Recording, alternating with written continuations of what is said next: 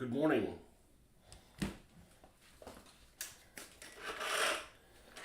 So this is the palm tree base that we were gooping the other day. We went ahead and primed it black.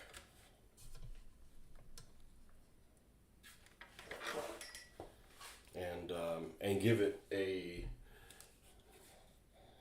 wet dry brush-ish of this dark chocolate, which is probably the least critical of all of these. And it's actually a really watery paint. Actually, it's Americana.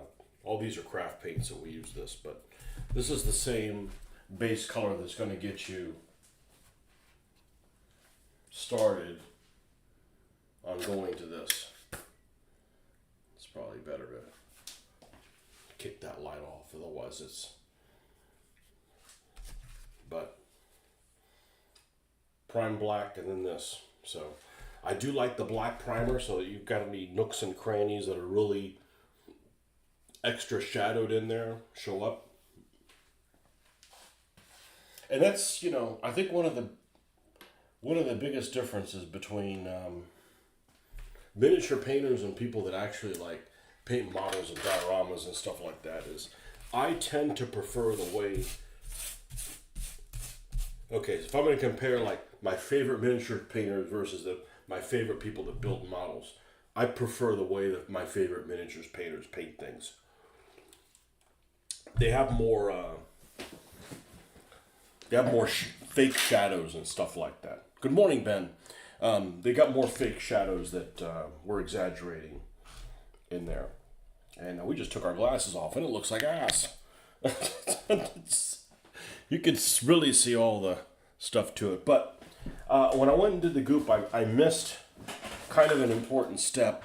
And that important step I missed was I didn't add any rocks. So I decided to use this for the first time, which is good because it cost $13 freaking. I don't even know why I got this, but it's matte medium, and I used that to put the rocks down and took an eyedropper and put this is like heavy PVA, whatever.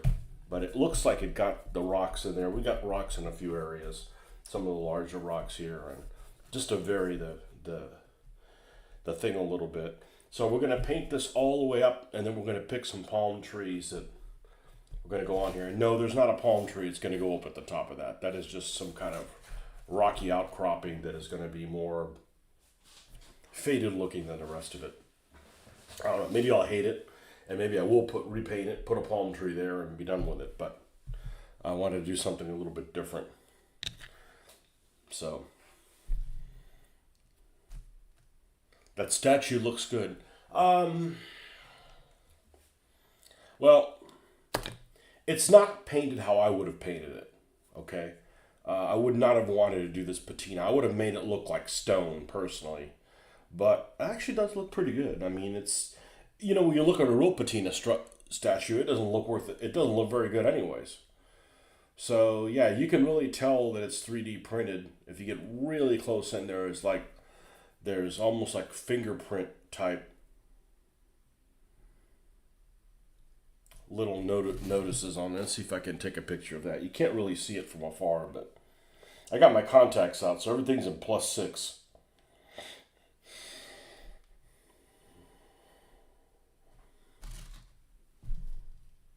But the patina finish looks, so here's an example, okay? Here's an example of, this looks really good if I was a modeler, not a miniatures painter, because I think it looks realistic. I like the shadows exaggerated a little bit more than that.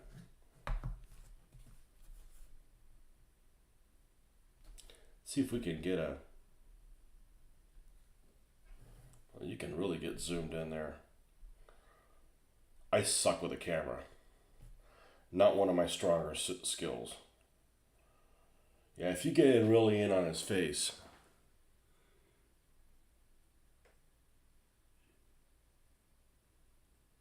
But I mean, you got to get really close in there. Get really in there.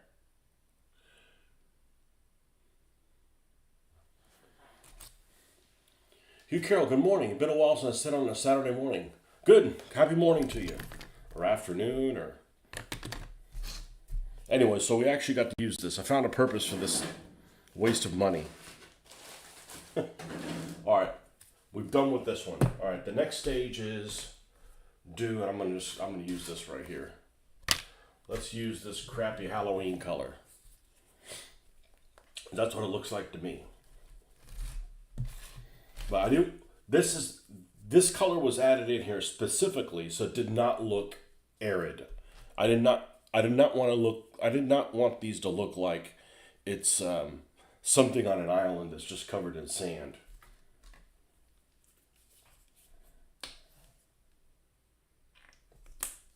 All right, let's get a brush that we don't care too much about.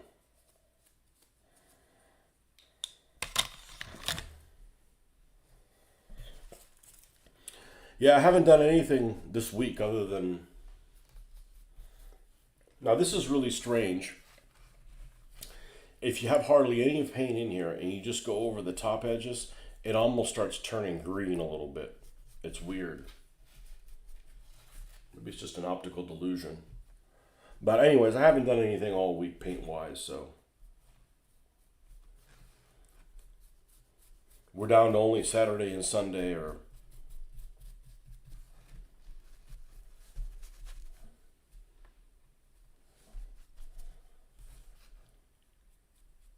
For now, anyways.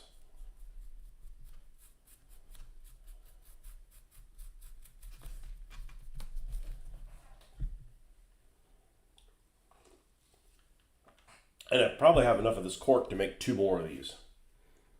And then I'm out again. But this is really my first experience working with cork. I can say I'm a fan. I got this mess here of cork, and it's not really a mess. I mean, it's not like it's sawdust or anything. That doesn't mean I'm not going to clean it up. That just means that it doesn't bother me that it's there. And you get to use up all these little pieces. I just noticed that today, it always happens, like I don't find anything to watch on YouTube, and as soon as I get ready to go on my show, I get a bunch of things recommended to me. I'm like, I can't watch that right now. I'm in the middle of my show.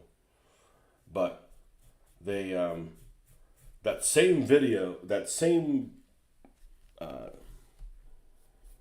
what do you call it? That same,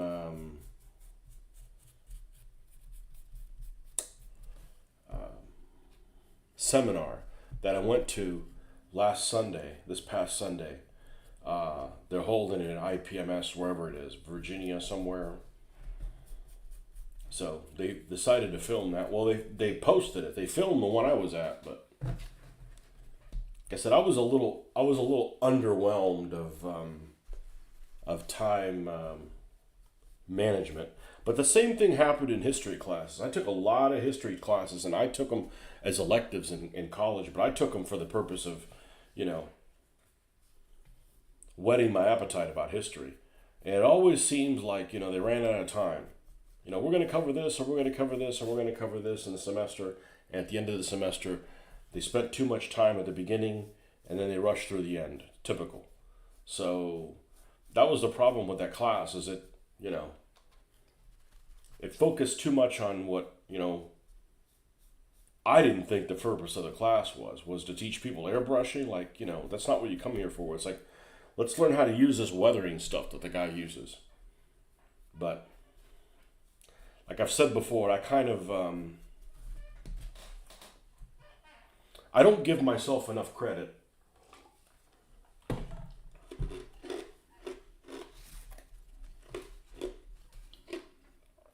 I'm more advanced than I think I am. There's a lot of stuff I just, like this patina thing. I've never done a patina thing before. I thought about it, wrapped my head around it, painted one off. It turned out probably like I would have wanted to. I would have made, if this statue was for me, I would have made it stone looking and made it look like stone and put some, some weathering there with chlorophyll type weathering. You know what I mean? Like the green shit. Not extensively, but in some places.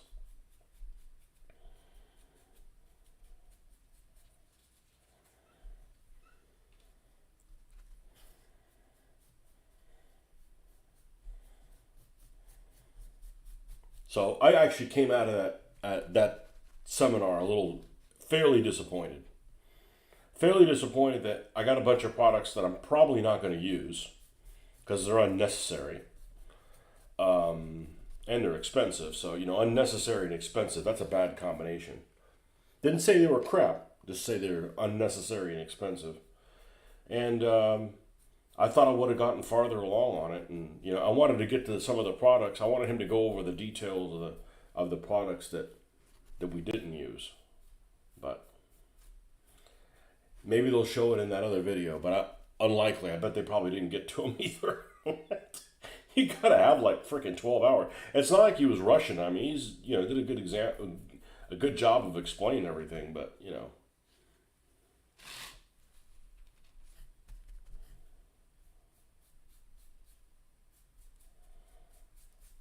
And my wife says, "Well, you should teach a seminar." I said, "Well, I do, and it's for free. You're on it right now." Sometimes my seminar turns into how not to do things. Luckily, it doesn't happen very often. Usually it's clumsy things, or I think everything I've done has turned out just fine. Just a matter of having to do some adjustments. This looks like something off of some. What's below a B movie? A C movie? A C. Some really bad tier dinosaur movie. I was on YouTube this morning because I couldn't go to sleep. I woke up early. I woke up really early, and then I couldn't go to sleep, and then I finally fell asleep. But like at 3. And I saw on my stuff that was suggested to me that they're thinking about rebooting Land of the Lost, which was a show that when it was on I was like 6 years old, right? And it was like the only thing you could see with dinosaurs in it at the time. And I'm a dinosaur fan, so supposedly you can see all the old episodes on YouTube. I don't think that I'm going to try even attempt to watch any of them. They seem like I gotta smoke some of that stuff that they smoked in the 70s to be able to enjoy that. And I don't do that kind of stuff.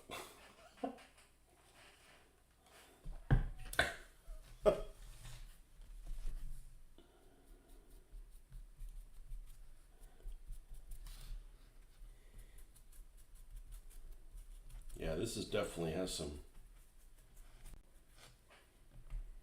dynamite type lava lamp looking thing.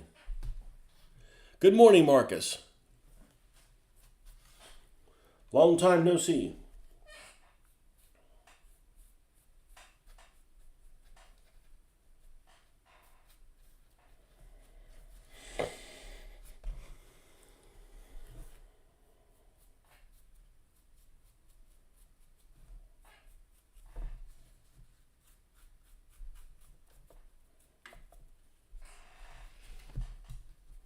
Okay, that's enough of this pumpkin-headed color.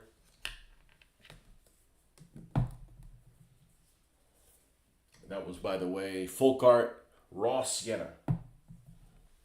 Should have been called Ripe Pumpkin.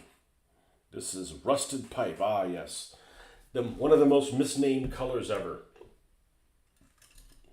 Rusted Pipe. I got this vehicle here. It's probably a Ford. Most of those vehicles that they make models of in 20s and 30s vehicles are Fords. And I got it up here as I found it. It's actually a Walgreens branded car that I got way back when. I mean, shit, probably 20 years ago. Maybe even longer than that. And I don't know what I'm going to do with it. I saw some pictures of the... I'm not going to build an Orient city. I mean, it's a little too many Orient buildings. Too many Asian type buildings, which I don't have. But I've seen some pictures with something like that. Like in a green or something like that. I don't think we're going to do any urban environments in Asia. Not for a while, anyways. Okay.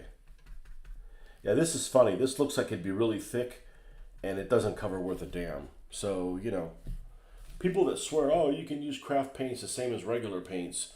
I use them. I just don't want to paint figures with this because it's really unsatisfying. Still in Virginia. Back to New York City is coming Wednesday. Ah, freedom.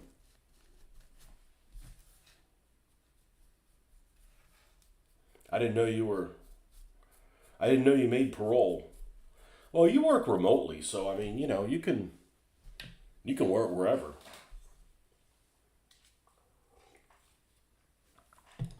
Your whole family leave, or take the wife and daughter with you, or just you?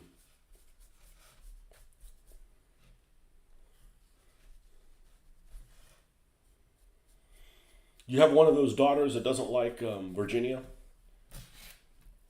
Now, my daughter would hate New York City. She'd be like, "Get me out of here." Good to visit, but too many weirdos, man. Too many weirdos in a big city. I mean, we got weirdos in this small town.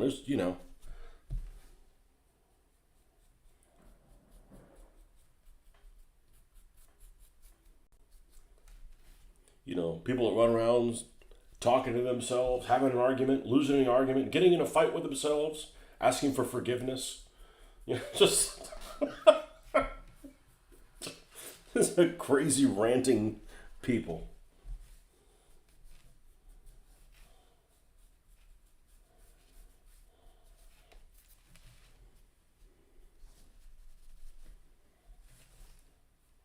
Man, I miss my 2020 vision. As if if I'm doing like this, I see things I've never seen before. But then I can't get a good picture until I put my glasses on and zoom out, the whole thing. And then if I just use readers, I'm not seeing all these subtle details.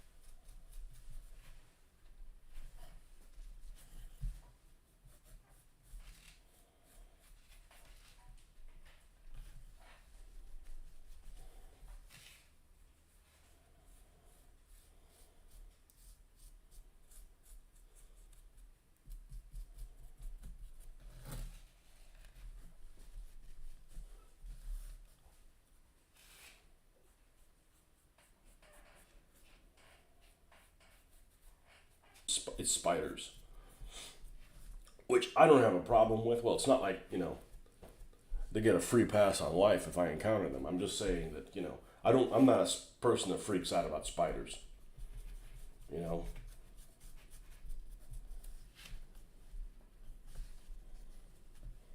and some of them that we get are actually cute, little jumping spiders. I mean, they're little. You know, hey, they're trying to clean things of bugs too, but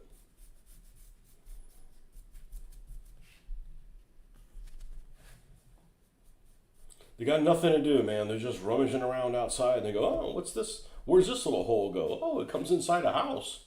Oh, this is kind of a nice place to hang out. It's air conditioned in here."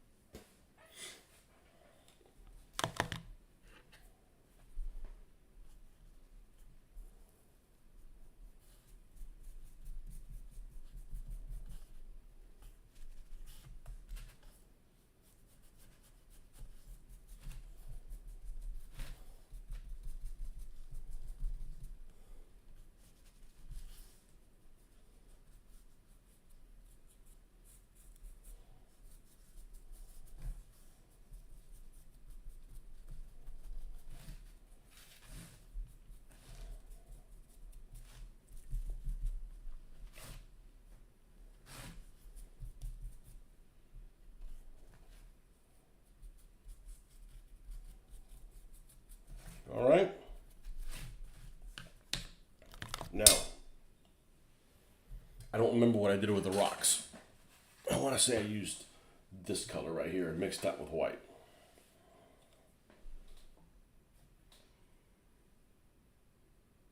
That looks like what I did. That's what we're gonna go with. In a few select areas.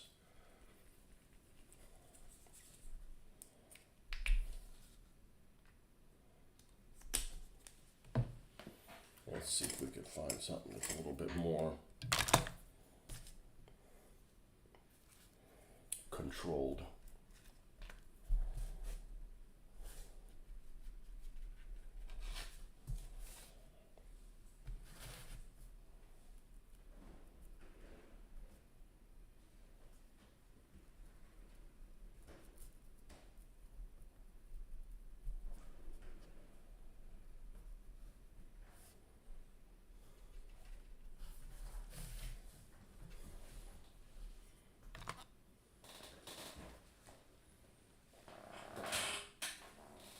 Hold on 1 second.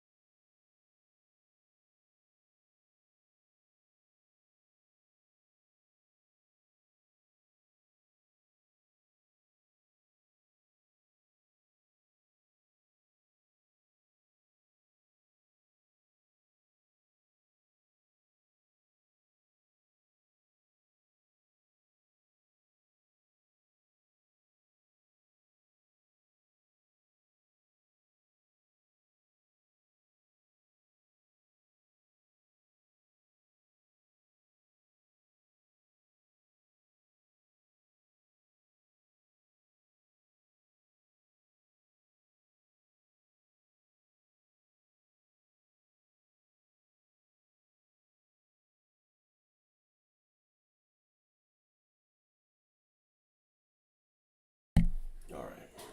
It's like I hear sounds out there. What's going on? My wife's already up. I'm like, what?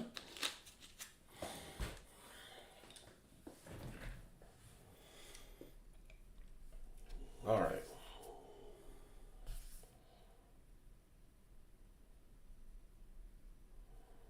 Yeah, I think this is about what we did.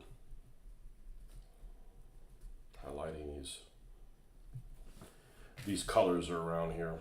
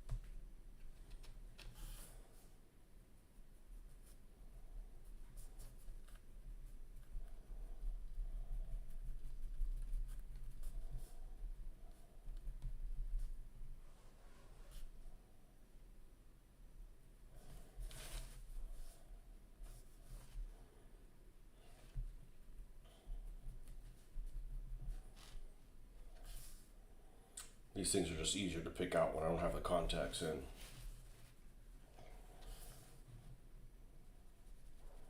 It's more effortless, let's put it that way.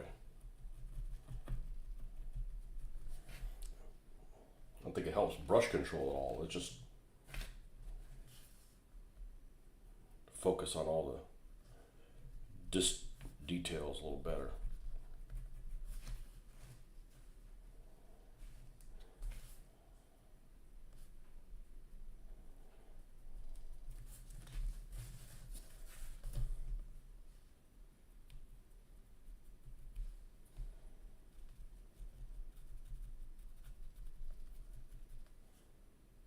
Ah, wrong color. That's the neighbor.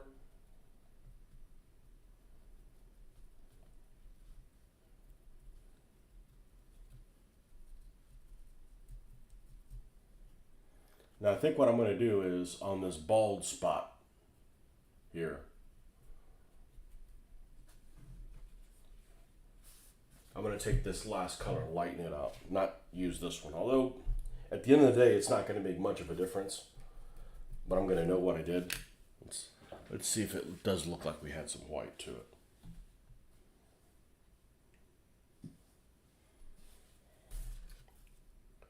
Maybe just a little bit. It's not much. Maybe just a little bit.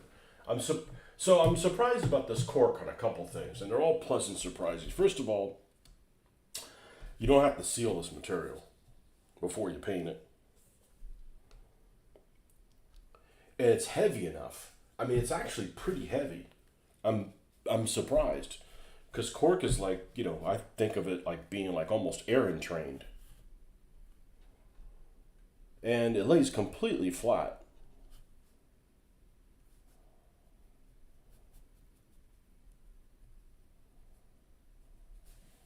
All good stuff there.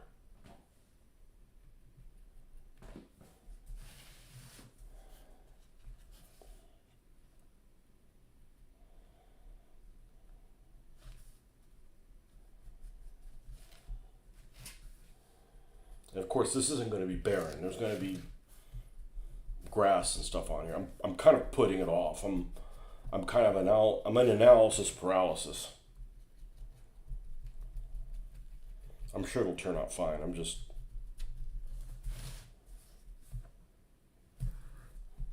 damn white. That's the only thing about these containers is it's hard to open them and close them without getting paint on yourself or on the terrain. Okay, now let's do what we said we were going to do, which is take this last color here.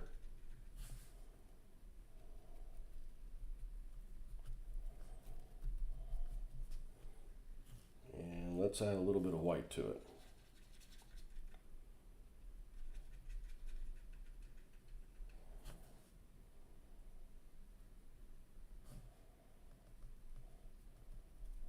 There's not going to be any vegetation on this outcropping.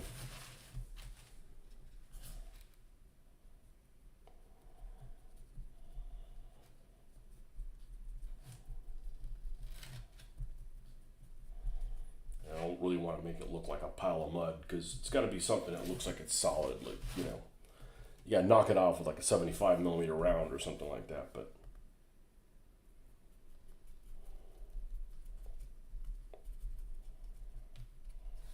let's add a little bit more.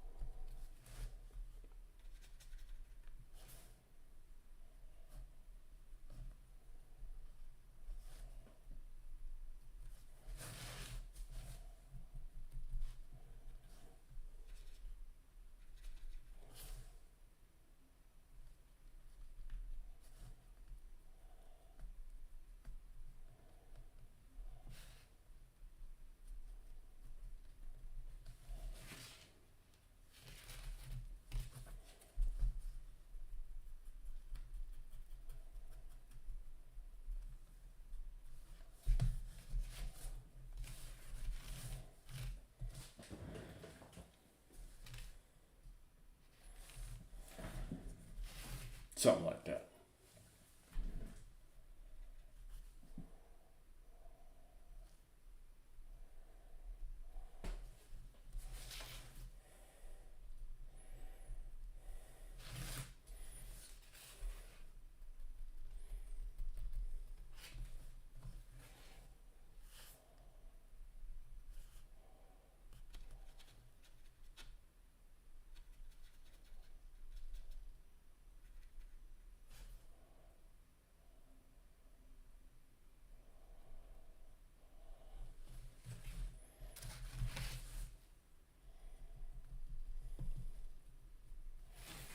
All right.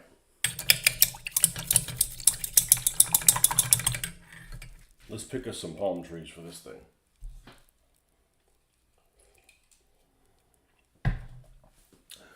The one that's a similar size of this has 1, 2,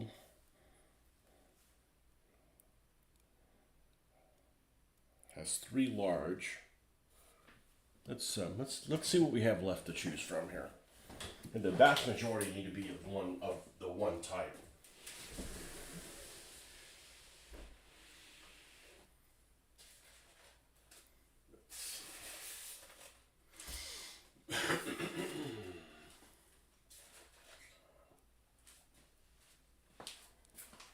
Run out of these things.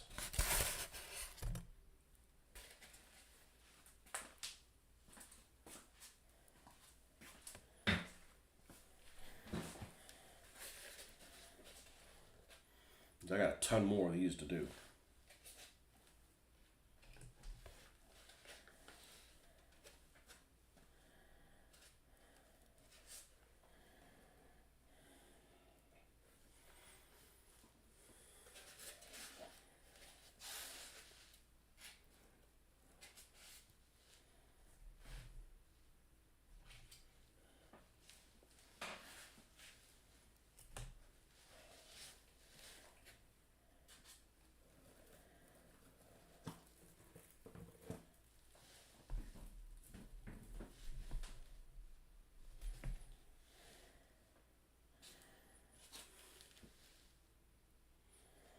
What do you got over there?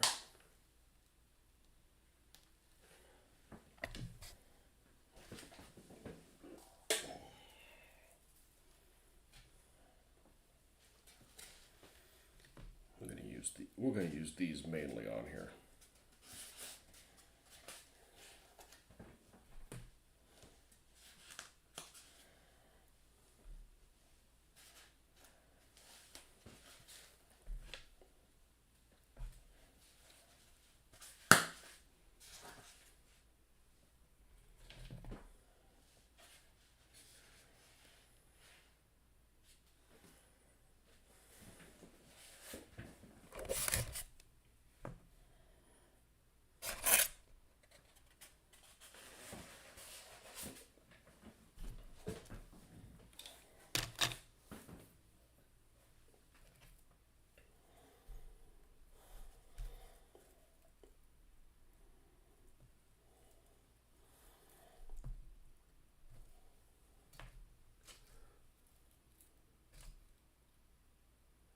Those look vastly different. That's okay. That's all good. And then we'll do 4 of these. It's interesting. We'll do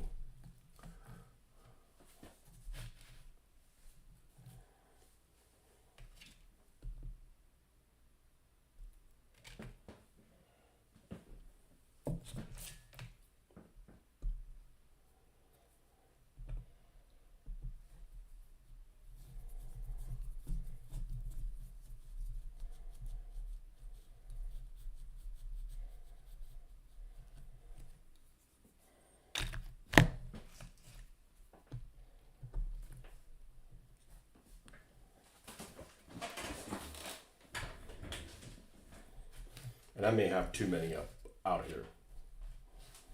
We'll have to determine that later. All right, we got some tall ones here. We can put one of them here. These two are the same height.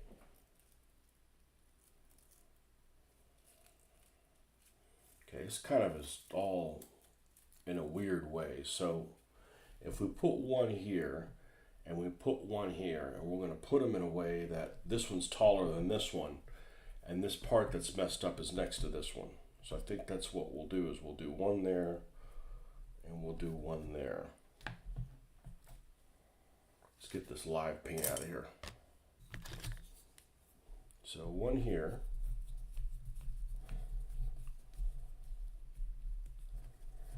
And then the other one here.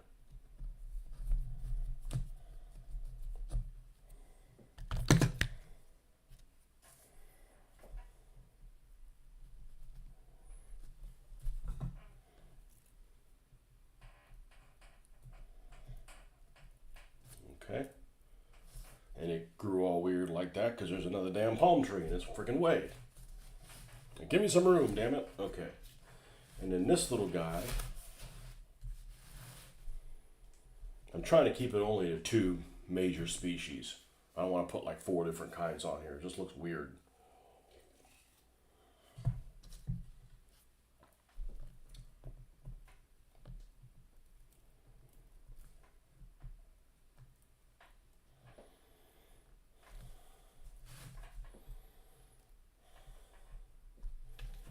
It's probably decent. Well, let's put the glasses on. I had no intention of making these removable. It just kind of happened. And I think it's going to come in handy on down the road. I think we'll have it. I think we'll have it here.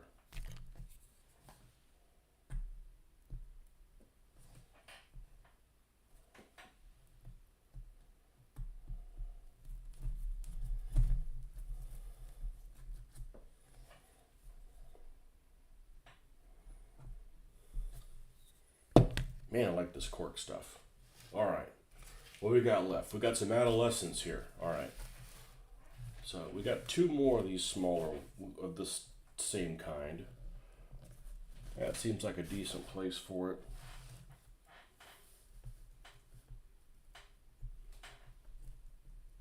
Maybe here. Look at that.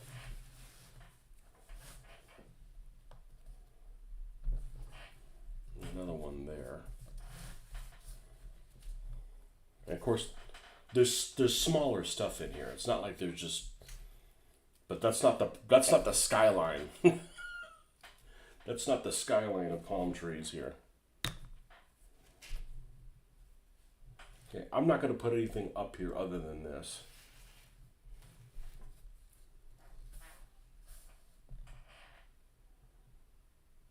Put one there.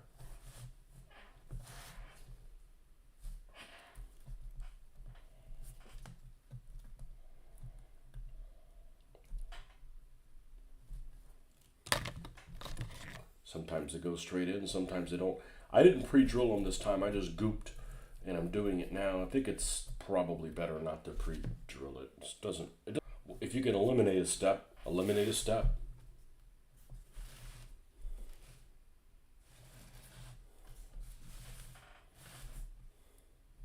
Also don't have to put this guy in. You could be like, man, this is too wooded. Can we put a smaller one there? Yeah, we can. And it stays in place too.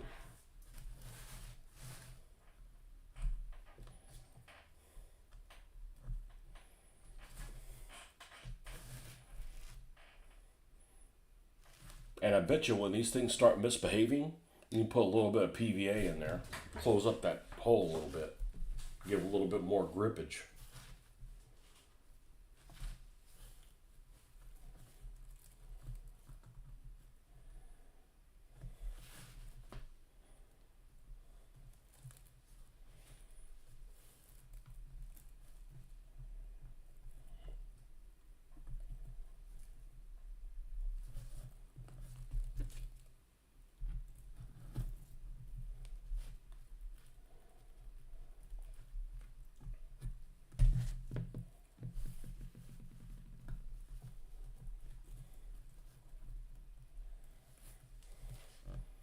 It's good that it's kind of at an angle. All right, so I think this is going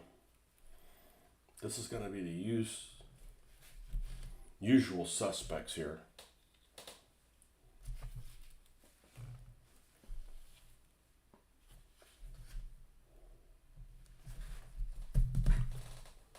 Where's the soldier here?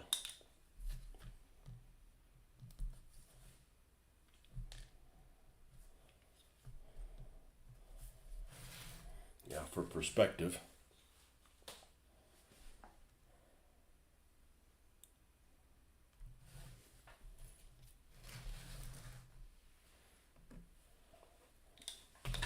And then, you know, I I don't know that I'm gonna glue this stuff on. It's kind of handy that it's not glued on. It really is. 2, 3, 1, 2, 3, 4.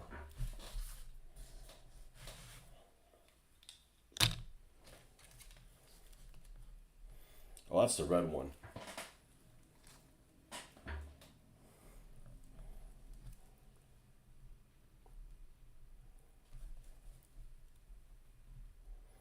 Let's see if I can just use a regular.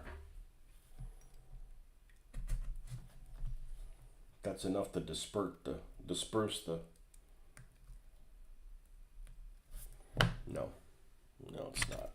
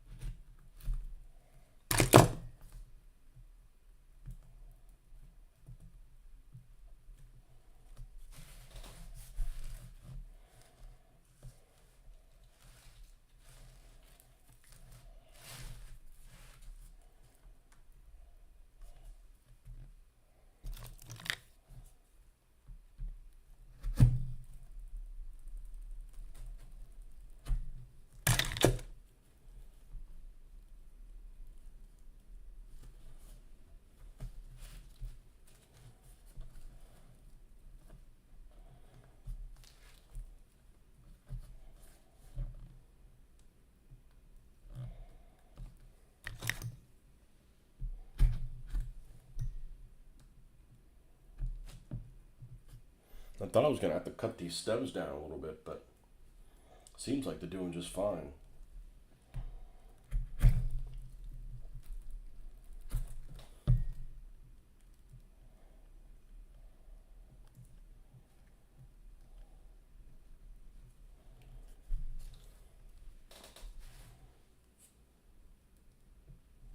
Here's a short one. Short stemmed one.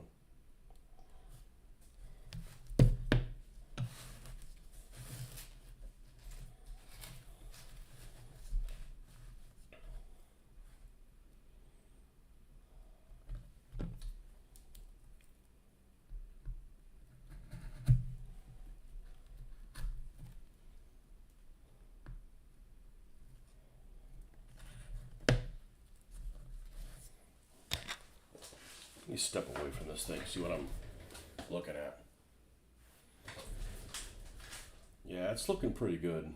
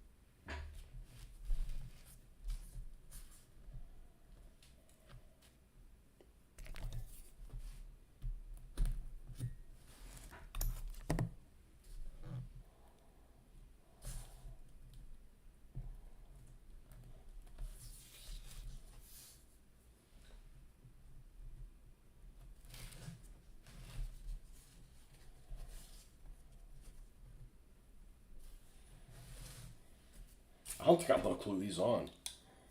You know, because if you got guys standing in here,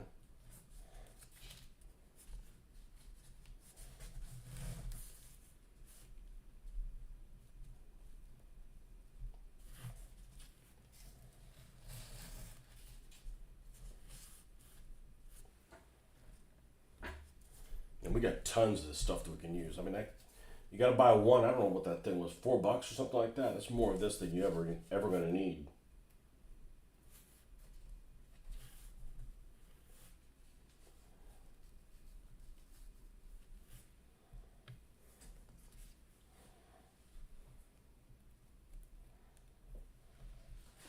Let's see what we're looking at here.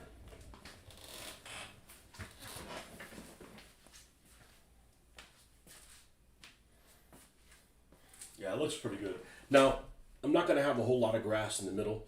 As you see, when there's shade, it doesn't grow really well, so it's going to be basically coming in from the ends.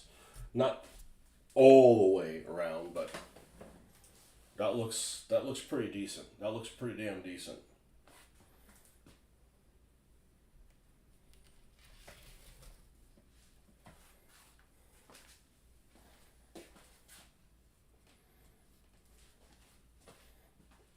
All right, let's move on to this one here. I know that we picked some of these. I'm probably going to have to make some more of these smaller plants.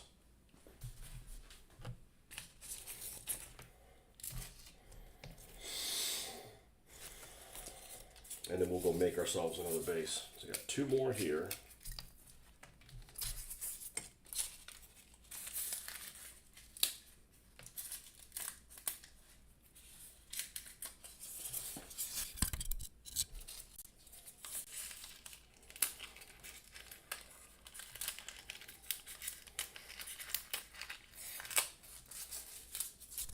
Save all these little pieces of styrofoam.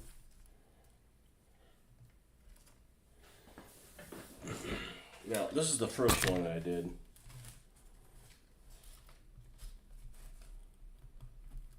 And it's not as awesome as the others.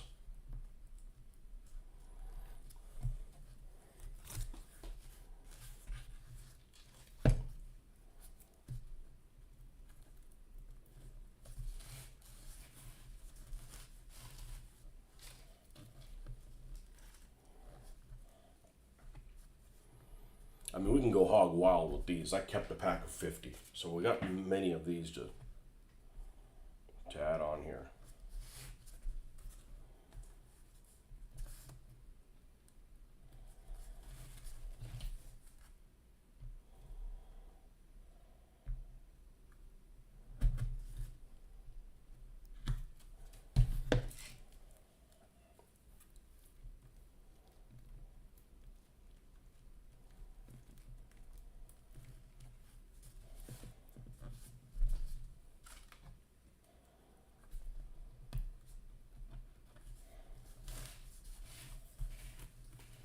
Another one here.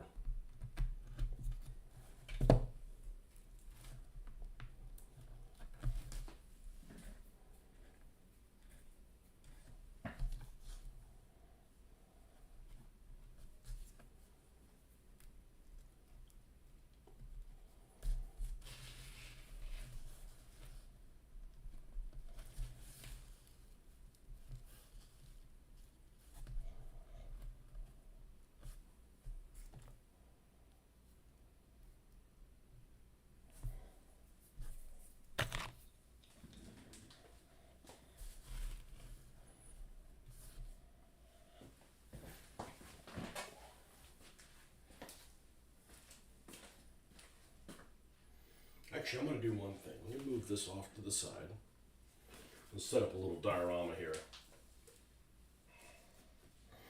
Kind of.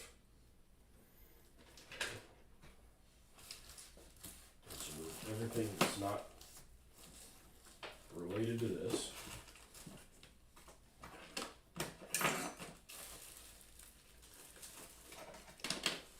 Alright, I'm going to set up this.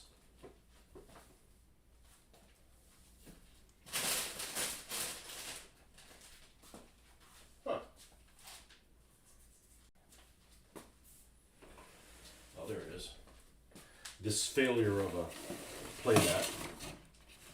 It's fine. It's just disappointing.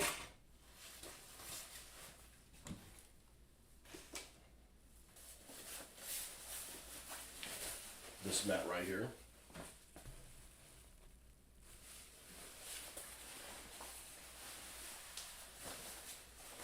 I'm not going to cover the whole table in it, but just to kind of give me a idea of how this is going to jive with the colors and so forth.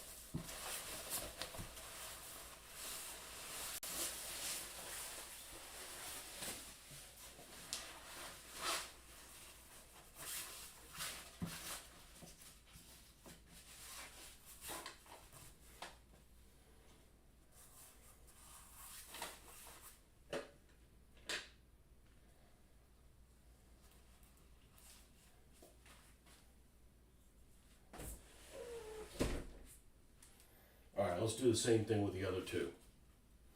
And then we'll go take a look at them over here.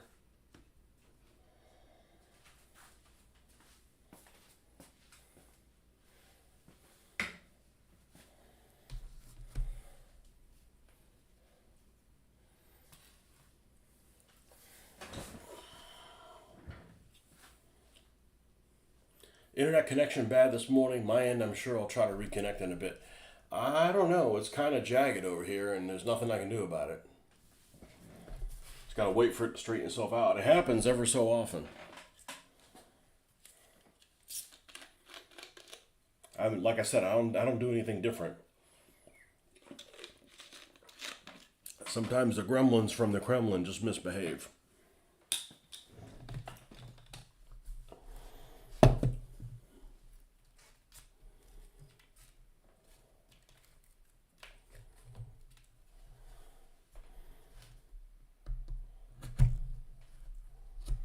Put one of these here.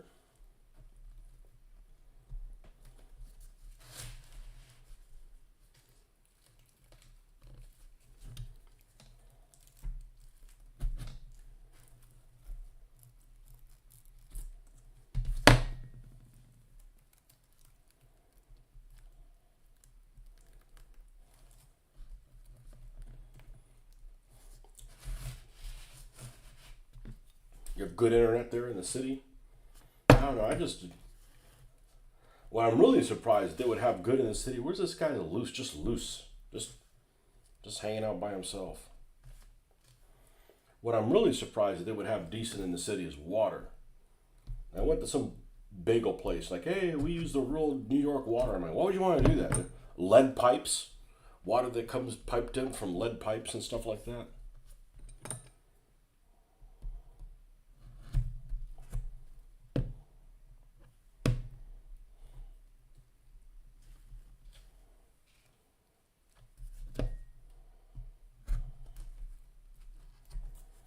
They say New York has good water. I'm like, well, would have lost that bet. I thought would have had terrible water.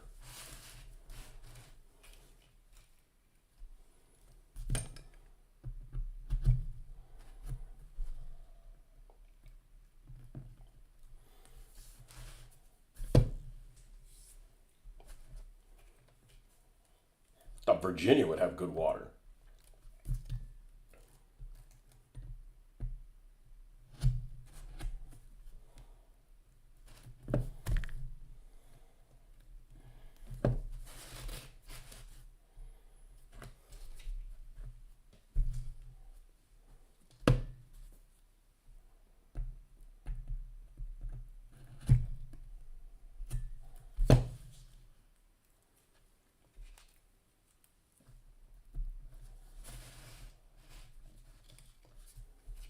We've got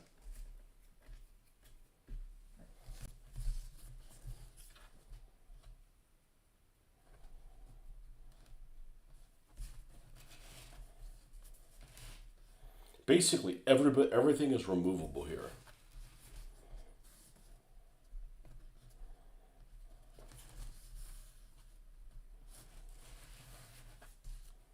And I just I don't know what to expect. I don't, when you have a bunch of guys crossing in here, I don't know if that's going to create an issue with not being able to put people where they're supposed to be.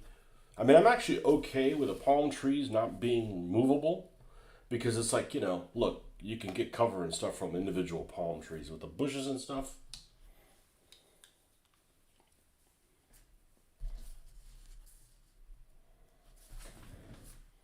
Okay.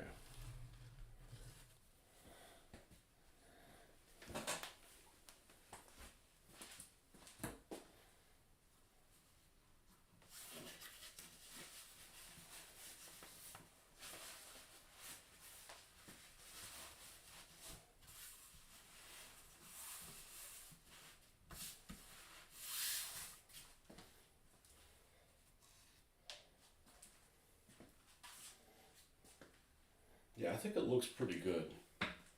We'll take a look here in a second.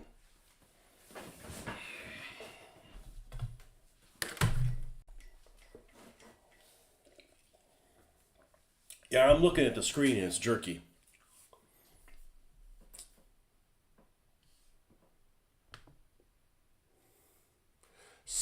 frames detected. Yeah, well, I can't do anything about that. Yeah.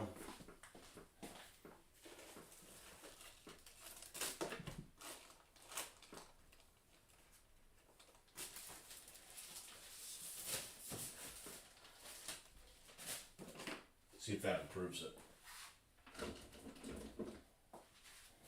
Yeah, I can't wait to redo my hedgerows and stuff like that. My Normandy hedgerows.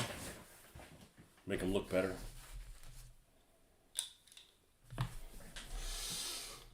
They're done in a very minimalist style many years ago. What do we got left here? We got lots of these.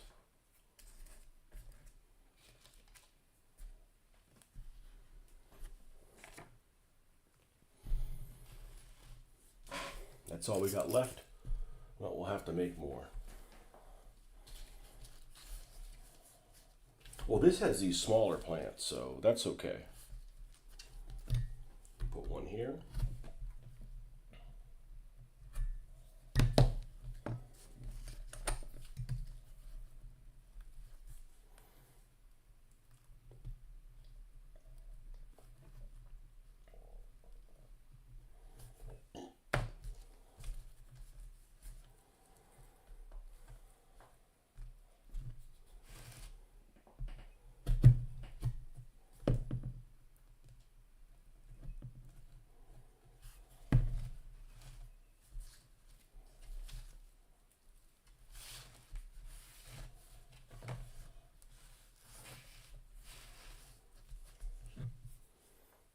This is one of the mottos of one of the companies that makes wargaming stuff. I forget who it is.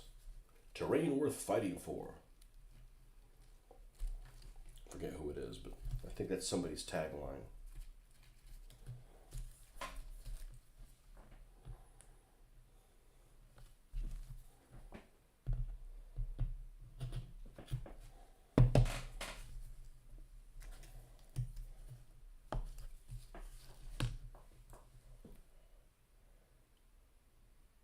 Crap, where'd we go?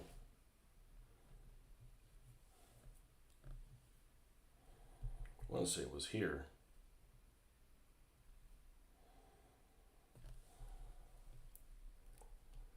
Yep, it was. It just sealed right up. Wow. Yeah, we need to make more of these. Let's take this down a little bit.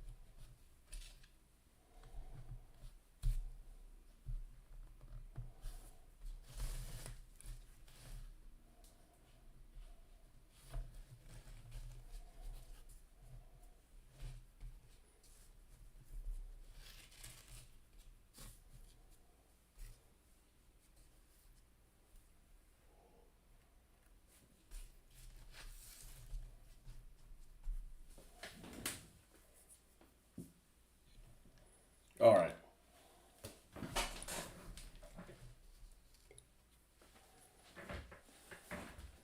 This also gives me an idea how much of these small plants I can make. Let's flip this thing over. We get all kinds of shit over here.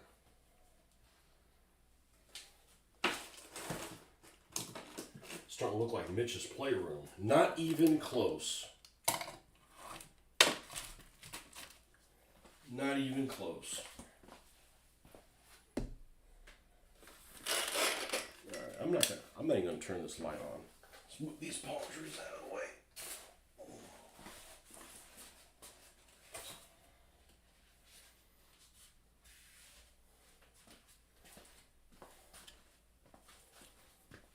Let's see what we got cooking over here.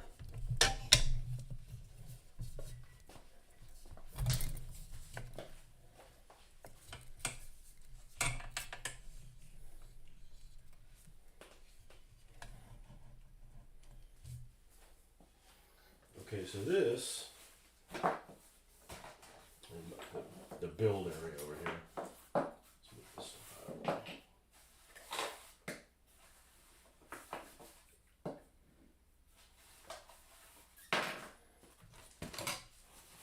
This is where basically I can set up a game and leave it set up for ever.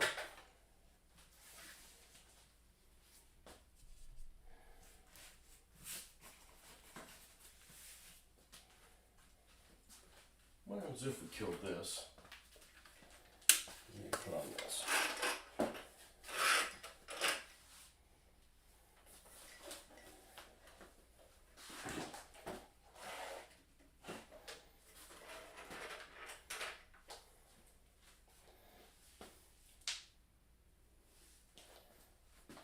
You know, again, it's going to look better for me than it is for you. You guys are fighting all the kickback with the flash and stuff. But if I wanted to do an area that was, say, let's say this was my game area, which would be extremely small. But let's say that was my whole area, my whole game area, and I wanted to do a clearing. Okay, so you don't have to put palm trees everywhere. Obviously, we'll put some grass on here and stuff like that. And then what will happen is I've got some sprinkles I can use to kind of unify all this stuff. Unify the what do you call it? The perimeter of them. Okay, so sprinkles underneath there, which get recouped every time you use that. And then with that, along with this city water with a hint of rodent twist of hobo. Yeah, it doesn't sound, just doesn't sound good. And then you have this on top. Wow, this is really, really soft.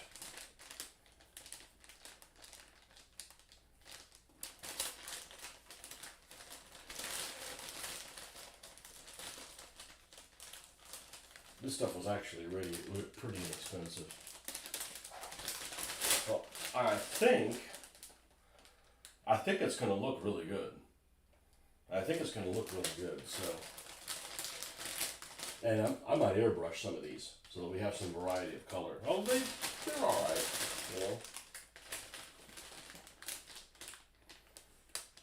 I need to put this in a couple Ziploc bags so it doesn't dry out.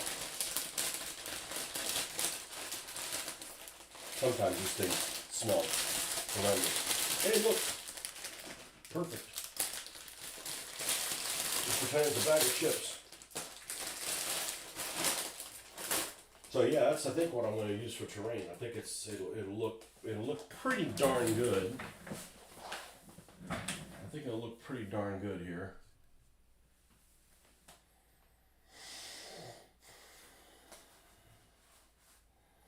So now I kind of have an idea of like, okay, I have enough palm trees and enough of the small plants for what I have here. So now it's time to make it up another batch because I basically ran out. Okay, so we're going to make another one of these bases, or maybe two. That'll force me to buy some more. And they don't have to be a clearing. You could be, if you're going to make a line of, jungle or whatever, have that kind of stuff.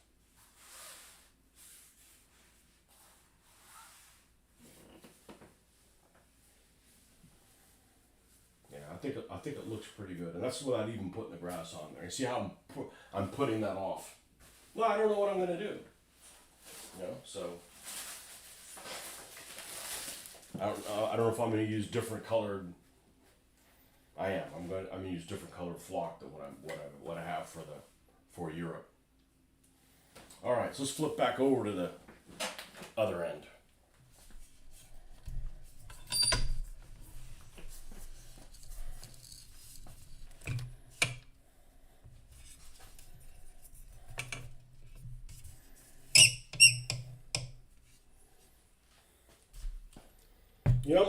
I'm gonna do something fucked up.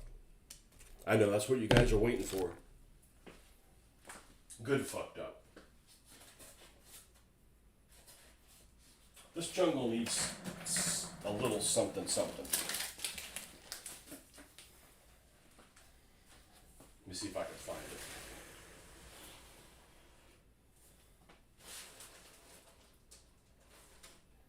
Let me see if I can find this thing.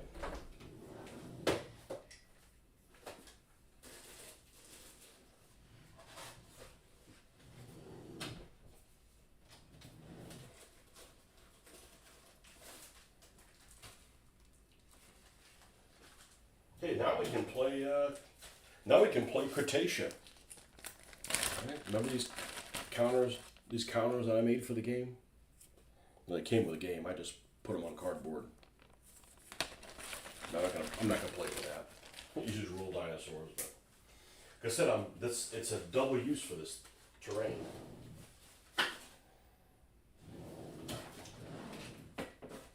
What am I looking for? Well,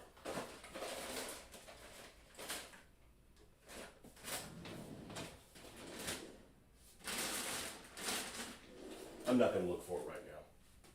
But I have that King Kong that I'm gonna make knocked out, and we'll put it on our base.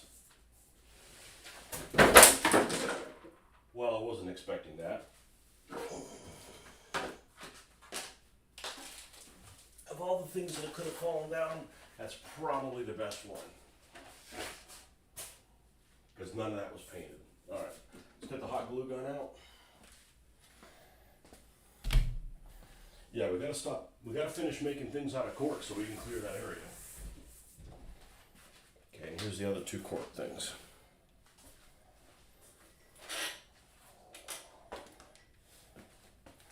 Yeah, I was trying to dissect some of those pictures that I saw that people have made of Pacific Islands that look really, really nice.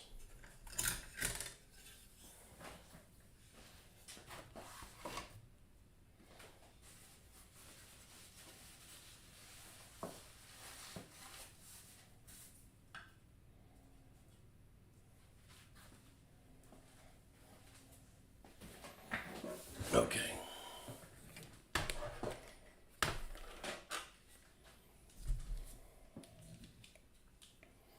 No comment on the New York water. Everybody says that the water in New York is really good. I'm like, I would think that'd be one of the places that have the worst water, but what do I know?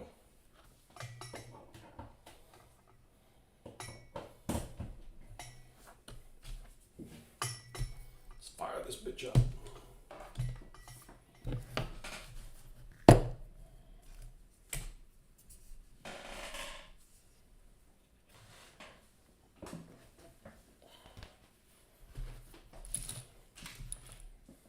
Yeah, I could probably make about 3 more.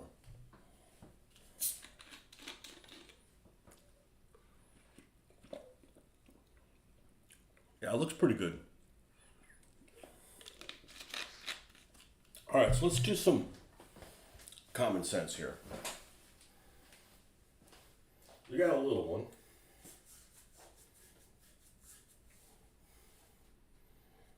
Two long ones.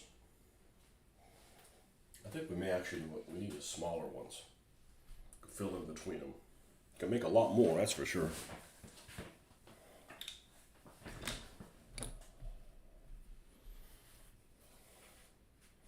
Let's turn this into. This will be one.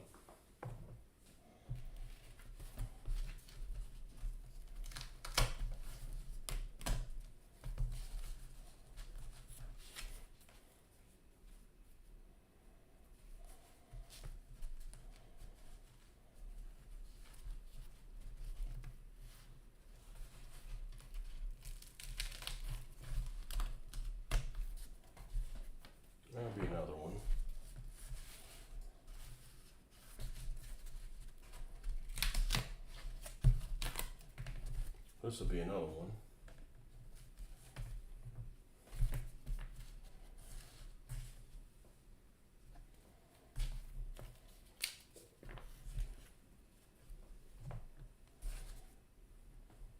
Well, we got lots of little pieces. We haven't even touched the big one. All right, so let's make these three. This is one you'd put at the end of a table. The corner piece.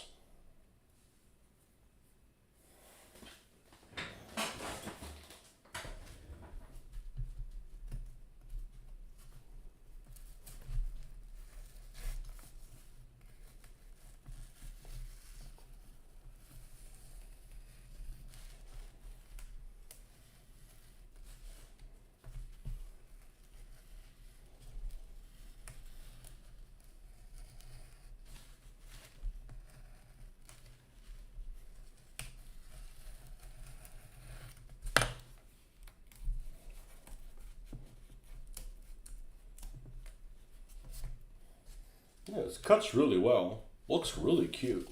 They're fun looking coasters.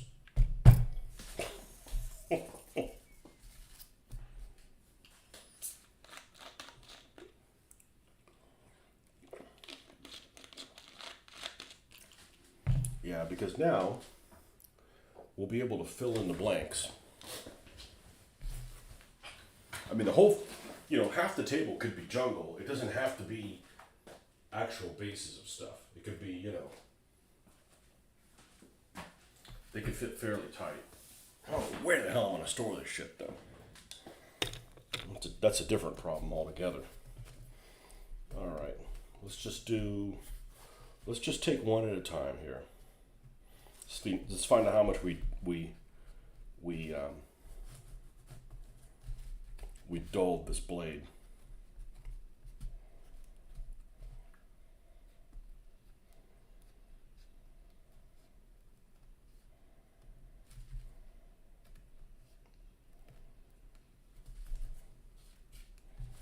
And what I really like is most of this stuff is recoupable.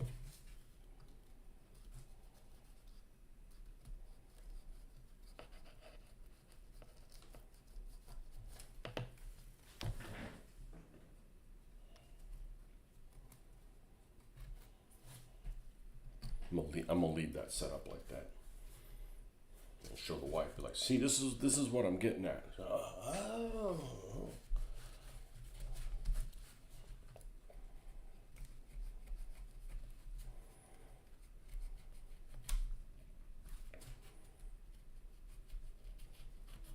Another thing I haven't experimented with is towel. Get some cheap ass white towel, or colored one. I mean, like cheap, like dollar store cheap. We don't want to spend any money on it. We don't find out that I have this idea and it doesn't work. You spend $20 on it. I don't want to do that.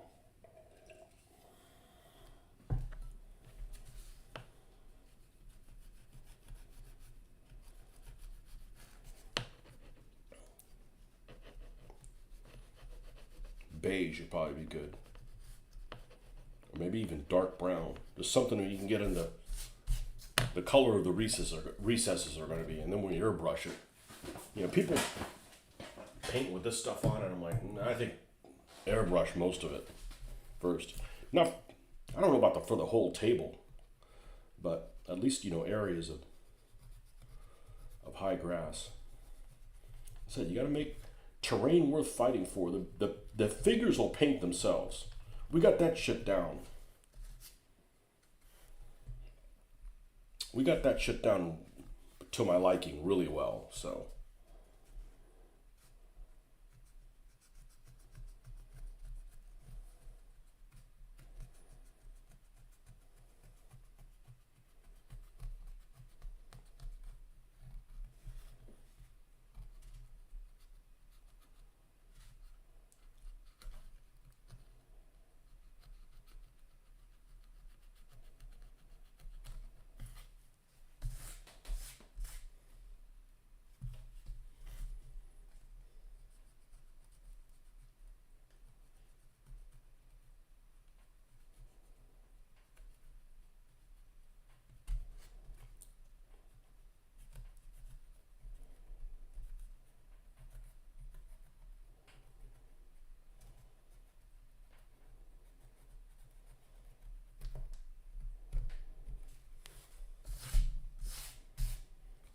And I've been airbrushing the black.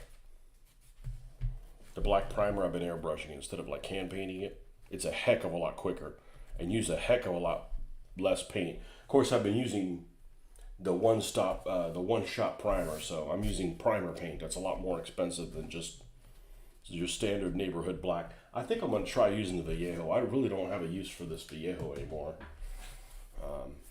I probably won't buy it again. I'm pretty certain I won't buy it again, because the one shot primer works a lot better.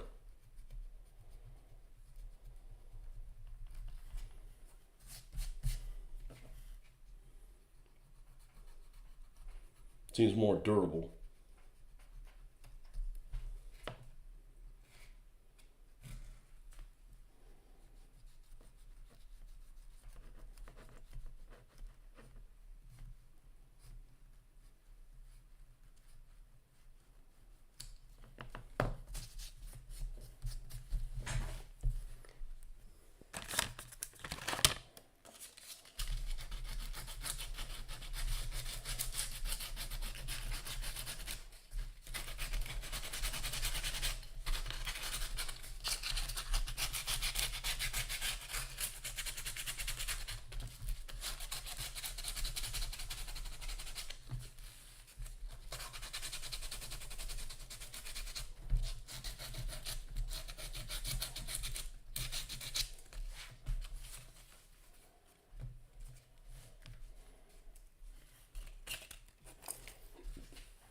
All right.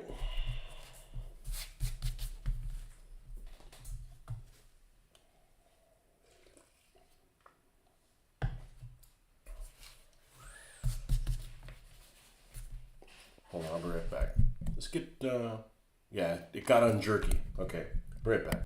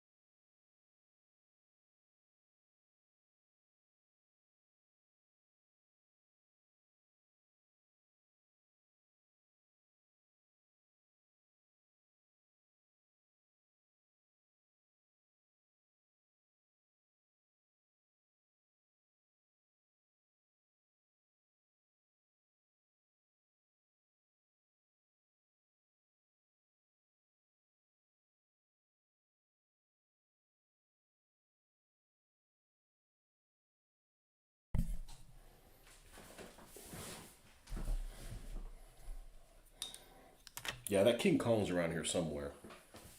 As a matter of fact,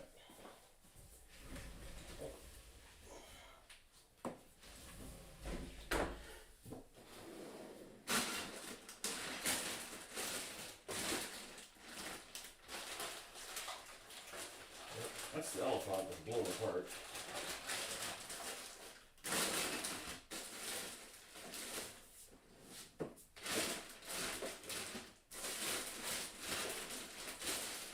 Yeah, it's here somewhere. I got a bag separately.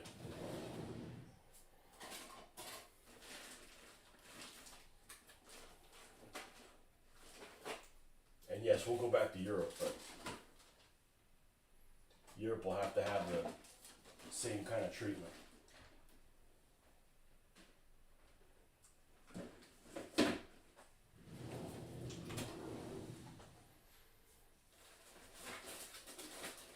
Yeah, I know where she is. Yeah, she's here somewhere. Oh, there it is. Not where it's supposed to be. This. And this has like freaking armor made of dust. I mean, that's how thick the dust is on here.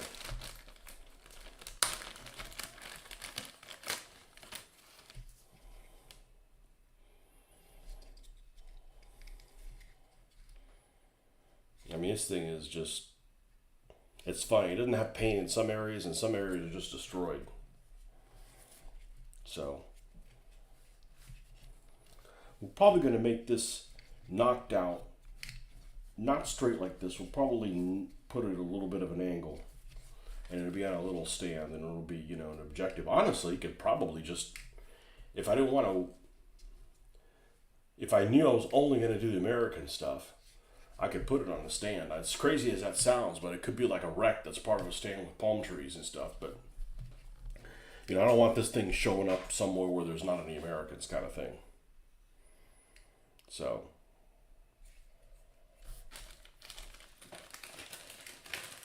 put that thing away before I start having a sneeze attack. I have one Stewart. I got to figure out if I can do anything with that Stewart. Could probably just use the bottom hole. I got lots of extra upper parts.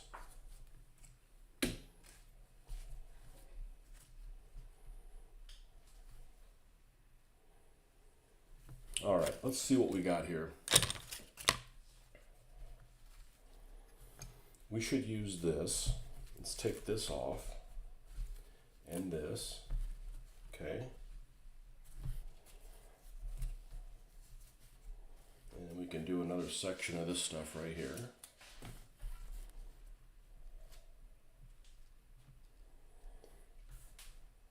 Okay, that's probably about right. Let's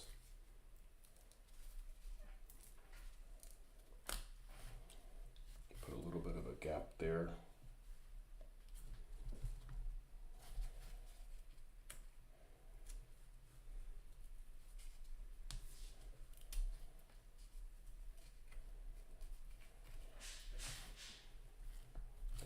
I don't want this edge to be completely like straight.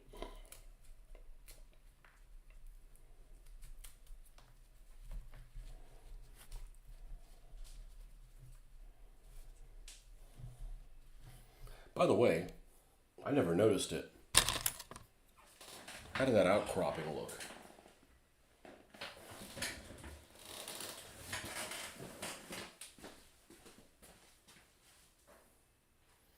All right, it looks pretty good. It looks pretty good. I'm tempted to make more of those.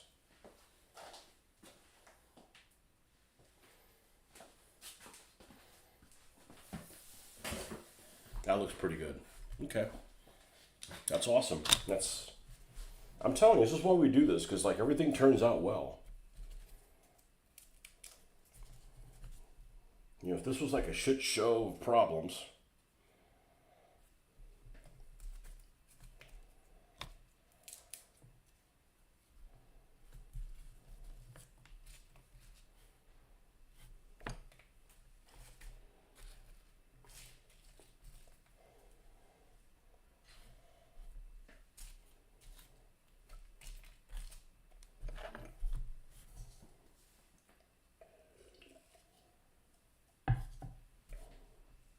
it's easy to do. Even an idiot could do this.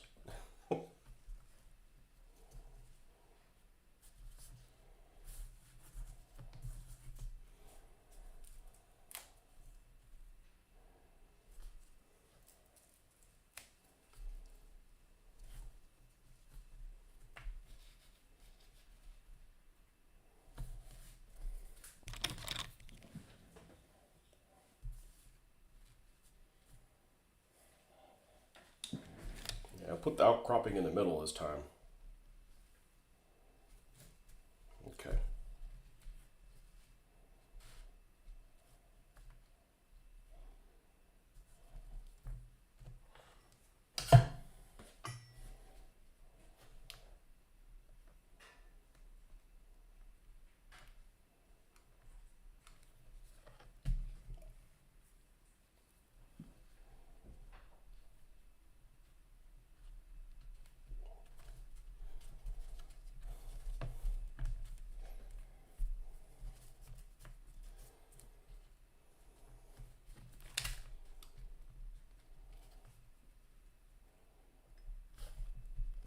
And this is like immediate satisfaction. You can like,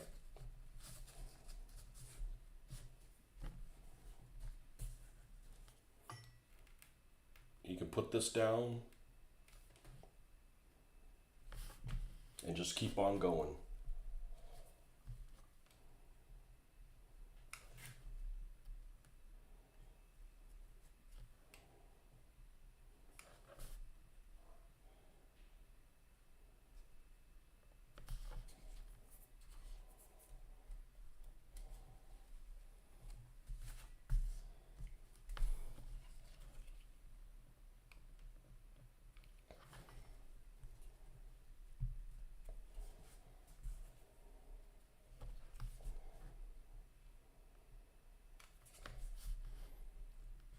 And this should work really well in England because cork's cheap there.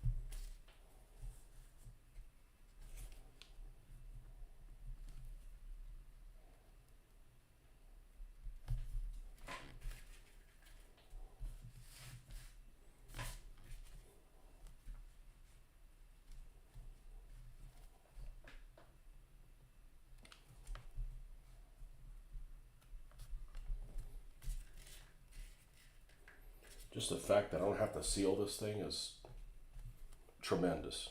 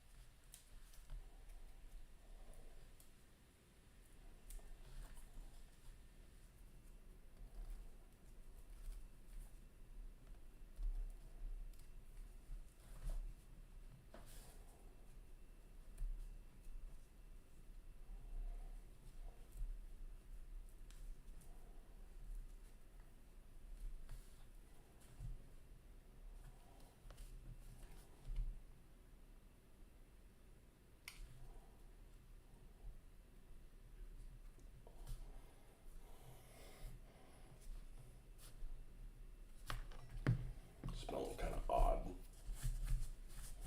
Not really a bad smell, just the smell.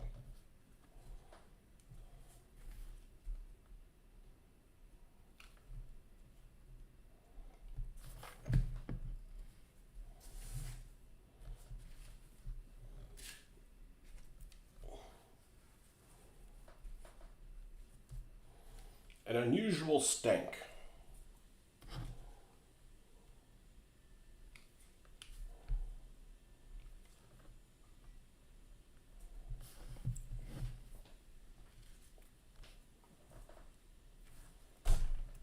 Excuse you. You see that cup step out in front of me like that?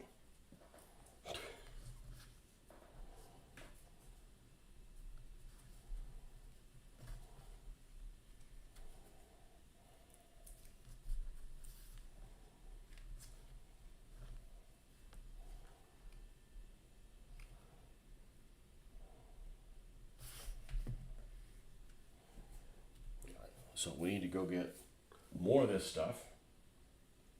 Strong tone. Don't need to get cork yet. Let's use up what we have before we worry about more.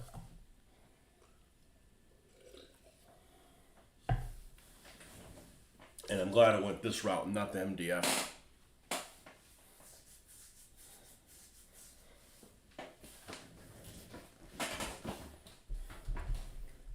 Okay. I think this one's pretty much ready to go. We're going to have an outcropping here in the middle of it. I'm not going to go crazy with those outcroppings. Although, what is it that we needed to get from was there anything that we needed to get from Hobby Lobby? No. They have a bunch of like little things like pendants and shit like that. I'm sure there's got some kind of Buddhist thing that would be perfect. Like if you had something like if you had like a wall or something like that, you had like a pendant of, I don't know, one of their gods or something like that. Or if they don't use gods, or one of their little deities or whatever. There you go. And Buddhist, I meant Hindu. And, it's just two-dimensional, right? So if you have something that's not that thick, it's just like to be a pendant, plastered on the side of this wall, and make this like wall of like cork and put it on there and make it look like it's stone, like it got carved out of stone or something like that.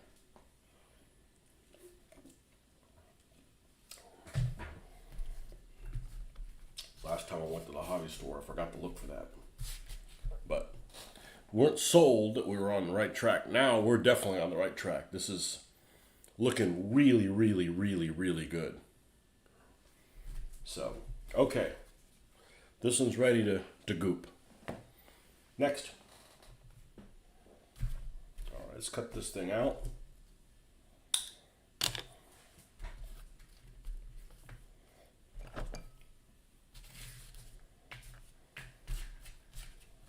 Well, you mentioned hobo, man. As a kid, that was just something that happened in really big cities. Like, cities of like, 1 million people.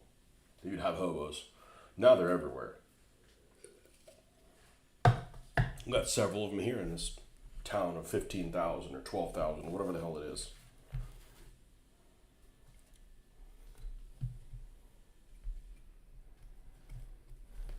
All right, let's cut this corner. Let's start there.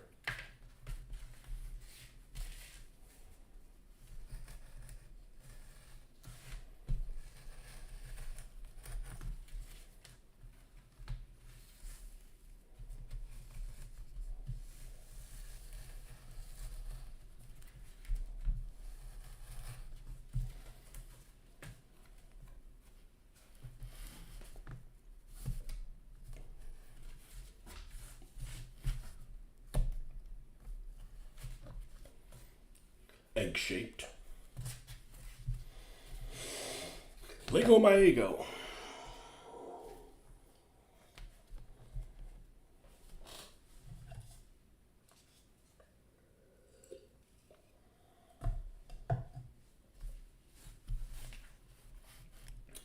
This is probably the part I hate the most, is doing this slicing.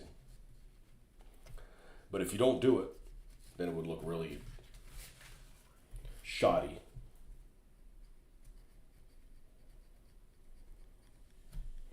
One of the few things made in America that isn't shoddy workmanship.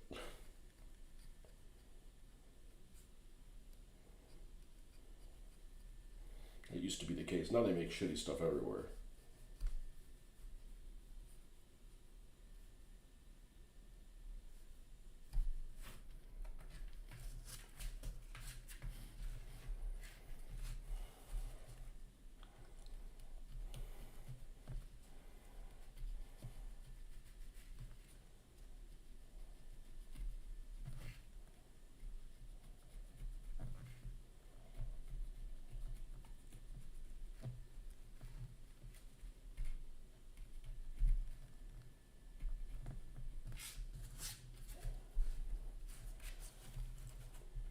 The goop is taking a lot longer to dry than before when I was doing stands, because it is pretty thick in some places. How stupid of me. How freaking stupid of me. This can go over here.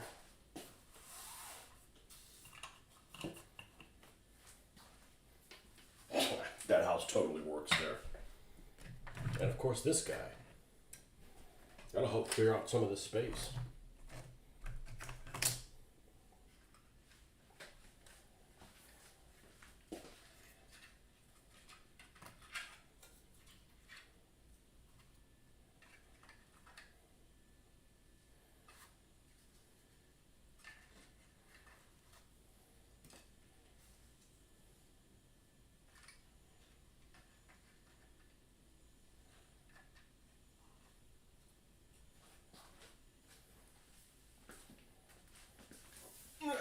Looks spectacular.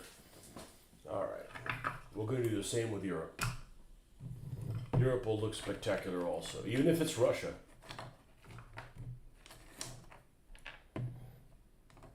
Main thing in Russia is I gotta make a bunch of those little picket fences. You know, those picket fences that a Panzer II would just have a field day just busting through there. Like the Kool-Aid man. Oh yeah! Ah yeah! Well, little picket fence village type things.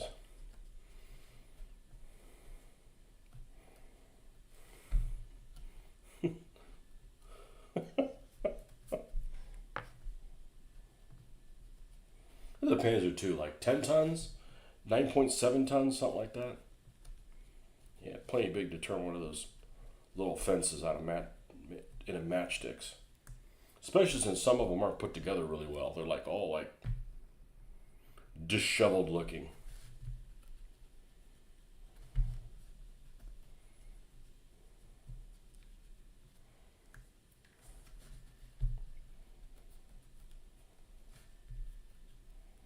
It is working a little bit better.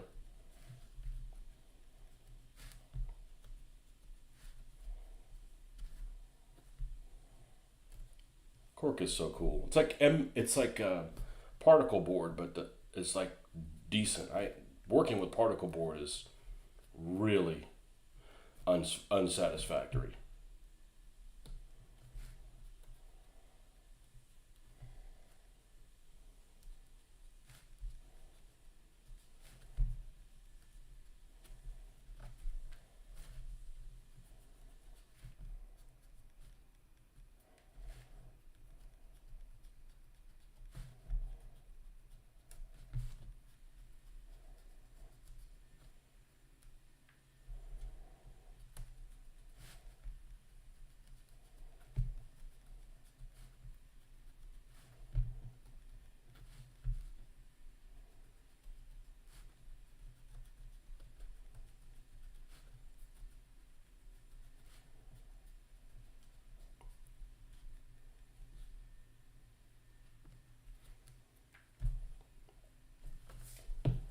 All right, let's give this a little bit of a once over. I don't know if this makes a big difference, but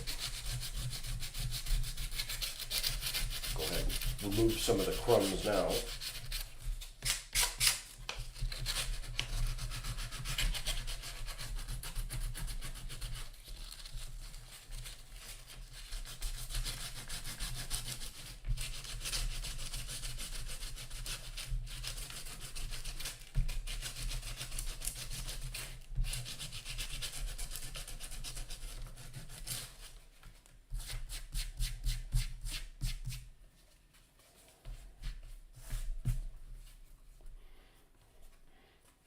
No smell.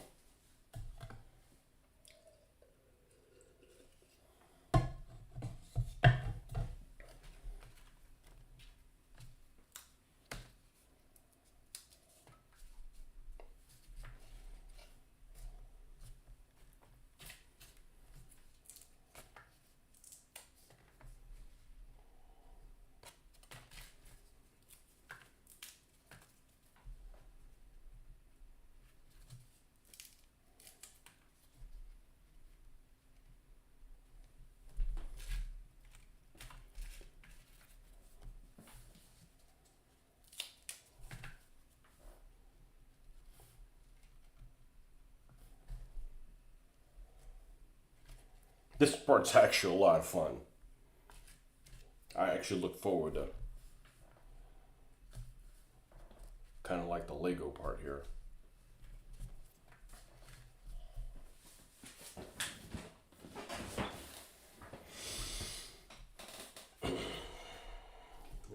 We're gonna make this simple. I got lots more hot glue gun, more glue, whatever these things are called. Yeah, I don't know what that smell was. Maybe the cork was catching fire. I don't know.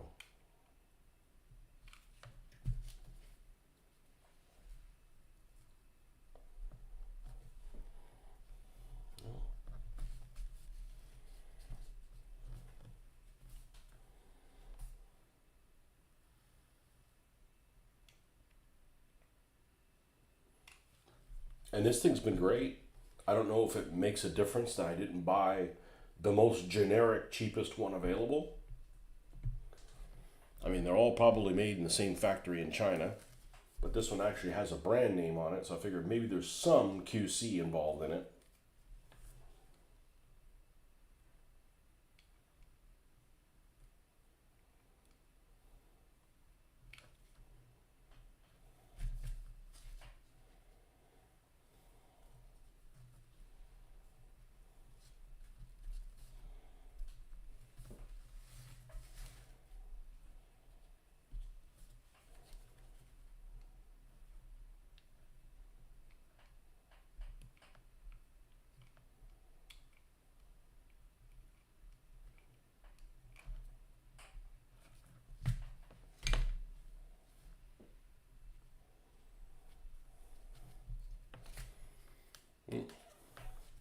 And put another magazine in there.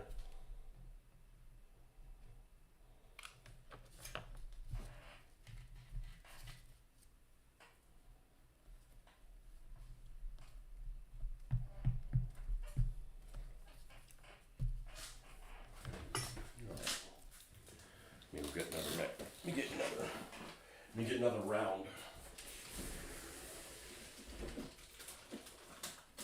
I only got about 60 more of these.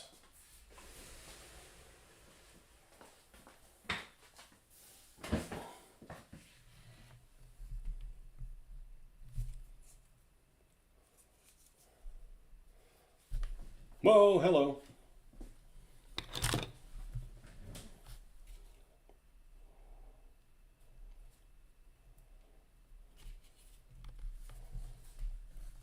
I wish this cord was a little longer. Or if my plug-in was over here, because I'm excruciatingly right-handed. Dreadfully right-handed. I think we can...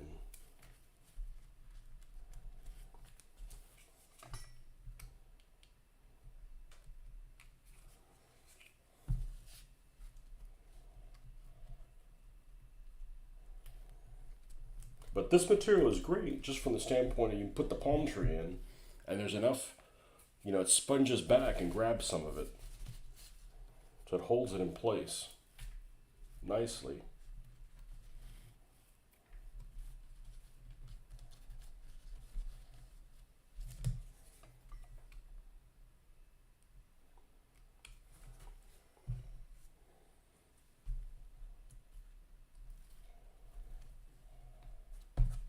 Ooh, that one's hot. Hot, hot, hot, hot, hot, hot, hot, hot, hot, hot, hot, hot, hot, hot.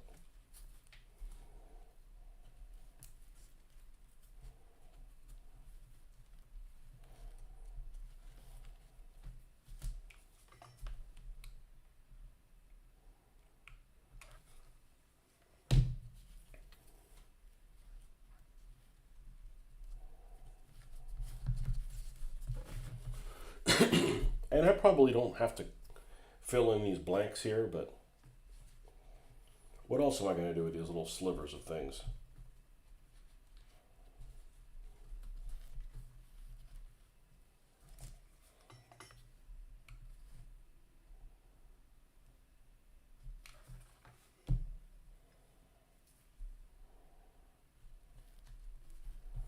I was going to buy some of that coconut They come in like pots, like these like freestanding like pots. Coconut fiber stuff, but I took a close look at it and it looks kind of like shit. And it's not priced like shit. It was rather expensive for what it was. And I just decided not to. Like $12 or something like that. I mean, you probably buy one and you're good forever, but that's one of the closest things to that infamous horsehair fiber that you guys have coming out of your ass out there in the UK. Rubberized horsehair, that's what it is. Not horsehair fiber. Coconut fiber, rubberized horsehair, that's probably the closest thing. So what it sounds like, everybody that makes any kind of trees or something like that from the UK always dropping that rubberized horsehair name. You guys don't have any wood or anything, but you got rubberized horsehair.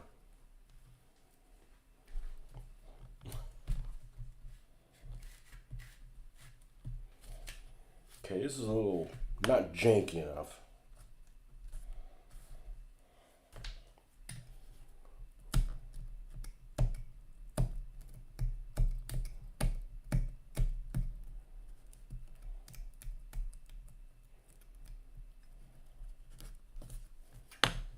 Now, yeah.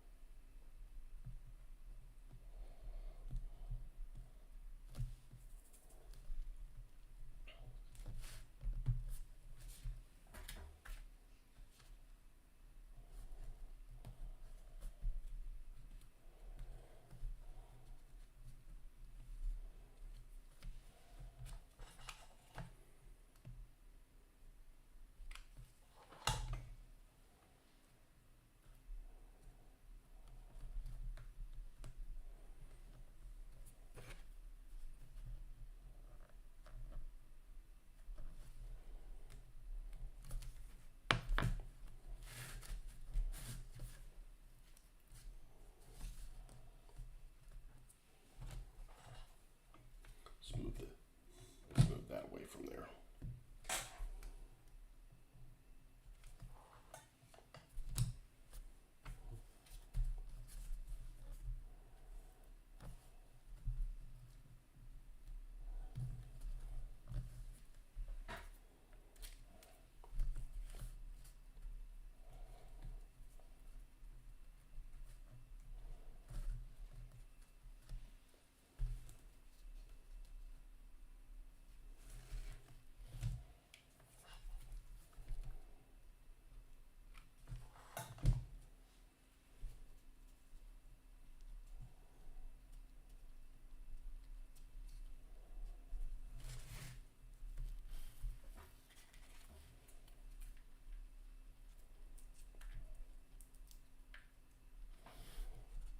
What the hell was that? Whoa.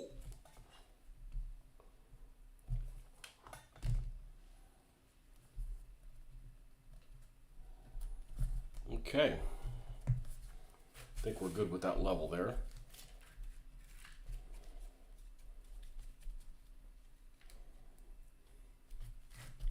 Where's my, yeah, this will work. This actually worked wonderfully. I finally found a use for these cheap ass tweezers.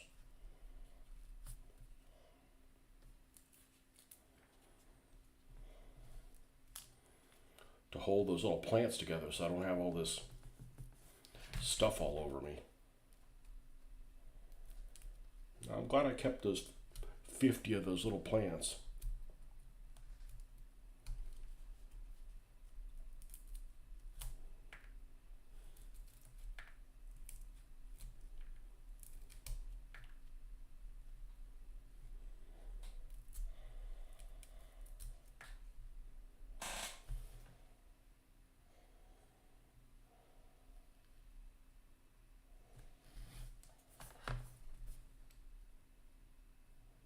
$50 or was it $70? Something like that. It was a whole shitload of them.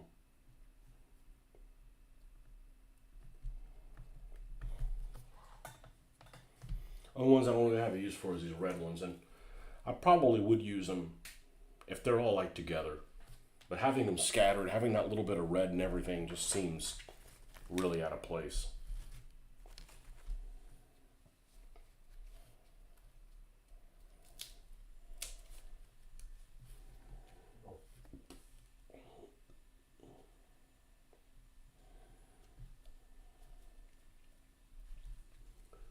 Let's see, we can have this together like that.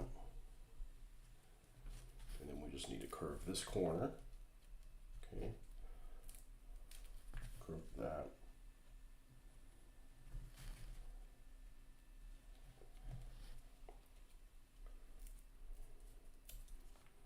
Remove that.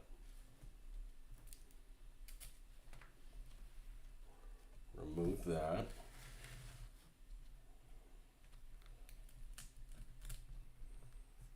Okay. And make this look a little bit less straight line-ish.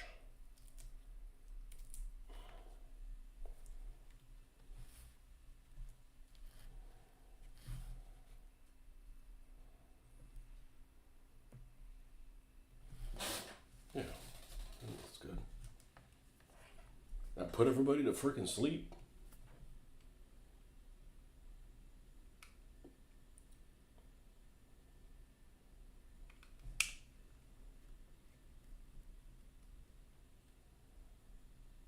Well, better than stressing everybody out.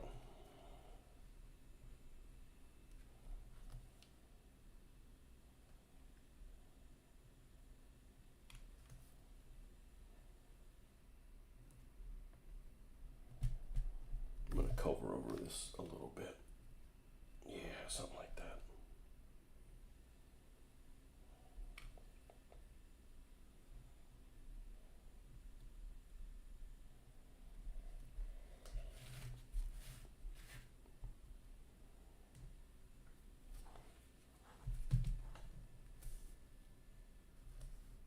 What the fuck is that? Okay, it's a little piece of this paint. Look like the rear legs of a grasshopper. Like, shouldn't have any insect issues here.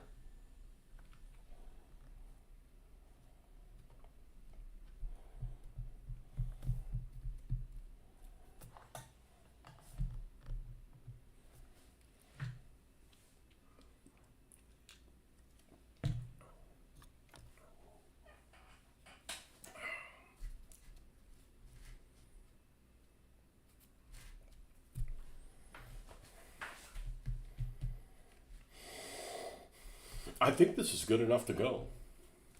I don't want to make it too tall because, then it'll take away from this thing having an actual outcropping, which this center will be barren here. Maybe we'll put a little plant here, this spot here, but okay. 2 down. All right, what we got here? What have we here?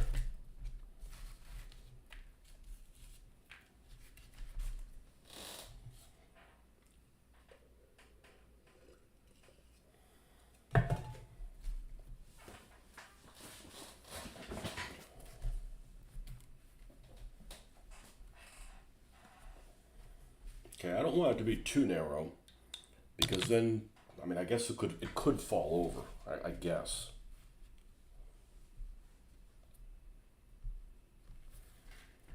All right, we're gonna try to max this one out on this base. Let's go around this corner here. Bring this in a tiny little bit.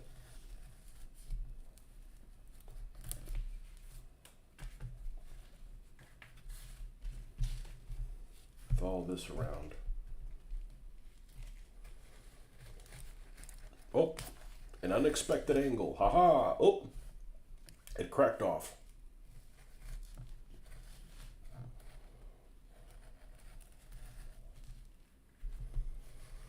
The opposite of crack on, crack off.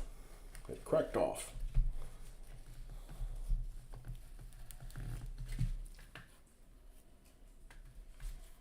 Okay. Anything look weird on here? This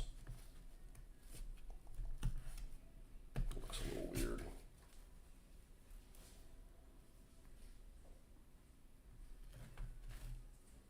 This is too bloody straight.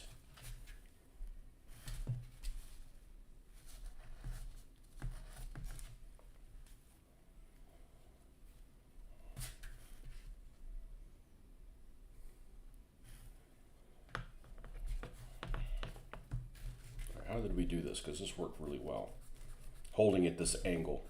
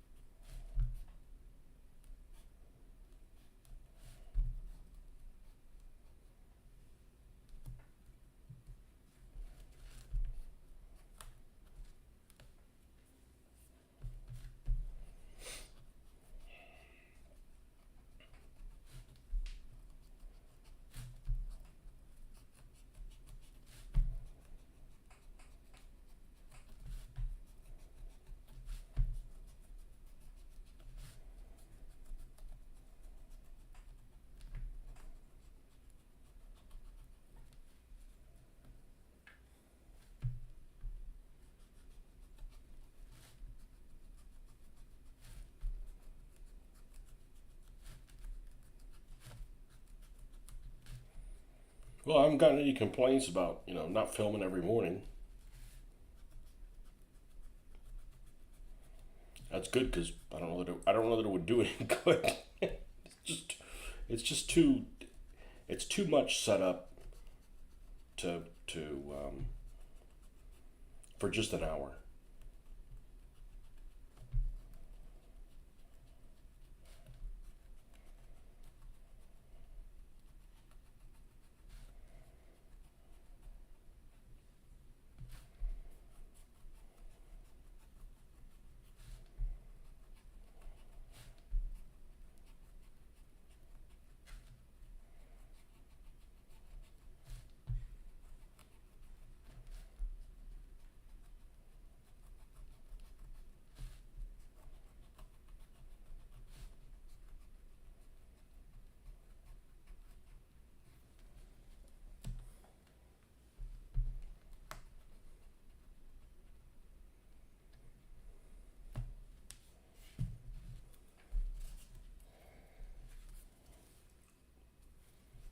I may not need any more cork, to be honest with you.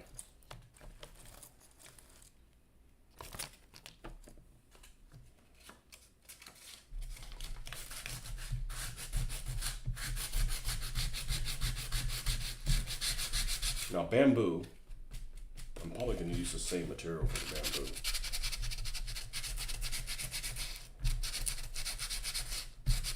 Although it's probably going to be flat.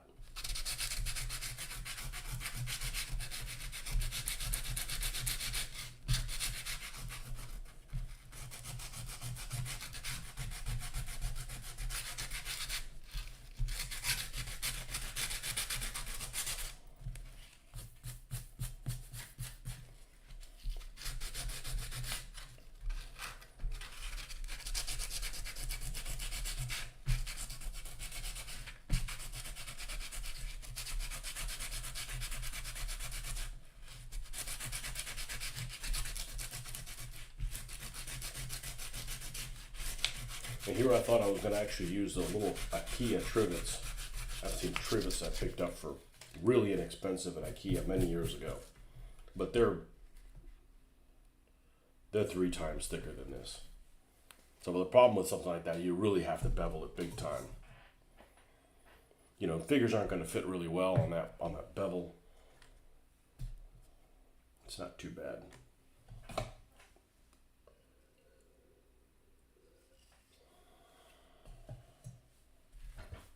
All right. How does this footprint compare to these other two? Yeah, it's similar. It's fun to handle this stuff too. I don't know. There's just something exotic about cork.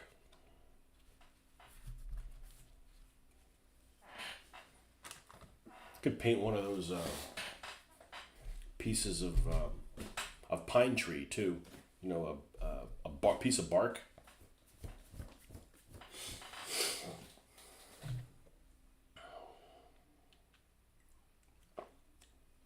I should do that.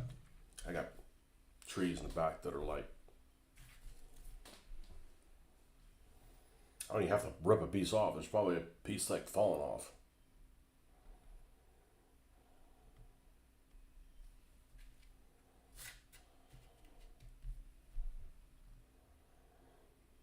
Okay.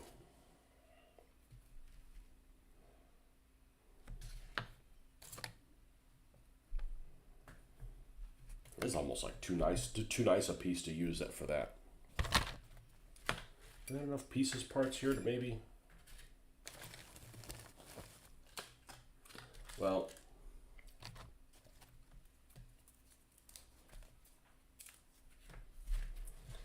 let's see what we can put together here.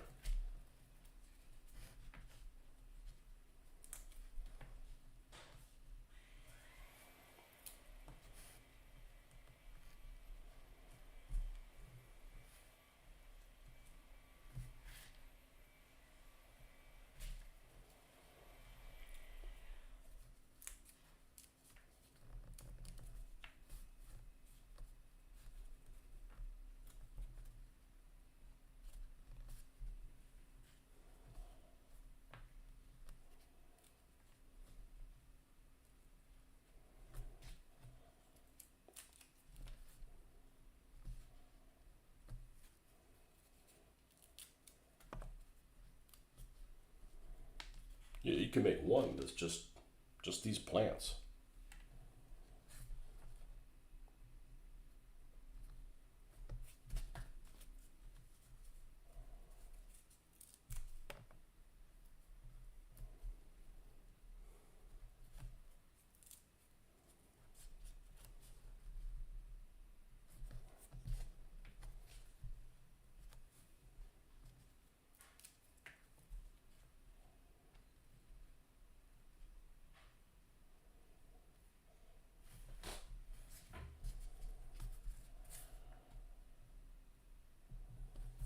Yeah, I think we can do that. Not have to use that whole piece. We can use these little pieces parts in here.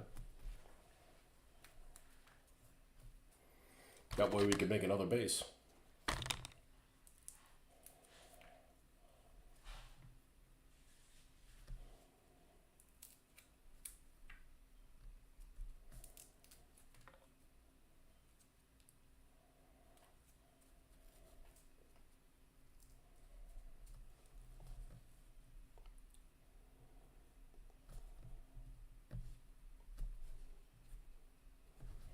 Yeah, this looks like Sardinia.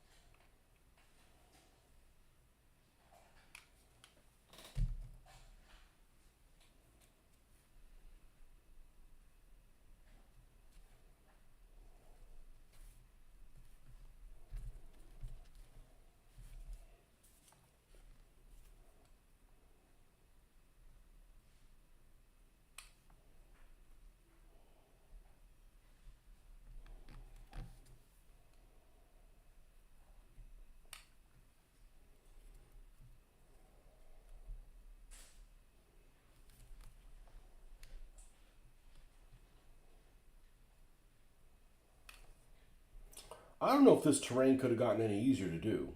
I mean, sure, it's a few steps, and it takes some time, but man, nothing here is like difficult to get, really good results. I think the results have been really good. I've been happy with them.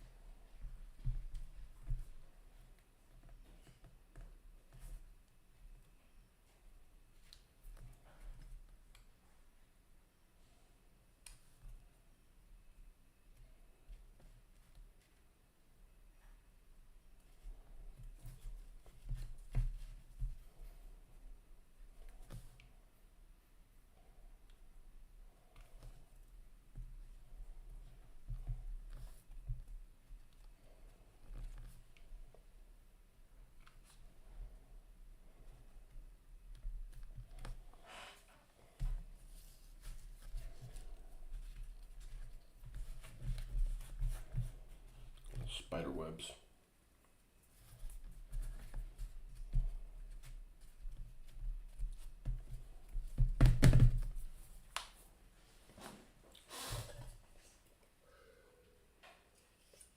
I wish this was a little lower, but the good thing about this height, I'm not going to hurt my neck on it. I'm not going to get phone neck.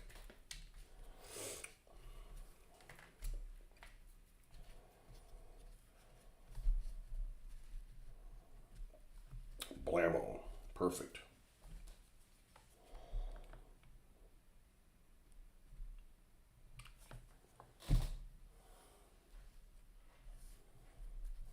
Be a good nickname for a Sherman with a 105. Blammo.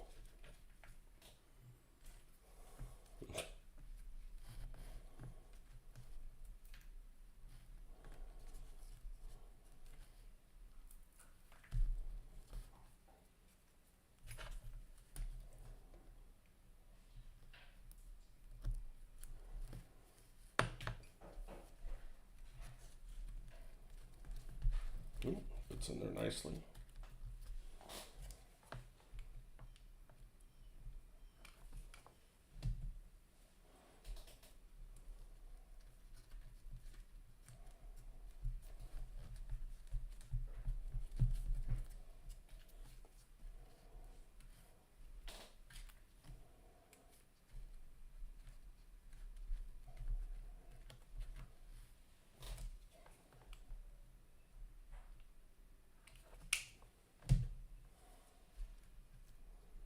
Wish it didn't dry so quick. I wish I had a little bit more working time, but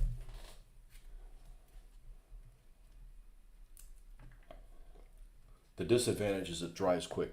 The advantage is it dries quick.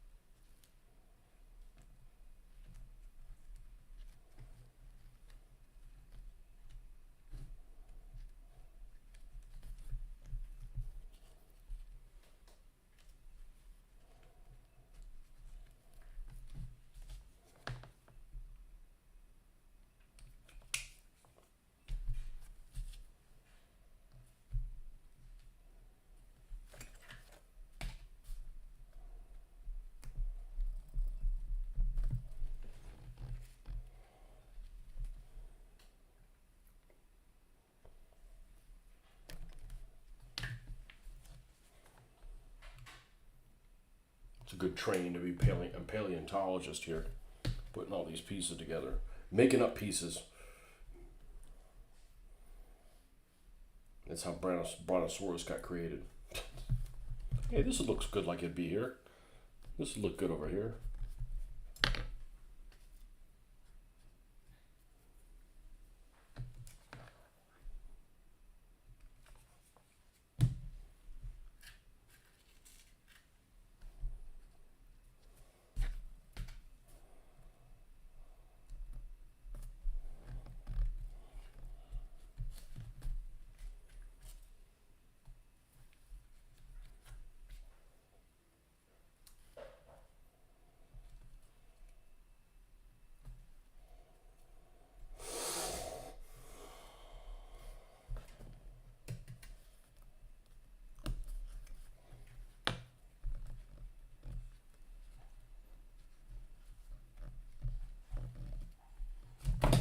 Hello.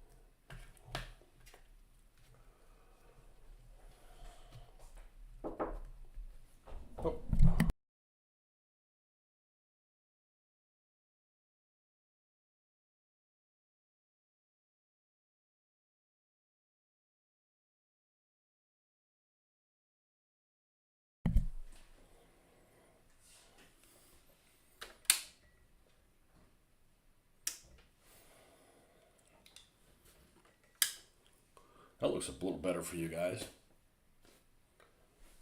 It's just a bunch of pieces parts here.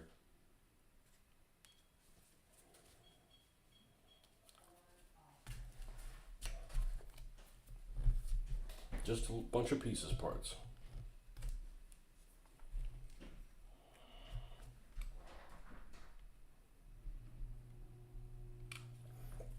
Yeah, I gotta fuck with a towel soon. That sounds like it'd be. I don't think I'm gonna do any kind of dye though. That's just a process I'm not familiar with. I looked online like how to use that infamous Rip dye. I'm like, that's too complicated, man. That's like vinegar in a solution. I'm like, oh, screw all that stuff. Like, it's just airbrush it.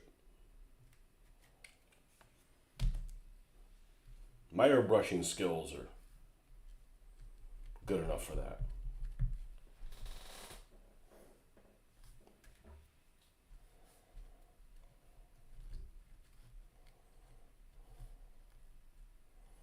It's crazy how enjoyable this is. This is really, I mean, this might sound like it's really boring as shit, but this is pretty satisfying. Especially using these leftover pieces that most people would just throw away.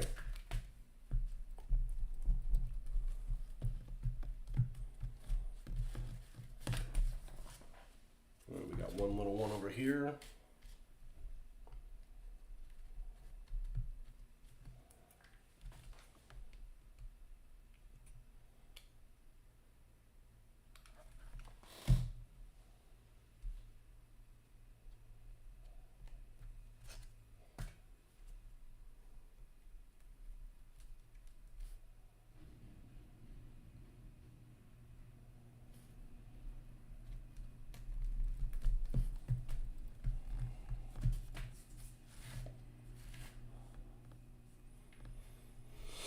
I'm surprised that so many model kits that are what I would consider really, really old and they've gotten their money's worth out of are still so expensive.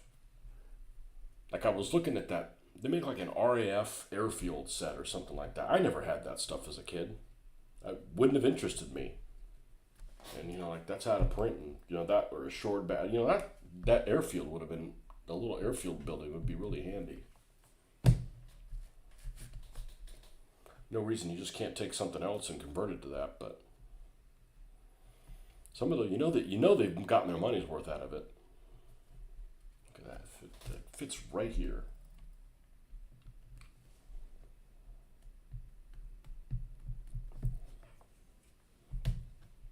Or some of those old railroad kits. There's some old railroad kit buildings that have been around for 40 years, 50 years. What's 50 years? 80s? Yeah. Yep. Easy. And it's still expensive as crap. Alright, I gotta use the little boy's room. I'm gonna be right back.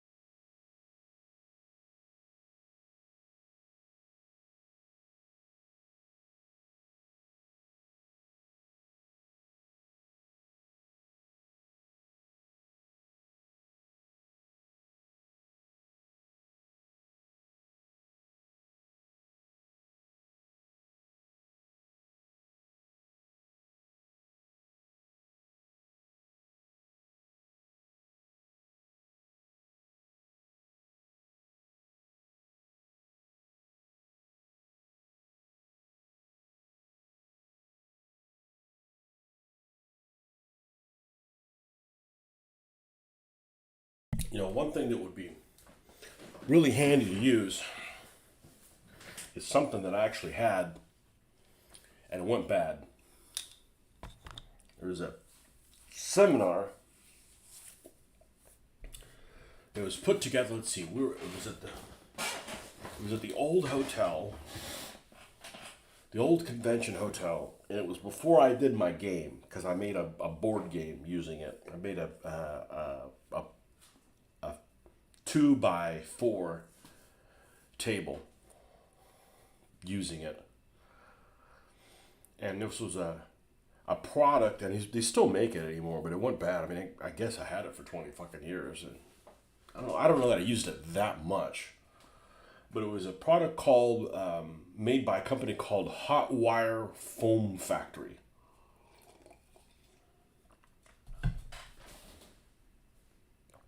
Back from the dog walk. You can take your phone with you.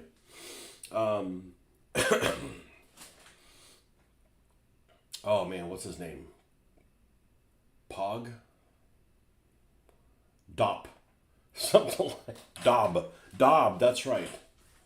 Dob would be a good name for him if he was a Doberman. Then it would be Dobe. If you had a Doberman named Dobe, D-O-B, I'd have to put the umlaut over the O. Then it'd be doob. And then it would be a dog that would bark like, I don't know what the equivalent of that in dog barking is. Anyways, hot wire foam factory.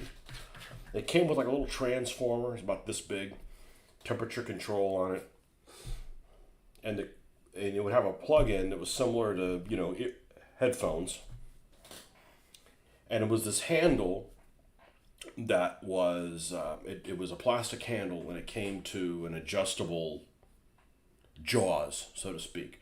And between the jaws, there was a couple of screws, and you'd have a wire that you could shape however you wanted to. And the whole thing would heat up, and that wire would heat up, and you could cut through, styrofoam with it. So you could, like, shape it like a trench, right? And then come in and just cut, and it would just cleanly cut through that. And I tried it a month or two ago, or maybe it was a little longer than that. It didn't work anymore. Which is a shame, because I have a lot of extra styrofoam. I mean, we go through a lot of styrofoam at work. And I mean, the stuff that they don't need is like plenty big for what I would use it for. You see I'm working in really small pieces, but I mean, even really, really big pieces. If I wanted to build, I don't know, Guns and Averone or something like that.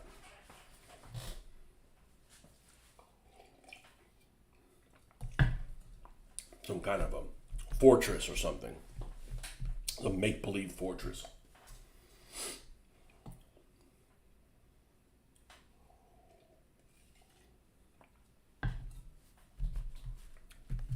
But I don't see the utility of getting another one of those. This one guy did a seminar at the old hotel with it, and I bought one. He wasn't even selling it. He was just kind of just showing, hey, this is what I use for some of my terrain. The guy was a super nice guy. He passed away a couple of years ago. Way before his time. He's one of those guys that retired like well before anybody retired. Like even earlier than people retire in Europe. I mean, he might have been like 60 when he retired. Anyways, nice guy. He was putting on that. And I bought one. I didn't buy one. He wasn't there selling it. He was just kind of, hey, I'm going to do this seminar on what I use. And got me to buy one. Used it very little. Put it in storage for several decades. And then doesn't work anymore. It's not exactly like a quality item. It's not like it was made, by... it's as good a quality as this thing. Hot wire foam factory.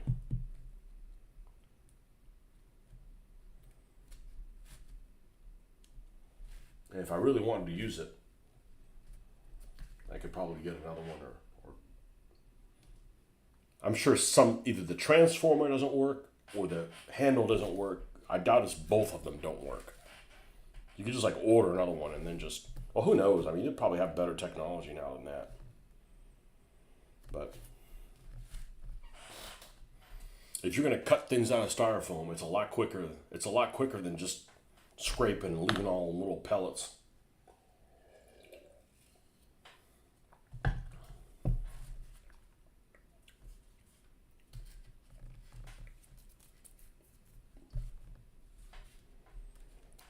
Dob.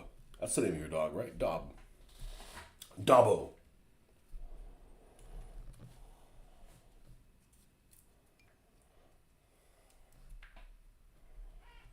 The dumbest name you ever heard of for a dog. And it's certainly not Dob. That's not even up there. Although that might be the shortest name I've ever heard of a dog. 3 letters.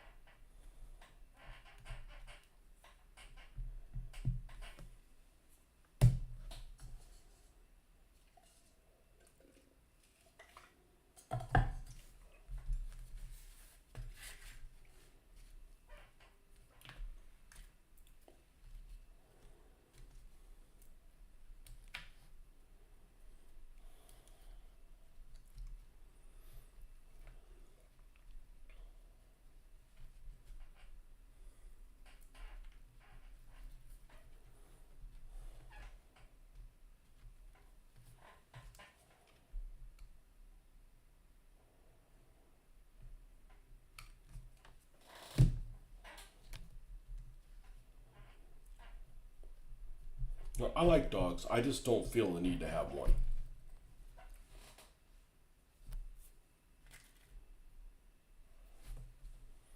And if I had a dog, man, I don't know where I would feel on the. Is it an outside animal or is it an inside animal? Cause like, man, we take our shoes off and go in the house, and it's still gets dusty. I mean, you got shoes that you wear inside the house.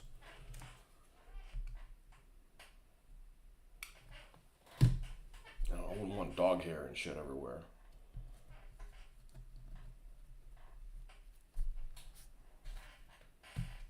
I like other people having a dog. I can go over there and enjoy them.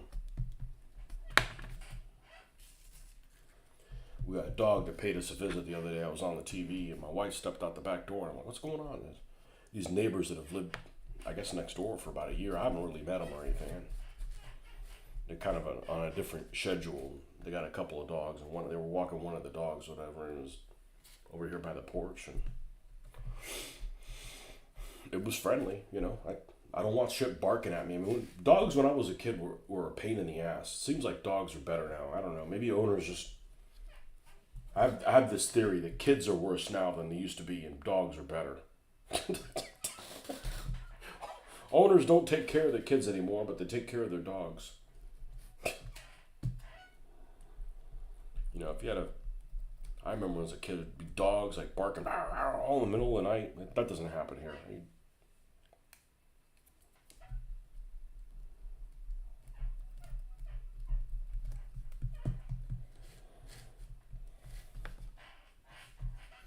El Doggo.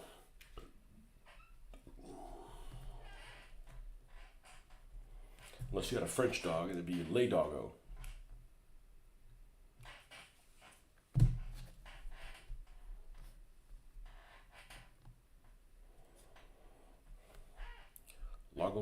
Doggo McDoggo. Yeah, the only thing I miss about playing DBA is playing with Odago.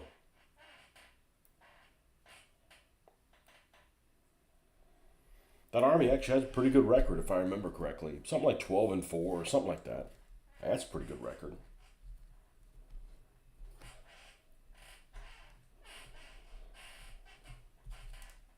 Ooh, left-handed, living life on the edge.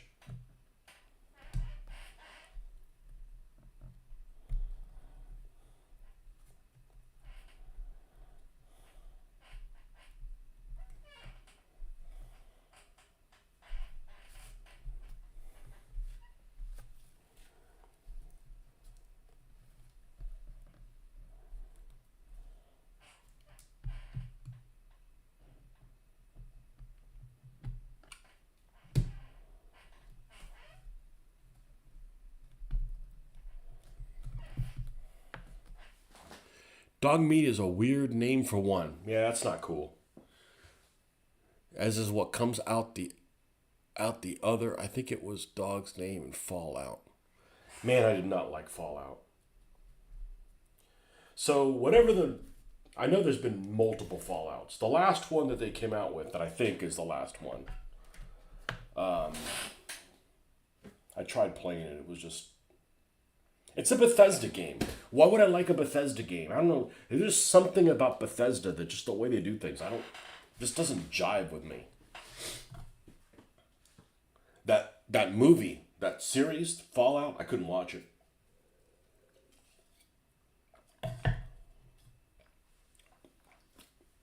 I don't enjoy people making light of nuclear war.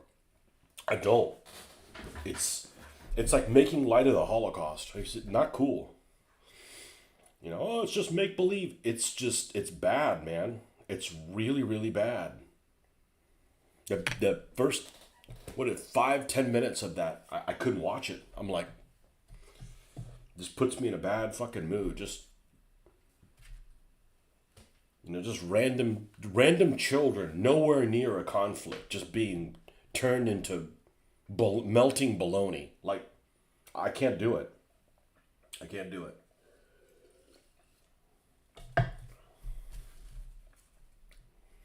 I can't make light of that.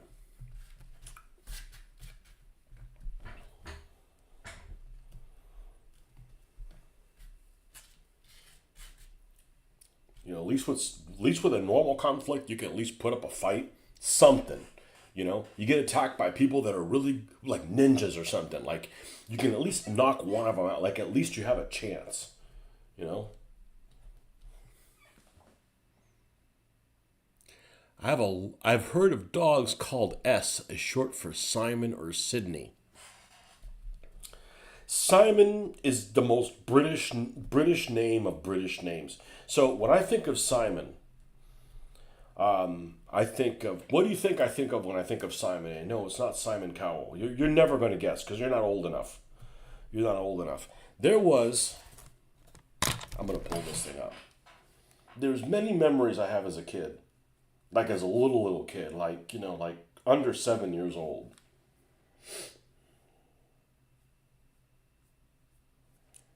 And there was this little mini short, and I want to say it was on Captain Kangaroo.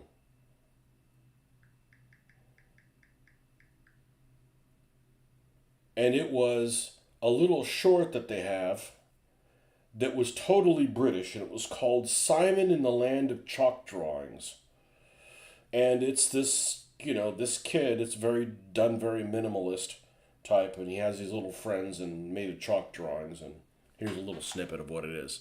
And ever since then, I'm like, oh, Simon, that's a British name. We're kicking it like it's 1976 here, okay? So if ever saying Simon, there's nobody in the United States named Simon. He had a heffalump here. Heffalump friend. That's what I still remember.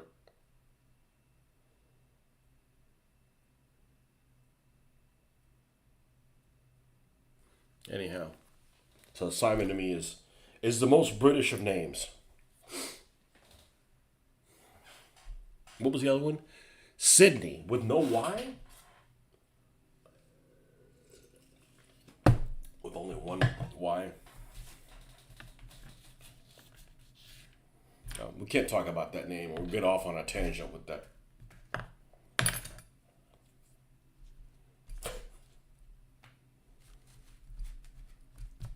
With that chick.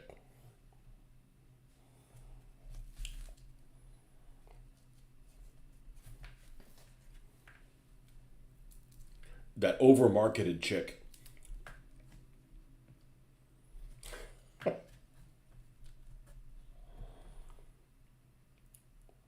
see.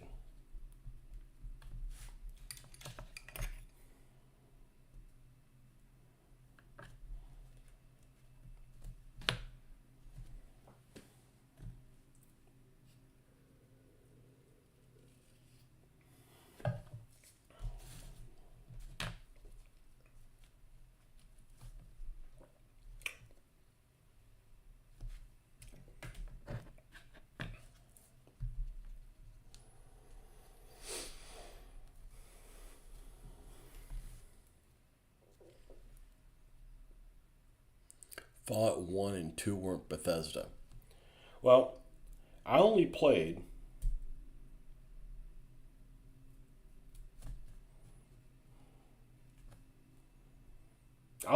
whichever one was available as a free download recently.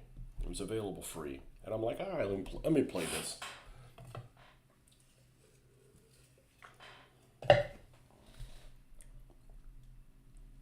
Just not my thing. Now, my daughter did mention to me yesterday, and we tried to do this last weekend. I think it was last weekend, during the week, or maybe it was something like that. We got two Xboxes. We got the new one, whatever it's called, Series X, and then the one. And we got two different TVs. Like, man, certainly we could play one of these games and be on two different TVs, so we're not split screening it. She expressed an interest in playing Borderlands, which I'm a huge fan of.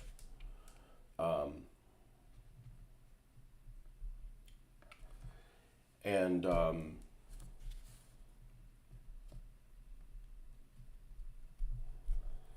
but it won't let us play. See, what is it? We couldn't play both of them unless they were I don't know. We're just something freaking complicated. Like we'd have to have like two different Xbox Live accounts. I'm like, I'm not paying for that, you know. But so we're gonna try doing that today on one TV. Split screen never works. It just never it never works with a damn. And I got a big TV and it still won't work. It's still too crunched. I think Arcanum is more interesting than Fallout if you've ever played it. I've never played it, no. Not a nuclear war thing, is it?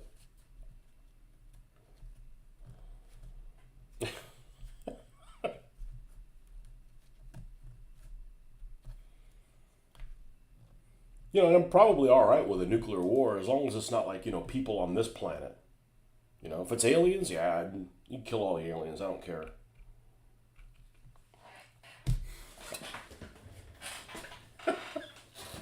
I don't want to see human kids vaporized. Not cool.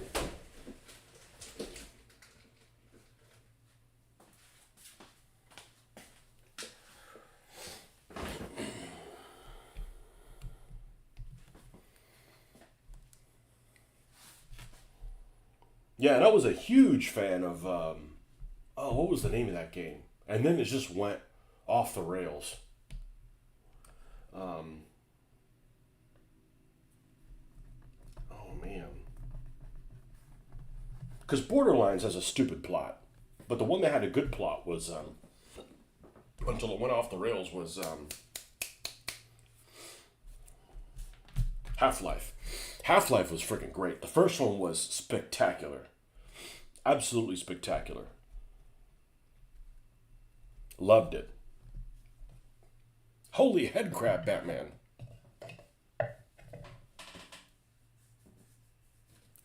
Yeah, I can't think of many Americans called Simon. Yeah, it's not a weird name. It's not like, well.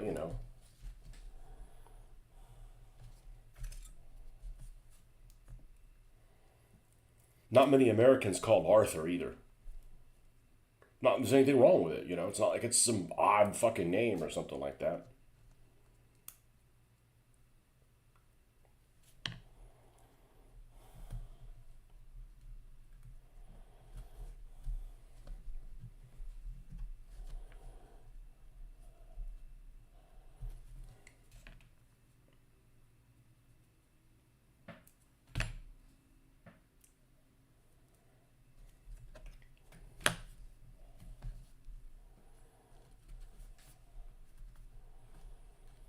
Americans have Americans have a hard on for biblical names. I think, as a general rule, and there's nothing wrong with that. But it's like, how many more of those do we need, or how many more Michaels do we need?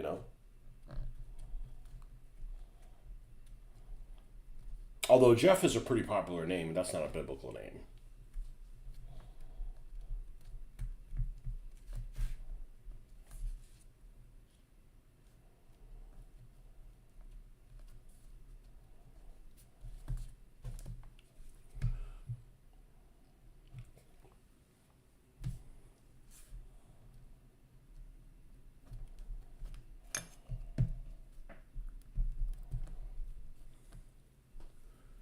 What's up, Hoffman? How's it going? Been been beating those annoying decks on cards. Now I've got these Japanese tank rushes. I don't know. It's something to do. Oh, this. I was trying to find out what card this is. You're not on Facebook, so you wouldn't know this. I changed my profile picture to this. This. I'm telling you, this is why I play this game.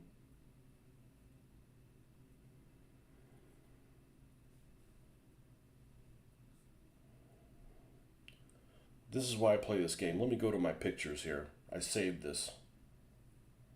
I think I saved it.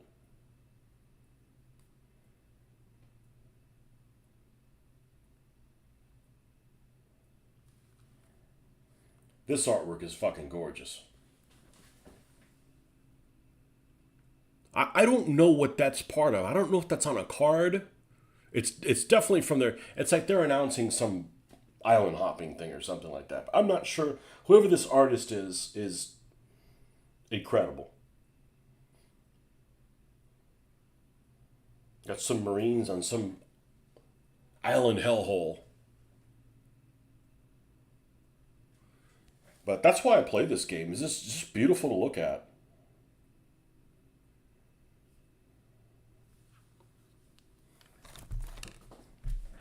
Yeah, they got this Japanese tank rush thing going on, but nothing's worse.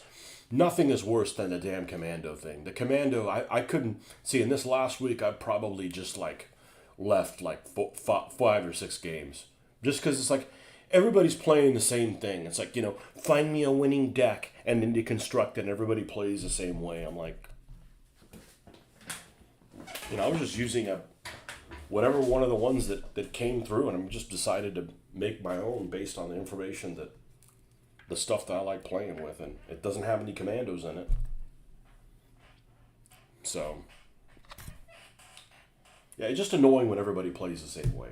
It's kind of like, it reminds me that, if you're playing like Warhammer or something like that, everybody using the same army, like power armies, and nobody wants to do anything different. It's like, man, think outside the box, man.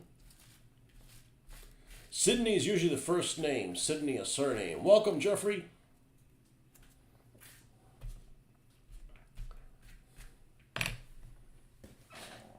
Lurking. I'm gonna need to. I'll be here a month trying to put some of those together for the main pieces. Let's take off this much.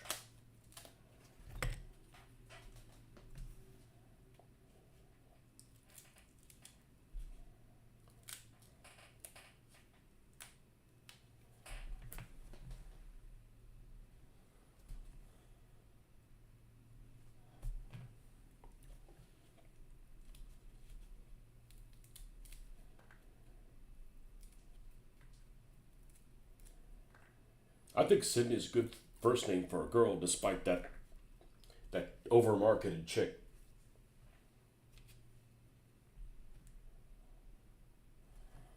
Over-marketed because I don't think she's attractive.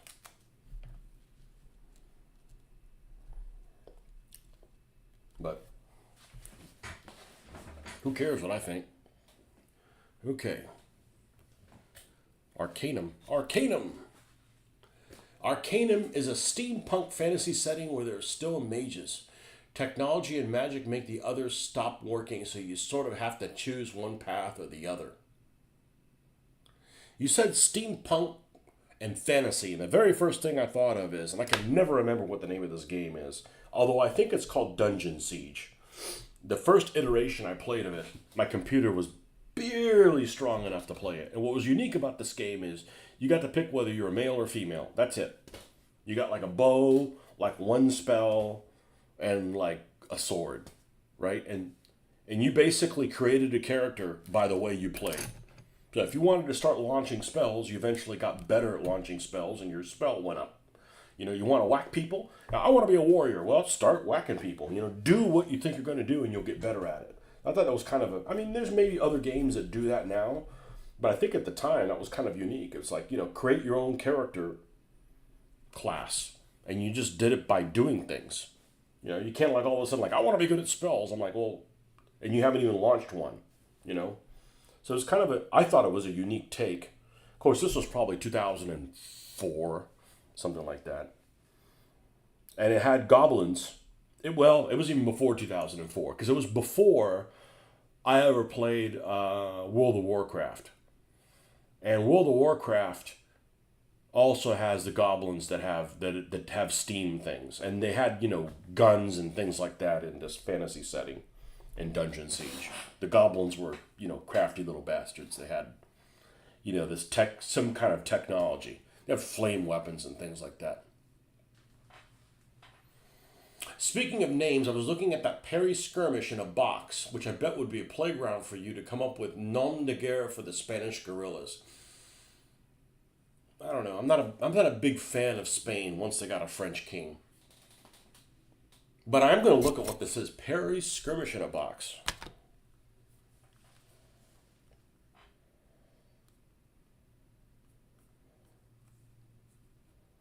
Perry.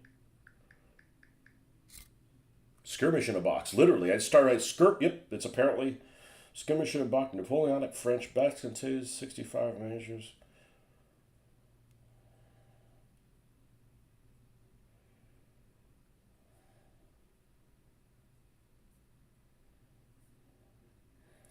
Perry's stuff runs a little smaller, right? I mean, they're 28s, but they're not like heroic 28s. You know, Spanish guerrillas are really weird looking because they got like top hats and shit like that. They're just like, you know, the Napoleonic troops that I think look really good of that period is Austrian German infantry. They've got that little helmet. They look sweet. They look really, really good. I know the helmet's just for show. Well, so's the fucking top hat. Wow, they got some nice painting guides in there.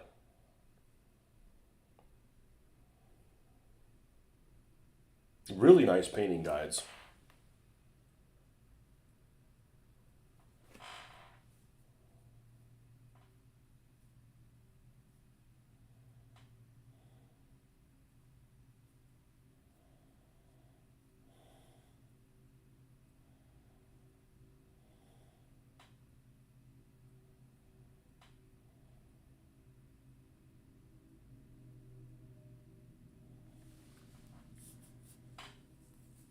They're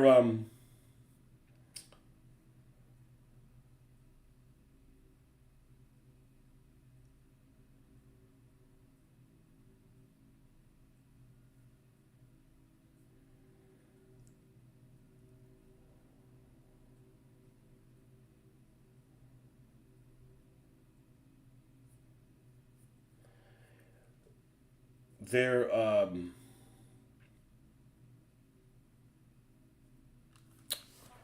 their 20 mils look really good. The Perry 20 mils. They did 20 millimeters. Now I saw this guy across the street. He was fucking mowing his lawn at lunchtime. Why is he out there again? Messing up my show. Be quiet.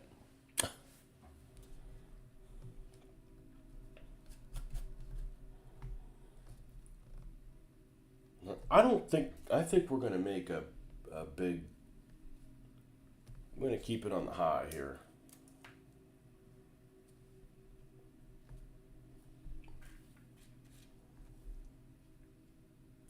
Yeah, it's funny that the some of the Perry figures have a lot of variety of their 20 millimeter stuff, and some of them don't. But their tank cruisers are really really good. I'd say that the Perry tank cruise in 20 millimeter are even better than AB. They're really good. Well, I don't know. I got some pretty good AB guys, but man, in the early 2000s when those things were out of production, those went for a pretty penny if you could find them. I got mine off eBay. That and those Demon World figures. Those 15 millimeter Demon World figures were just outrageous expensive. Now it's like, oh, they're in production. You know, it's like, oh, once the FOMO's gone, gotta get them. Why? FOMO! FOMO in the house. He's FOMOing at the mouth.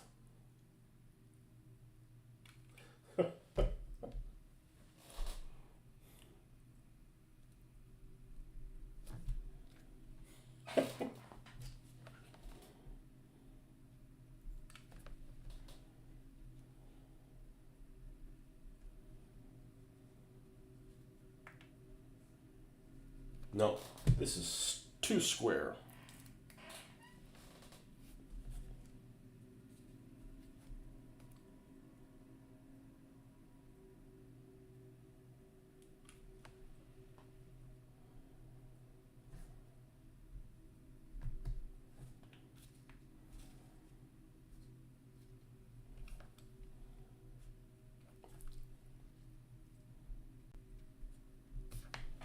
What's wrong with him? He's FOMOing at the mouth.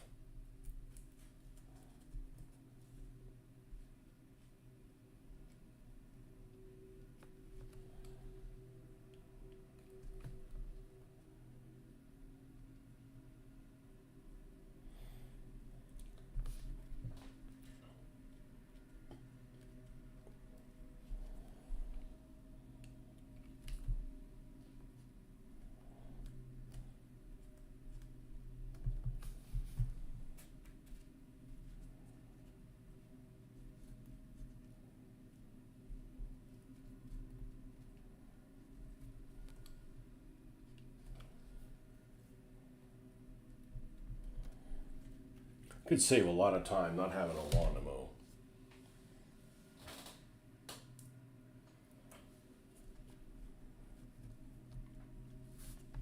Well, some figures are not realistically proportioned 100%, but they're done really well, in my opinion. Artisan, Copplestone, um, War Games Foundry. Those all make stuff that's not in the scale that I do things in, but I look at them and I'm like, that's some really freaking nice figures. I remember that we're talking about something I'm not even interested in, and the scale I'm not even interested in. They had, and they're 20 years old now, or maybe even older than that. But when they came out with the Mexican Revolutionary figures by War Games Foundry, and the Maximilian figures, they're some great looking figures. And yeah, their ankles are thicker than normal figures, and but they still look really nice. They're like they almost make me want to paint them. But it's something I'm not interested in. But I look at them and like these look swell. I like those figures. One of those uniform books there is a Spanish officer in a lime green uniform. He would be an odd one to paint. Yeah, he's the goalie.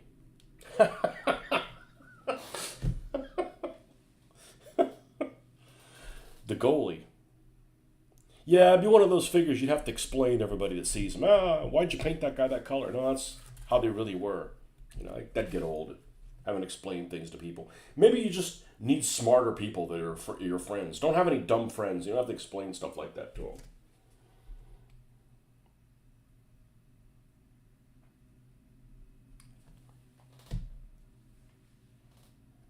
God, the Spanish sucked at that time period. Too many. I think the siestas just caught up with them. Too many siestas.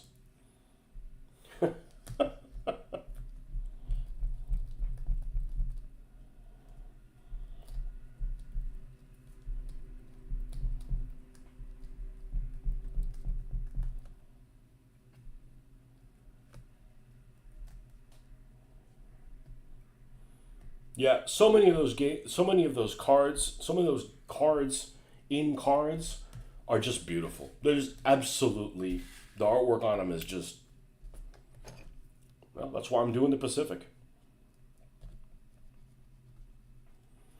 Didn't spend any money on the cards though. That doesn't work on me. You know that doesn't work on me. Those things you can play for free, or you can also spend money and get things quicker. That formula is not, I guess I'm not like most people because all the companies that do things like that they wouldn't make any money off me and they'd go out of business. Stuff like World of Tanks, World of Warships, War Thunder, any of that kind of stuff. What happened the other day? I was like playing some game and, oh, Don, who I know, how I know in real life, he plays War Thunder. And he's like, I got a budget of $25 a month or something like that. I buy stuff. I'm like, okay, I'm not spending any money because as soon as you spend money, you all of a sudden you cannot say, I've never spent any money, right? So you're basically de-virginizing me. Like, I'm not going to spend any money for this. I'm going to walk away from it when I'm tired of it. So I was playing something. I had all kinds of free, it's exciting when you get free shit, like, I've played World of Warships, I don't know, for 5 or 6 years, not constantly, but I've never spent a dime on it, and most of the time I'm playing, I'm on premium time, because I'll like, okay, what do we got to do today? All right, if we do these things at the end of, like, putting this many hits, you get premium for, like, 2 days, and then you do that a couple times, and the next thing you know, you have 12 days. I just got something the other day, I'm like, I got premium for, like, 2 weeks. I'm like, I didn't spend the dime, Like something new dropped, and like, do this, you get a crate. And I ended up getting a free Shard Horse or something like that. I didn't spend a dime on it. Like, the Fall of Otrar. The Fall of Otrar. Okay.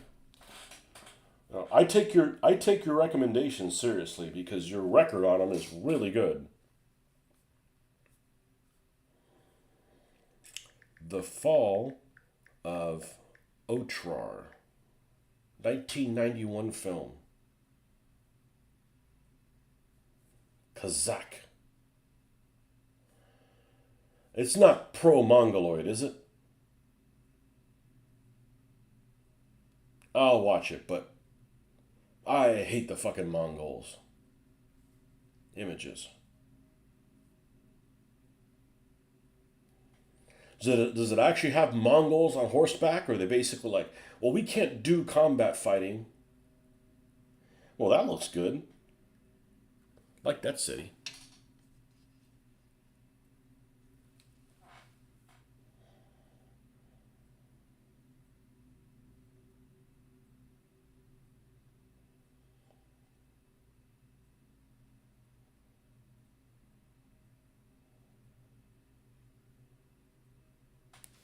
Might be a good movie to watch with Mitch.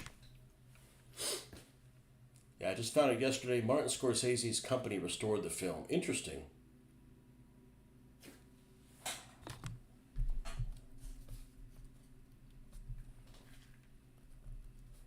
It's written in Kazakhstani.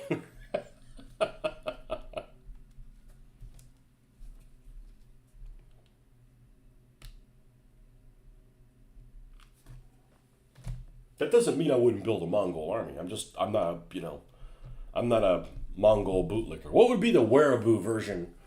What would be the Werebu version of Mongols? There's certainly many of those. Mongoloo.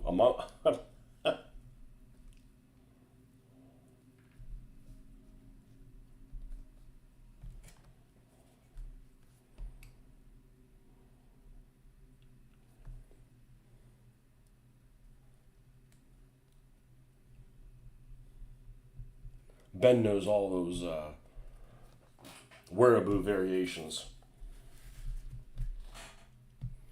A, a Gengisloo. Gengaloo.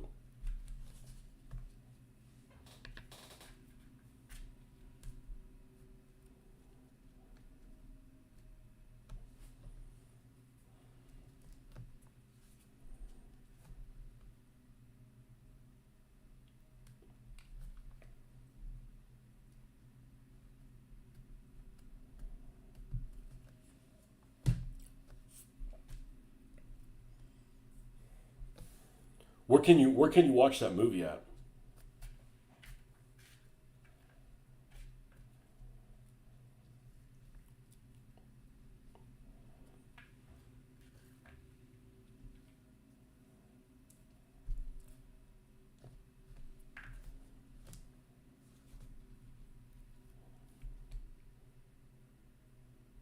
Hoolagoo. No, that's the guy's actual name.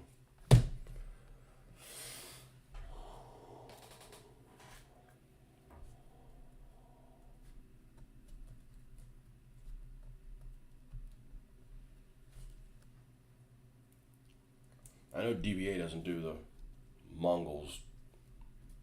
It's funny because in Armadi, it's one of the power armies.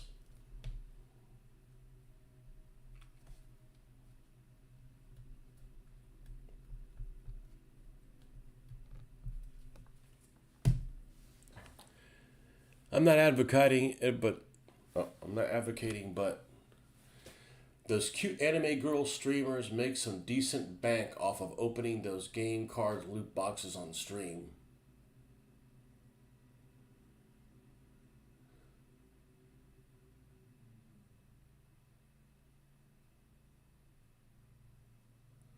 Anime girl stream, do they look like anime or they?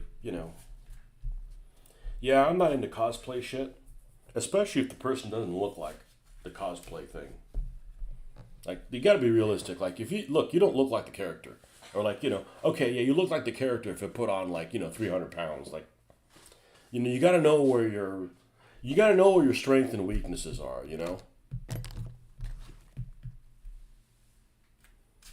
I remember going to was it Disney's Hollywood Studios or whatever the hell it's called, and my daughter was really little, and we sat around and watched this parade. Oh, this parade's happening at 4 p.m. or 3 p.m. or something like that. And she was little. She was like 3 or 4, 5 years old or whatever. I threw her on my shoulders. She's turning into a piece of bacon. It's so damn hot. You're sitting there and wait like 45 minutes in this big crowd because it was like they're going to have this parade. And they've got this, whatever that's called, 501st Legion, whatever the hell it is. Anyways, it's like 450-pound stormtroopers. Like, you know, you shouldn't be cosplaying as a stormtrooper if you're, twice as big as me, as I am now. I shouldn't even be doing it. It's like, you know.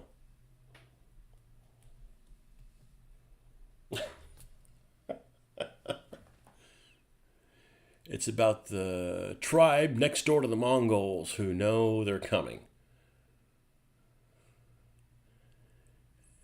Anime girl streamers. Who's that redheaded girl that does that broadsword or whatever? I mean, they do that. I saw that. I mean, she's attractive. She doesn't do stuff that interests me, but, she's worth looking at.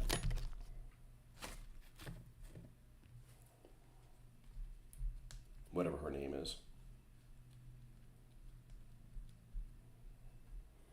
Wrong. It's fantasy stuff. I don't do fantasy, but. There was a really attractive girl that was doing World War II stuff. Yeah, I'd watch that shit, But I'm not going to watch something I'm not interested in just because there's somebody that's, you got to be really hot. Cannaboo, there. There you go. I knew you're the master of that stuff, man. You're like a marketing whiz.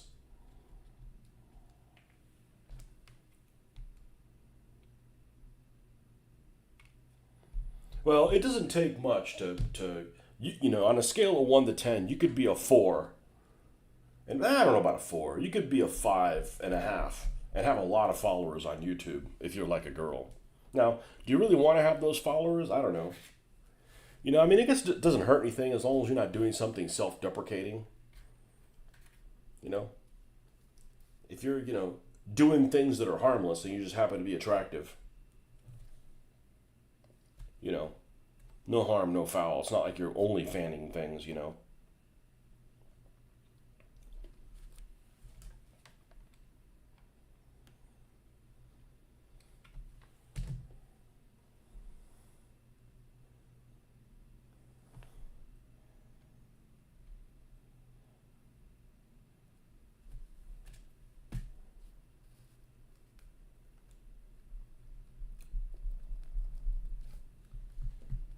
Cannaboo. There you go.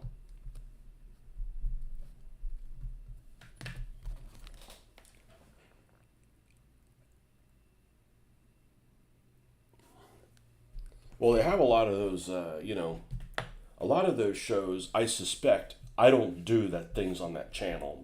What is it, Twitch? There's a lot of Twitch stuff that just, hey, watch this girl play a video game or talk about a video game or something else or hang out in a room with a bunch of like Pokemon stuffed animals. Like, it's just weird, man. I don't watch those things, but they've been suggested to me. I'm like, I don't want to see that. It's like, you're 30. Why are you hanging out with a room that's a mess with a bunch of like stuffed animals of Charmander or whatever the fuck it's called? Is that one of them? A charred salamander. Yurtaboo.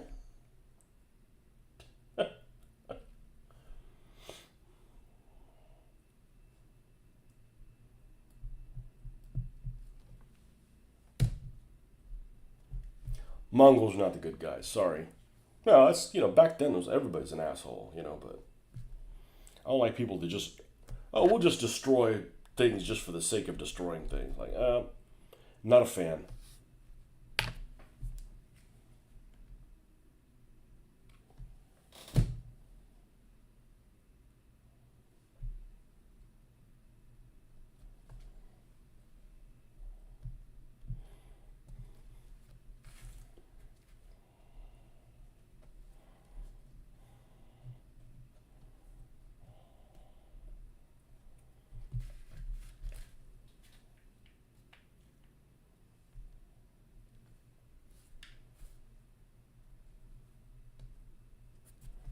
Yeah, if you're gonna do cosplay stuff, you need to look like the character. You need to already, you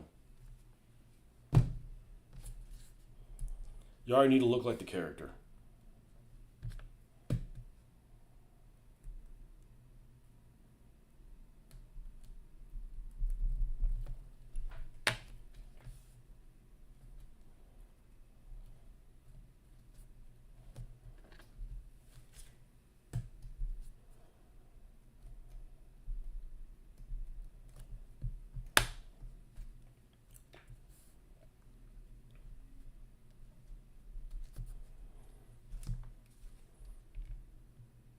It was this. I was looking for. This was a while ago because I was doing some Asian army or whatever, and there's some Asian girl that does cosplay with her dad. I know this sounds wrong, but I may be wrong, but they didn't show that part.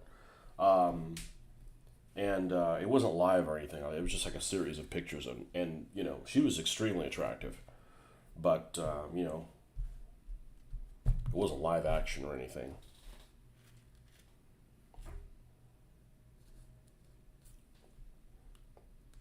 Did stuff with her dad, and all of a sudden it's like freaking like wrong. Like, no, I have a daughter. I don't do wrong shit with her. That's fucked up. Okay, I think we've got enough on here that we can. Let's see. This one only went to level. This went to level 1, 2, 3. 1, 2, 3. All right, let's go a little. Let's go. Let's have some parts that are a little higher than that.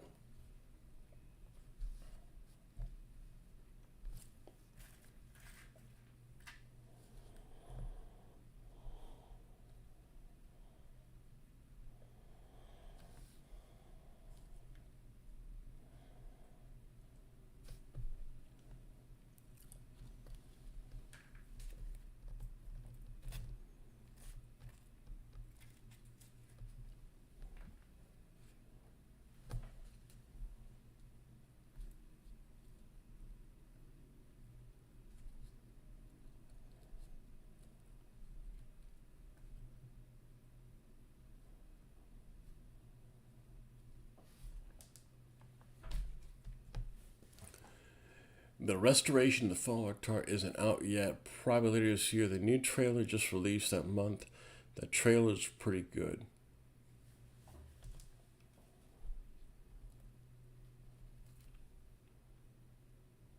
So, something dawned on me the other day.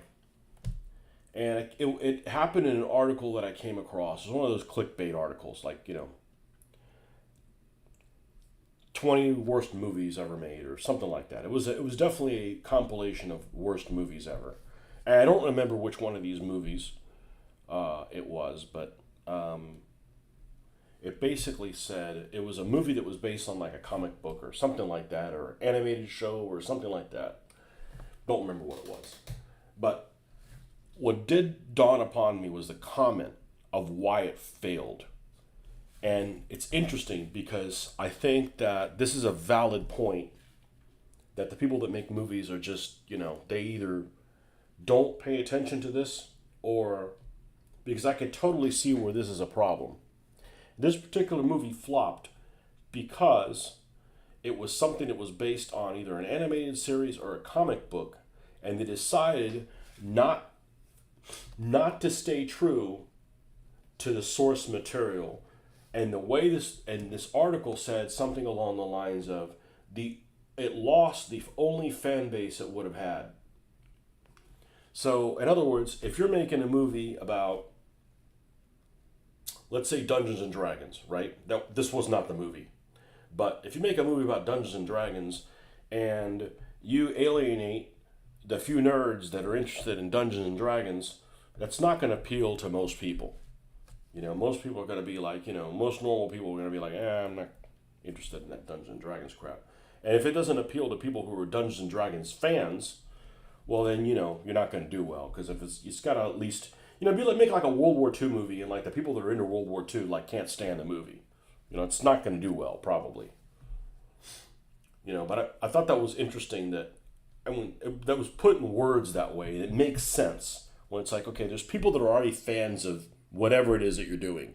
And if it doesn't appeal to those people that are already into that, it's probably not going to appeal to most other things, you know.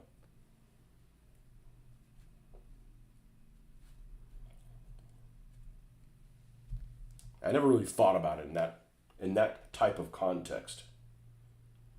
I mean, I never, you know, I don't sit around and think why movies don't make it, but usually most movies that I don't like is because the writing is crap, not the acting. There's a few examples. There's a few examples where the acting is horrendous, but that's not usually the case. Usually it's the writing, or you know, they go from point A to point C and they skip B. So you're like, dude, like there's no continuity there. Like, you know, that's just thrown together. Those are usually the issues, not this actor can't act. You know. You don't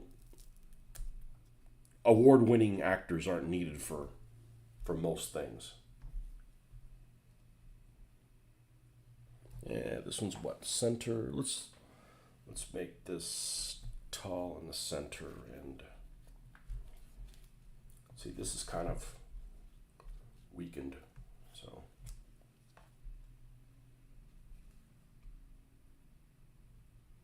you know, one thing I thought would be really good, but you're asking for problems. It's like if they made a movie, and I don't know whether they actually have made movies of this, or I have just seen trailers of movies that they're going to make for this, and they never did. And that's the Battle of the Planets thing, you know, because as I like to say, the only anime I like, and I liked it because I was 7 years old, when it came out, 7, 8 years old, you know. But if they did that in live action, if they don't stay true to the series, like, it's dumb, That's nobody's gonna see that. You're gonna have to grab new, like the Borderlands movie. Okay, I saw it. I was expecting a shit show, and it wasn't as bad as I was expecting. But I was expecting really, really bad.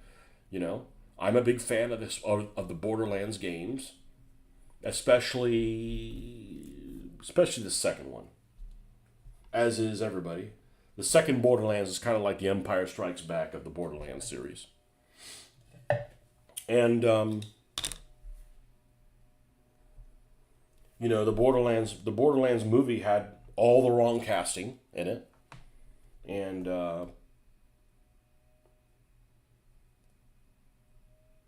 when you're porting a video game, it's not like it's a book. Like, all you got to do is watch the game being played, and you'll know what the intent of each of the characters are. And if you stay true to that, most fans are probably going to be pretty happy with it. Yeah, it was a shit show on the casting. I think I saw that on one of the flights. Like, I got nothing better to do. Let me watch this. And it wasn't as horrible as I was expecting it to be, but I was expecting it pretty horrible. And it wasn't funny at all, unlike the video game, which is hilarious.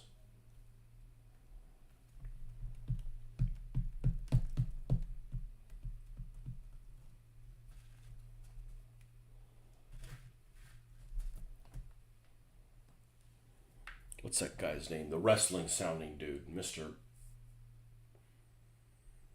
That guy is fucking hilarious. There's a lot of funny stuff in there.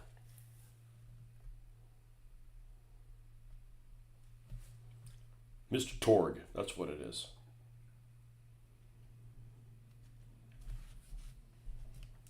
Again, if there's something that already has a fan base, if you're trying to capitalize on that, you need to keep that fan base happy. Because if they leave, you're probably not going to get any. You got to build upon that fan base.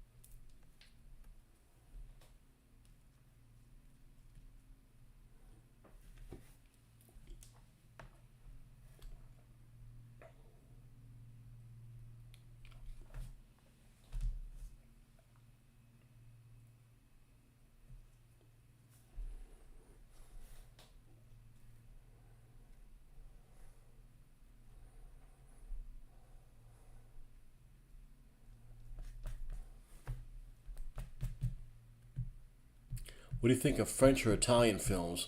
I can't say that I've seen any. I mean, I haven't tried to avoid them. You know, I couldn't tell you like Korean films. I haven't seen any Korean films. I'm generally friendly towards foreign films because they don't have freaking actors you've seen a million times. Okay, so I am foreign film friendly. That doesn't mean I like every foreign film, but I'm open to it more than most people because I watch subtitles with everything. So the fact that it's in another language doesn't matter. That doesn't bother me at all. And I don't have anything against French or Italian. I just haven't seen. I don't have any. I don't have anything against it.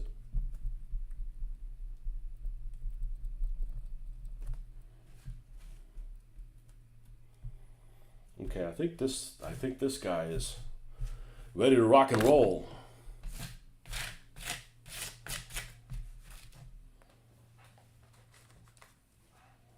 And then this one. And then this one. All right, I'm gonna go use little boy's room, and then we're gonna go to Gupta land. Be right back.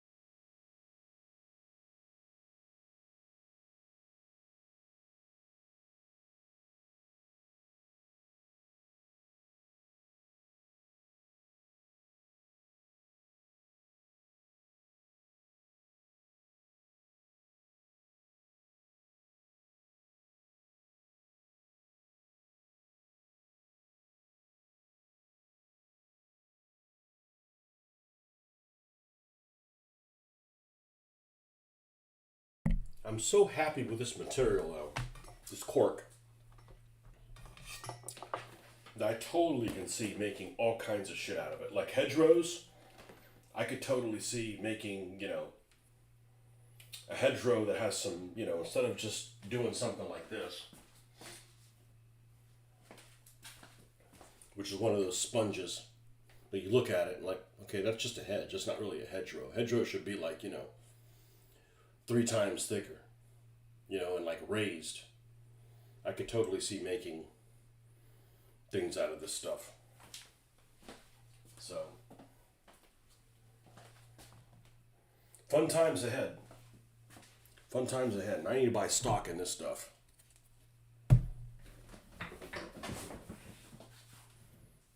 Hello from Hungary. What's up, man? Land of the Magyar.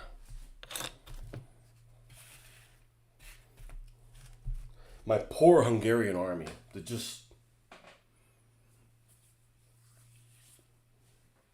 it snatched defeat from the jaws of victory so many times.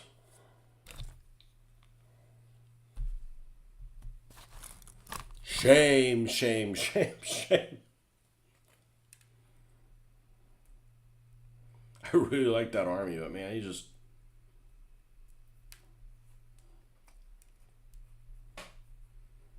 he must have done something bad in a past life or something like that. I just can't seem to get up off the ground with him.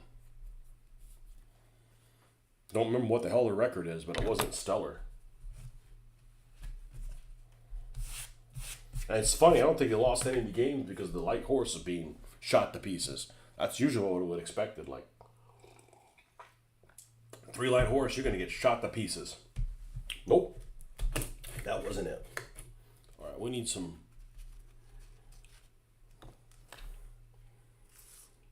space over here to put this on.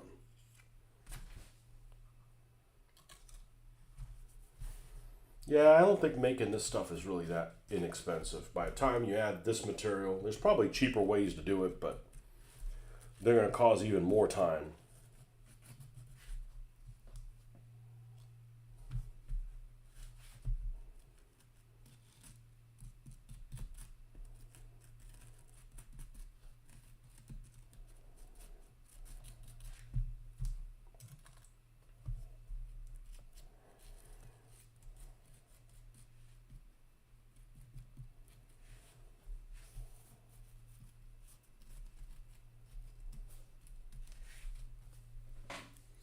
Check out the trailer for Le Samurai. It's a hitman revenge type story, 1970s. I think French and Italian production.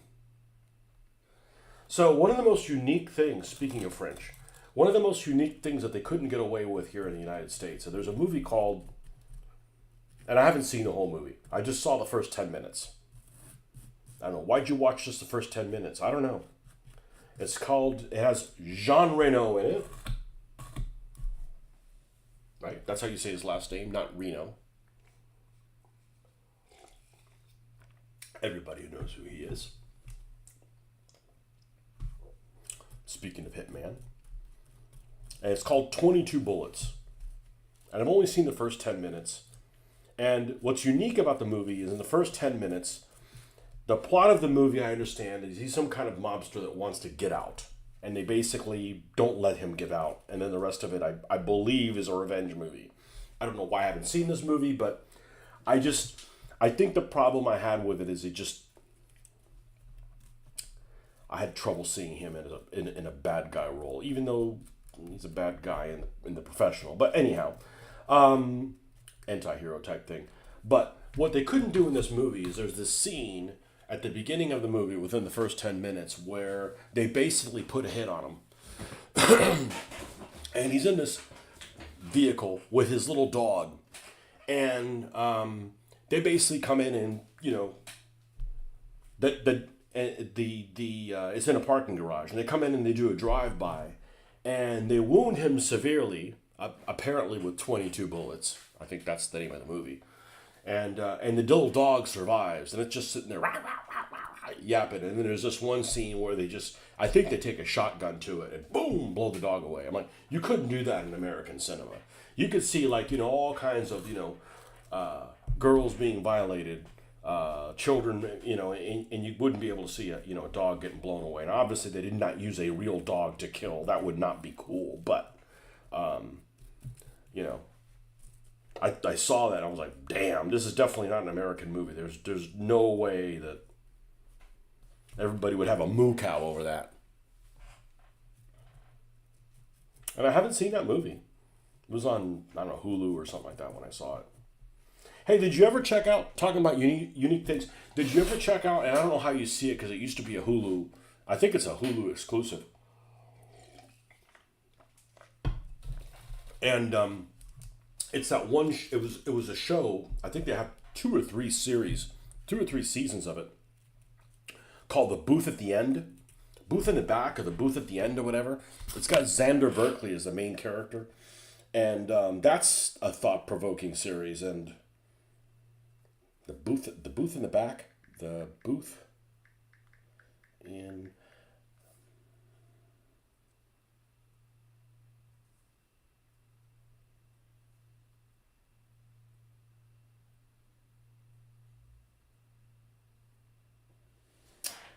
No. The Booth at the End. The Booth at the End. And it's really thought-provoking. I really like it. And it's not creepy. It's got creepy subjects, but it's not creepy at all. Check it out if you haven't seen it. Thought it's thought provoking.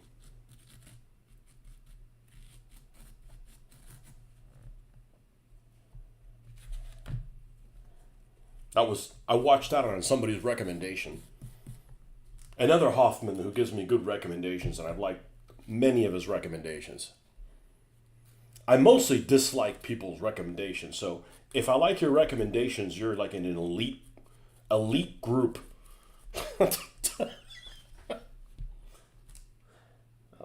Sounds like I'm the one with the problems. It's like, no, the problem is there's a lot of bad stuff that isn't worth my time out there.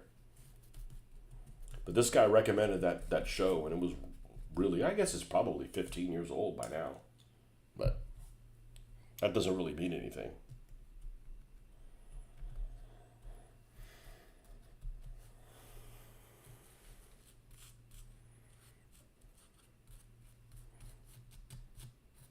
I think Mitch was the one that was telling me about this show that I think it was him, not necessarily you guys. About this movie that was from like the 1970s about a U-boat that goes to this island with dinosaurs and shit. We were talking about dinosaur crap the other day, and he said I would like it. I'm like, I don't know, it's pretty freaking old or whatever. World War One German U-boat that goes to this freaking forbidden island, and there's dinosaurs and shit there, and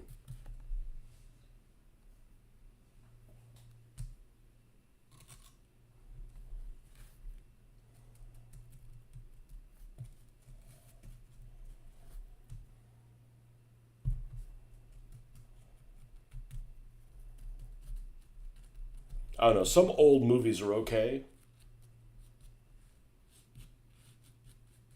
like that Wicker Man was okay. It was an old movie, but it was still like it wasn't like it didn't feel like an old movie.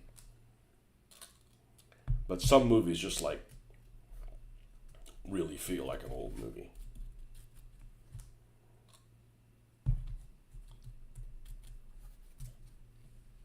Ronin. Got a recommendation? I have not seen Ronin. That the one with De Niro in it? I've had about my fill of that guy though. I could picture what the cover of the movie looks like, the box of the movie, but I have not seen that movie.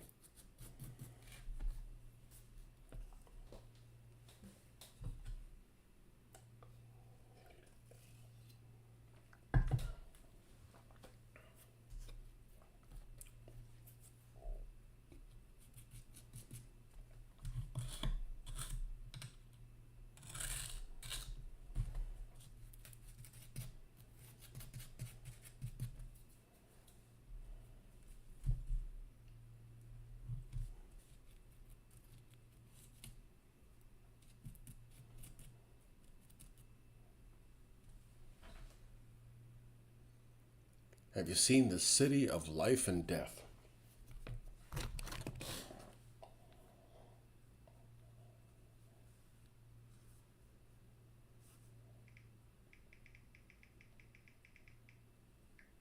No.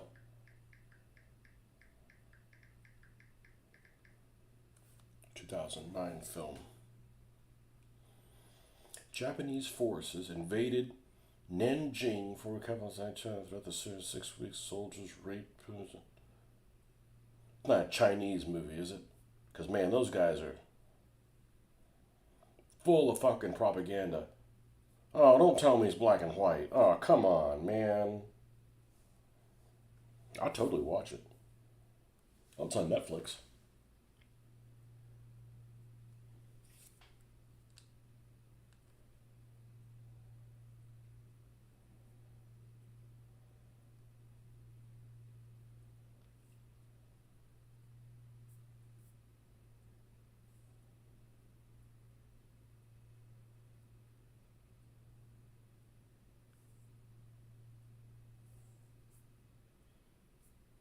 Okay, where can you see it?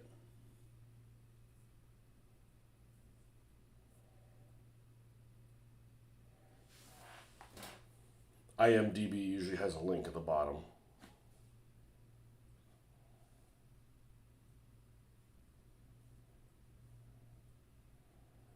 It's black and white. I'd watch it just for you. How about that? I need a sixth black and white movie that I've seen. I started watching 800, but man, I can't get into it.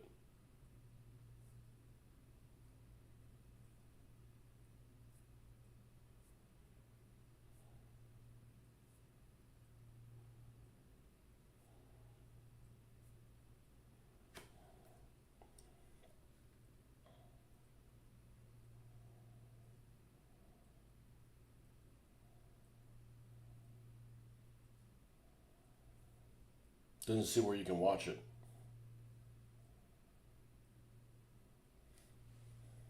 I'd watch it.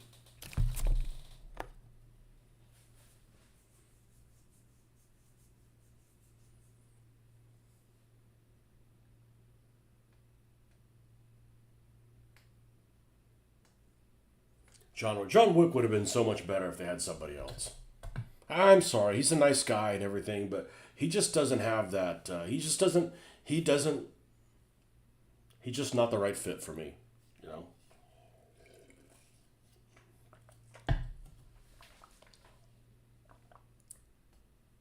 Yeah, Booth at the end is. Have I told you about it?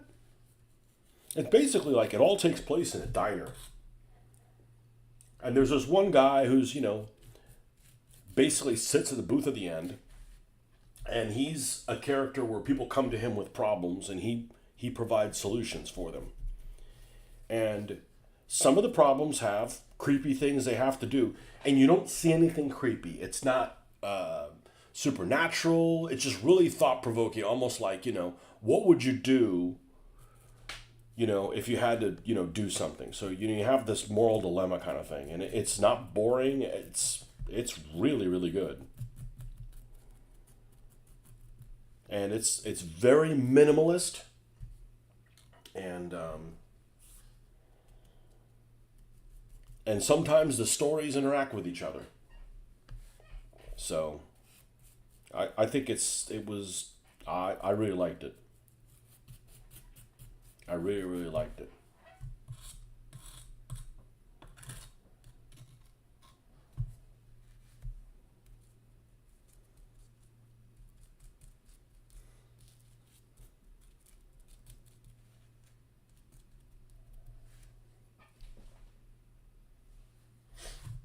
Wish there was more stuff like that. Stuff that makes you think.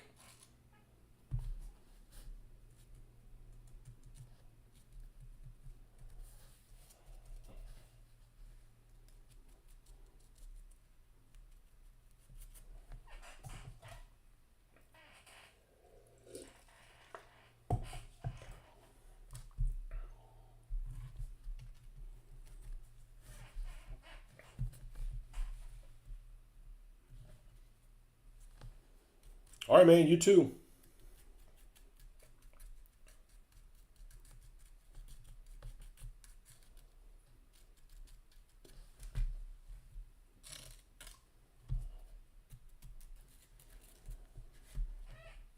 Yeah, this takes a bit too long.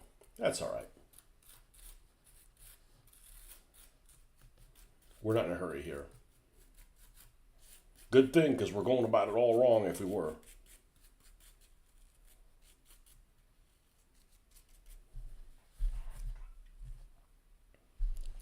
It's a Chinese movie that would be banned if it was made today in China. That's the only reason I mentioned it. I mean, it doesn't show everything like, so it's not doesn't make China glorious above all, huh? That alone would probably get it banned in China. Okay, well I'll be on the lookout for it. It's got to be better than the 800. 800 was, and hopefully it's not dubbed. I cannot stand dubbed movies. Like just play it in its native language. I'm gonna put subtitles on anyways. If it was in English, I'd put subtitles on. And fortunately, my whole family's used to that. It's either that or I'm asking all the time, what? What did it say? Shut up, just put subtitles on there. You don't want to ask a thing.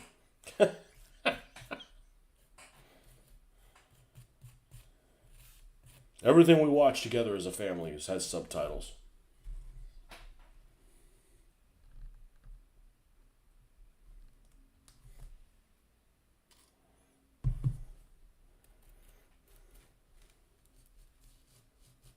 I'll watch black and white just for you, on your recommendation.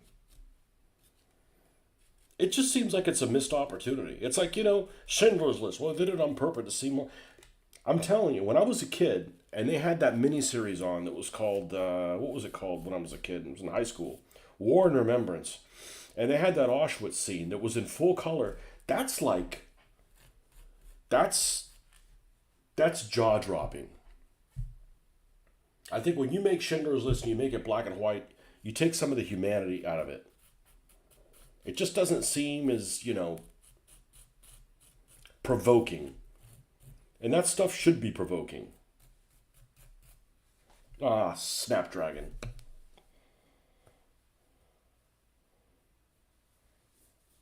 Not a big deal.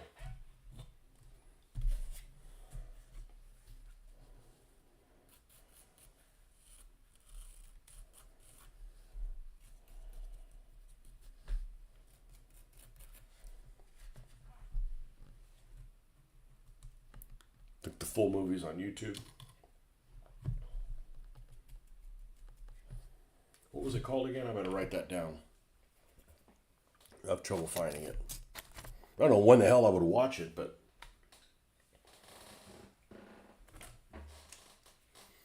¿Cómo se llama? Se llama City of Life and Death. City of Life and Death. And the other one is called The Fall of Something or Another.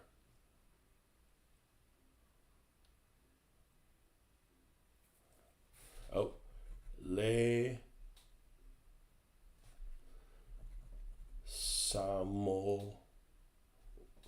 Samurai. Okay. And then the other one is Fall of Oktrar. Dabu. Oktrar.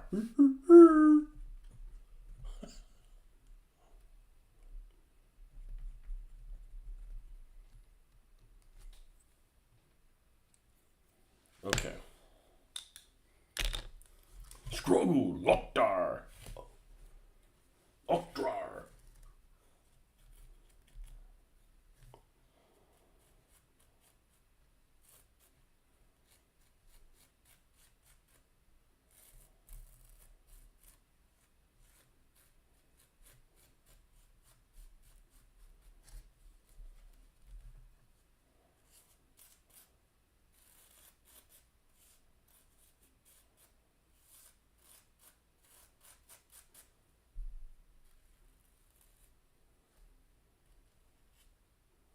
I think there's a lot of people that dislike black and white movies. They just don't voice it.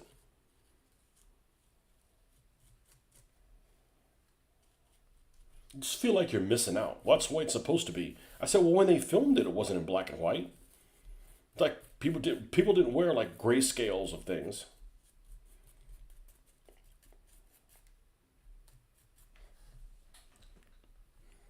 And what I really dislike more than black and white is that they take something and they just colorize one thing. That's a no-no. I'm going to watch the first episode of The Booth at the end today. You told me about that series like a year ago. It's always sounded interesting. Yeah, I don't know where it's available. It's really interesting. And I think Xander was cast really well for that. Yeah, he's kind of a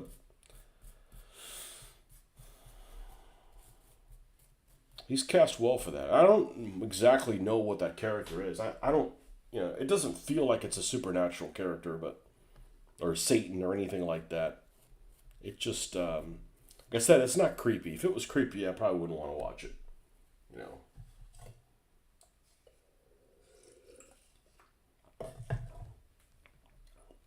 But it kind of puts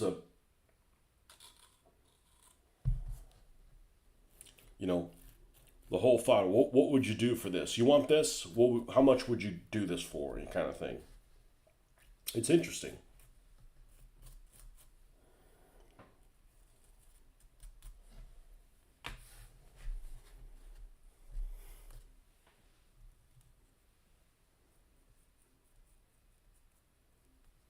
He always plays it. Everything I've seen him in, he always plays some kind of a dickhead. He's probably a least dickhead in this than anything else. He's probably the least unlikable in this than anything else I've seen him in.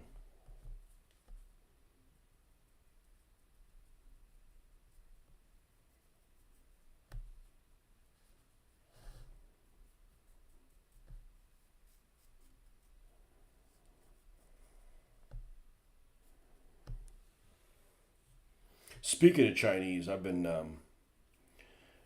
playing that game off and on with Don, that War Thunder, and there's Chinese in that. I told him, I said, I'll play anybody, but I ain't playing Chinese. Just modern Chinese don't interest me. They're just really, really shitty. They're just not interested in them at all. Ancient Chinese, no problem.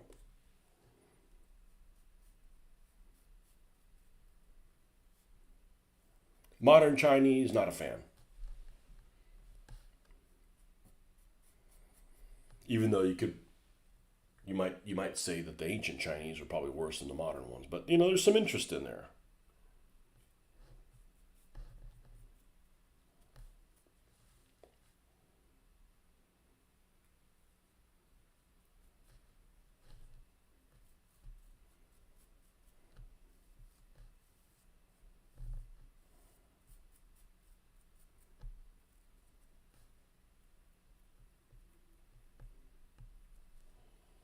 Okay.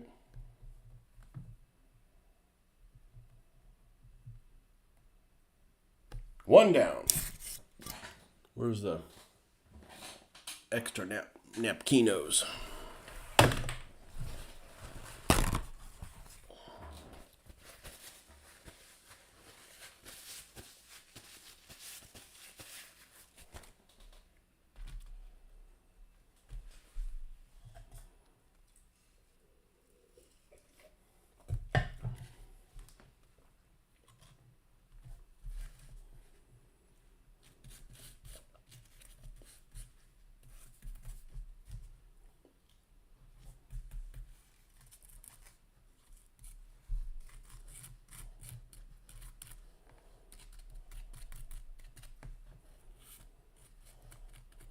Yeah, also airbrushing this, priming this with an airbrush is a lot better than hand painting it. It doesn't absorb as much paint, that's for damn sure. Sorry for the movie dump. I just came across some really interesting one recently. And you don't have to apologize for the movie dump.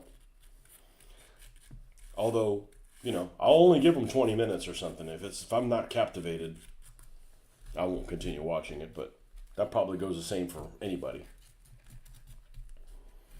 I was really disappointed in a movie that was really suggested by everybody. Everybody had something positive to say about this movie. And it's a black and white movie. I think my fifth movie I've ever seen. Black and white. It might be higher than that, but... And I'm never going to get that 2 hours back. And it was just very... It was not funny. And it was not... I waited too long to see it. And that was... Dr. Strangelove. I did not enjoy that. So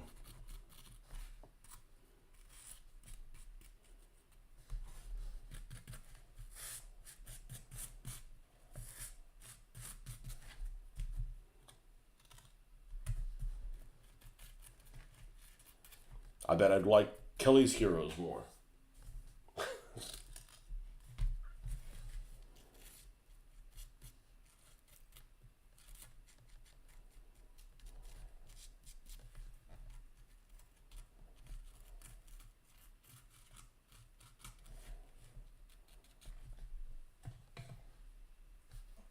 You're right. A lot of people don't like black and white. I like it so much. I'll take a color movie and watch it in black and white. Well, that's a condition, man. So, I think one of the reasons I don't like black and white is the same reason that I won't play retro games. And it's a graphics thing. And it might have to do with my vision. I don't like seeing, And I don't necessarily mean my vision now. I mean my vision growing up. I've had to wear glasses and stuff like that, and things being blurry. I don't want to watch something other than and I don't want to see something that's blurry. I don't want to play Minecraft, that looks like, you know, shit graphics. I get used to things too easy. Okay, I adapt too well. So I don't want to go back and watch, shows that look like. I don't mind that shows are old. I don't want to watch shows that are grainy, that are hard to look at. And I feel like black and white is one of those things. Now, I was just recently rewatching Letters from Iwo Jima, and I got through about a third of the movie, and then I got sidetracked. And I saw Flags of Our Fathers and Letters from Iwo Jima back to back, back then, whenever it came out, 2005, whenever it was. And I remember liking the Letters one better. And I don't know if it was just because it was a different perspective. Anyhow, so I'm watching that, and it's not true color either. It's somehow like grainy or desaturated or something like that.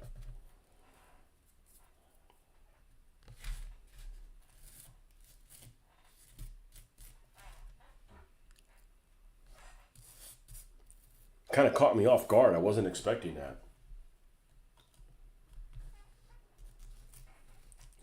I get excited about stuff in the Pacific because it's in full color, not because it's, desaturated. If the cards game was desaturated, I wouldn't play it. It's just beautiful.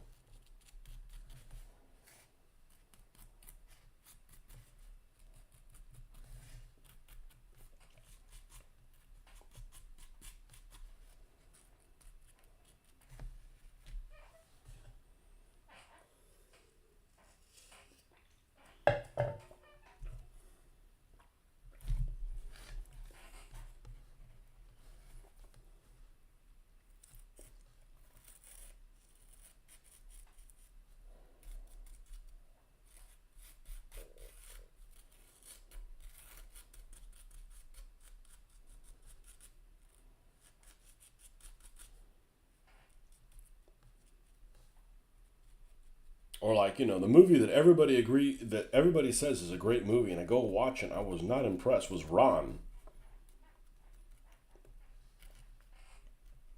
And Ron is like, look, there's lots of really interesting stories that come from Asia. Why do you have to adopt King Lear to it? Like, they have their own mythology and stuff that's interesting that we can all learn from, that are new stories for us Westerners. Why do you gotta shit? Why you gotta shit? Why you gotta stick Shakespeare in that?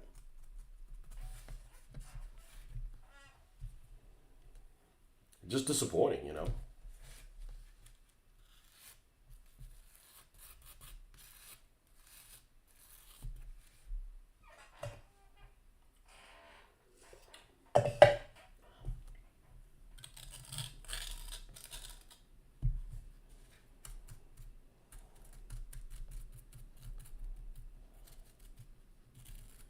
Were you the one that didn't think Dong Zhuo was a bad guy? Well, he may not have been a bad guy in real life, but in the video games, he's an asshole. I know, it's just a stupid video game. Well, he's an asshole in a video game. And doesn't look cool. Unless you want to play some fat guy. Some unimpressive fat guy. Dong Zhuo.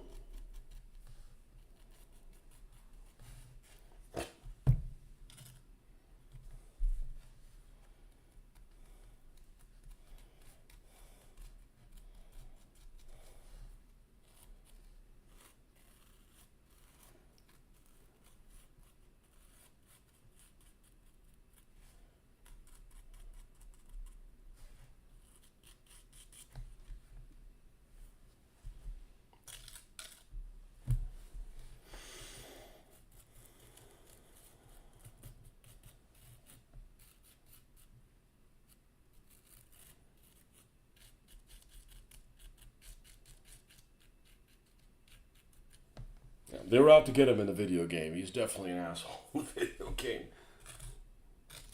That'd be like in real life, Zhang Fei is an alcoholic. I said, well, that might be, but that's 180 degrees from the video game.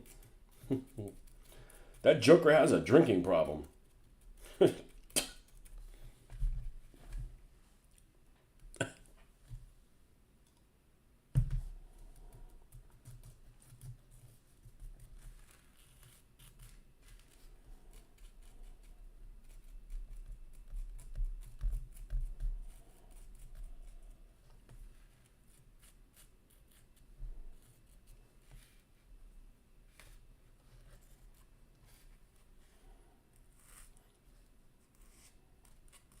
Definitely want to work from the inside out, and that way you got something to grab onto this thing. You're not slinging this crud everywhere. And it's not like this stuff is toxic, but I don't want to end up with this stuff in places it doesn't belong.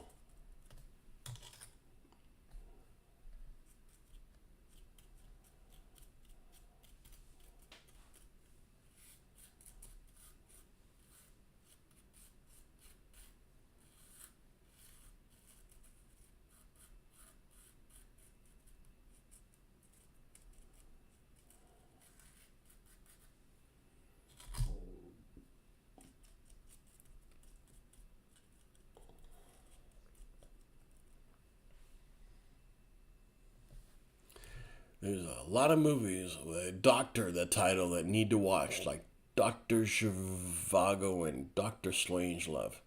I've never seen Dr. Zhivago, but that's well before my time. I have a feeling that would be really boring. I haven't seen it.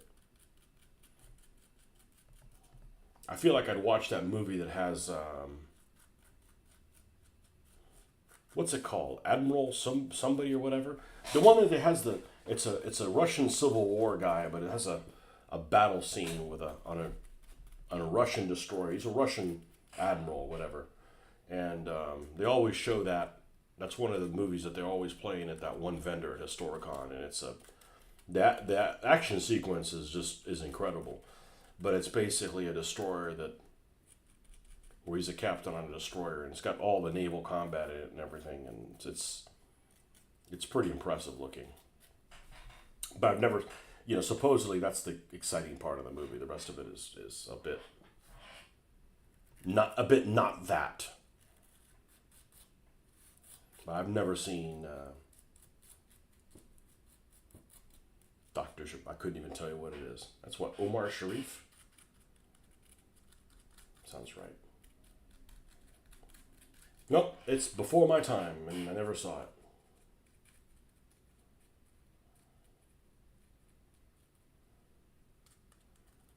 Yeah, I didn't care for Doctor Strangelove.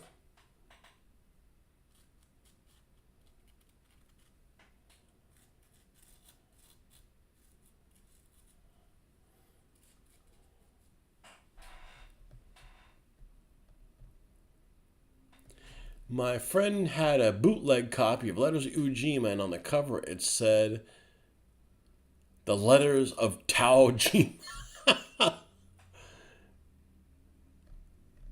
Yeah, say Dong Zhuo did nothing wrong. Well, what did he do? He basically took the reins of the empire, right? He kept the infant son or whatever. I don't remember. He's one of them infant son keepers. He's running the thing as a prime minister.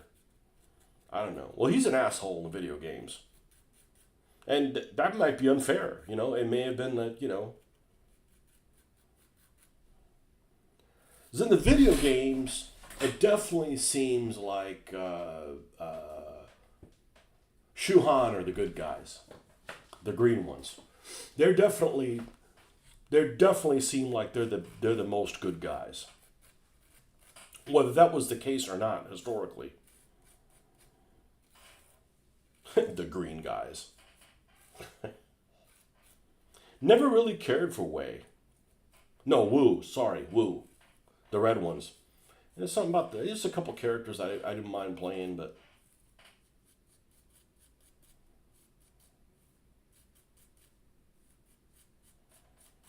that's a stupid game.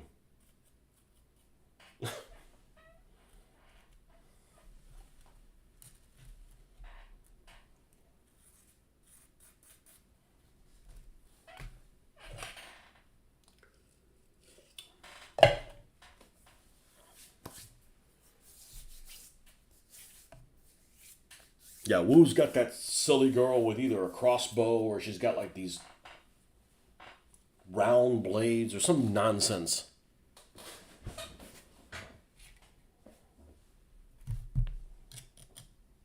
Whatever her name is.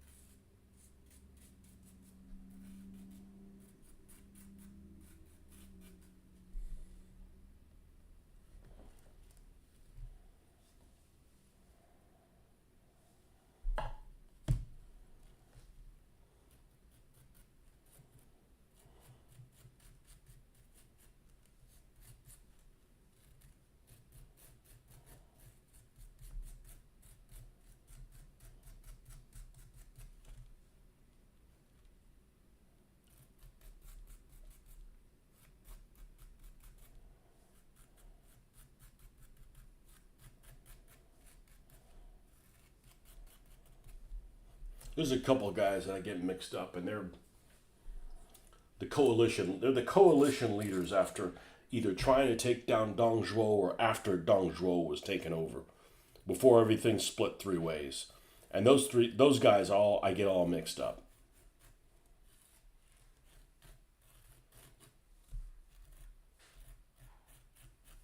And the reason I think I get them mixed up is because they all have similar looking characters. I think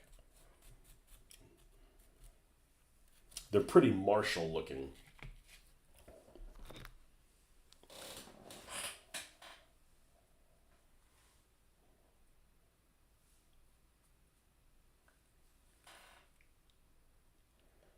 Romance of the Three Kingdoms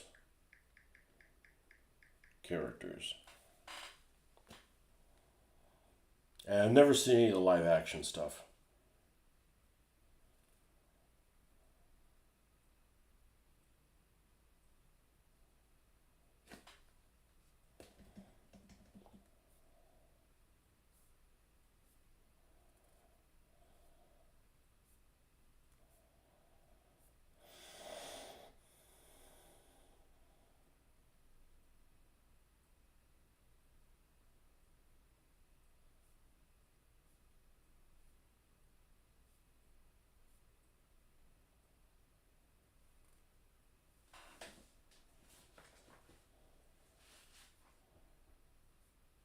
I never got a chance to play that one that was like open world. There was like one where you were in an open world. You play. I think you could play a character, or you could play, or you could create your own. And you basically like if you wanted to go travel to some other, if you want to go to Chang'an or something like that, you got on a horse and you traveled to Chang'an, and you know you could travel all over China and go to the different places. Or I do have the Romance of the Three Kingdom Total War, but man, I'm kind of burned out on those Total War games. They all too much of the same thing over and over again. Or things get rolling and somebody dies and you gotta start over. It's like, you know. I grew up with black and white TV till I was 10. Most of the films I saw on TV were black. Well, see, that's the thing. I didn't grow up with black and white TV. You know, so to me, it's just like I'm missing out on something. Like something's happening and I'm not seeing the real thing.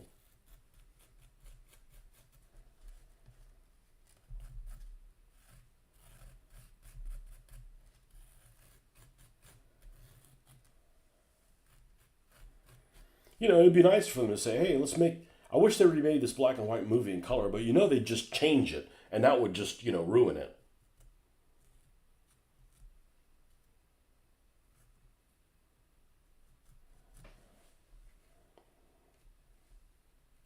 Sink the Bismarck. That's another movie I've seen in black and white.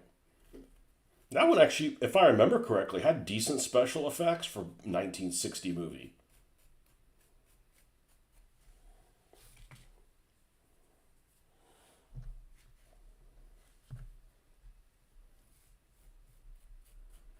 I had no idea there was so much controversy over the whole Bismarck hood thing. Like, oh my god, Don't look that up on the internet. It's like, holy shit, these people need to go fight in the parking lot.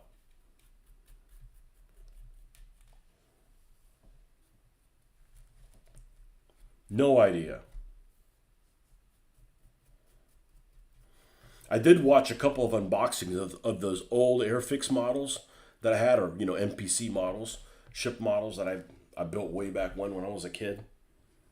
And man, I forgot how poor details some of those had.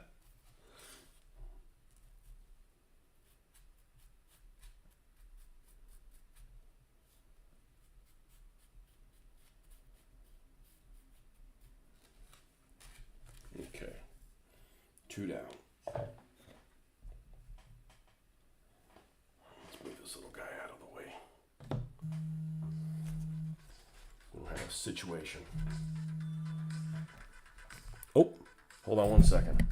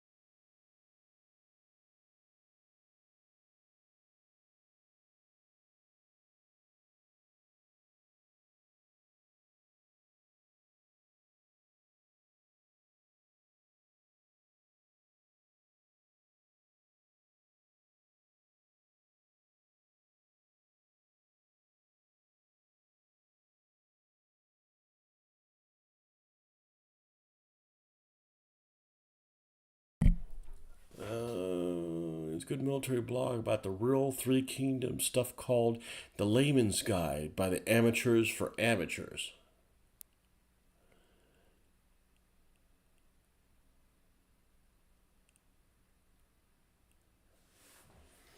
Black and white TV in the garage. Wow, there's a place I wouldn't want to watch TV.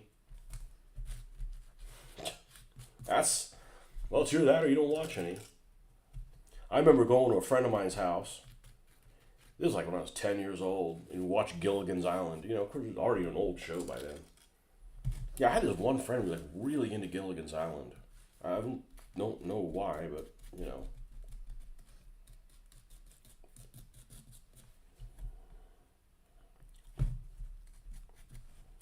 it's funny. One of the things you remember. Oh, yeah, yeah, you're the guy that liked Gilligan's Island, right?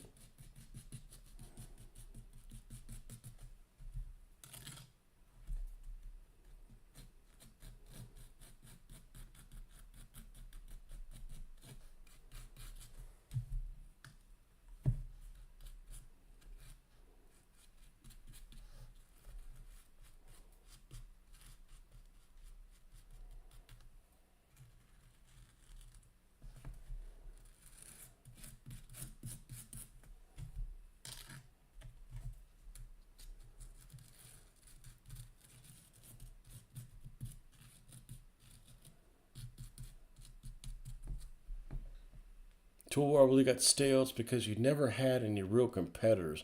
How now there are games coming out that could be better than a TV series, so hope that forces them to innovate. Yeah, it just seems.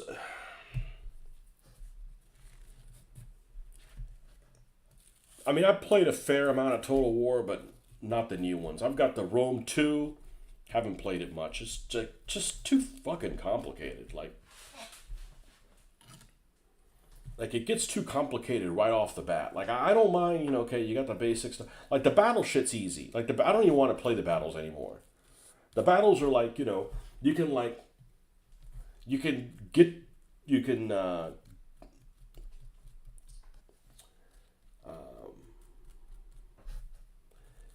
you can basically win when you shouldn't have been able to win. Like I can pull up some pretty good upsets. You got to be crafty. It's not like it's but I don't even want to play the battles anymore. It just turns into the same thing. Hold the line, go for the flanks, come up the flank, break people, come in the back, make them flee, chop them up as they flee. You get lots of experience, rinse and repeat. It's like a little too much of the same thing.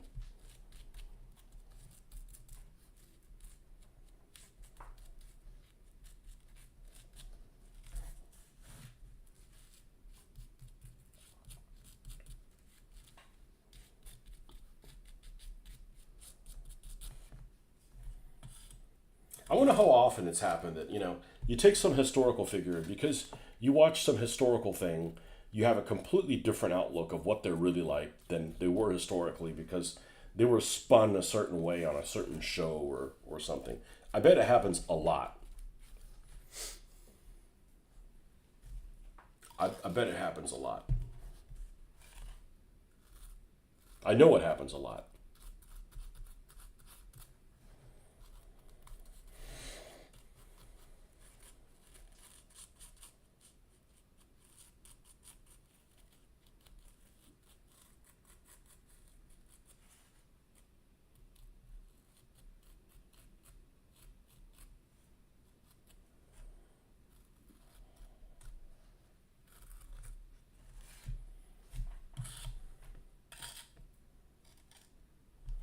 We're going through this stuff like it's going out of style. Well, we're trying to be thin on it, but it's a relatively large area. It's a lot bigger than putting it on a stand.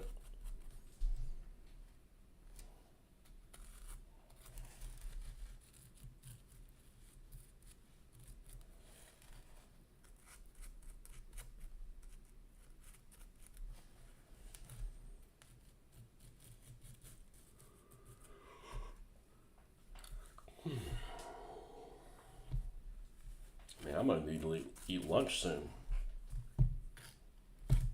Well, I would have quit doing this had you guys hadn't been on with me, so I appreciate it. It's time consuming, but I've got four, so this will be seven of these, which I think is enough for this 2x4 thing to be pretty freaking dense. You have a pretty dense setup, and like I said, you can have jungle. Well, there isn't this. This can just be areas that are just set pieces. You can use the lichen in between them.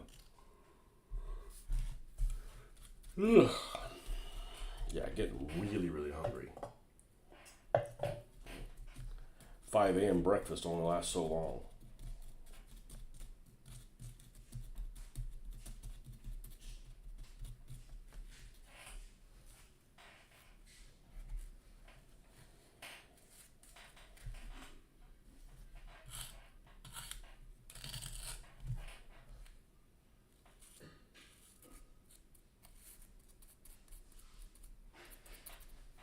Oh, I gotta remind somebody of something.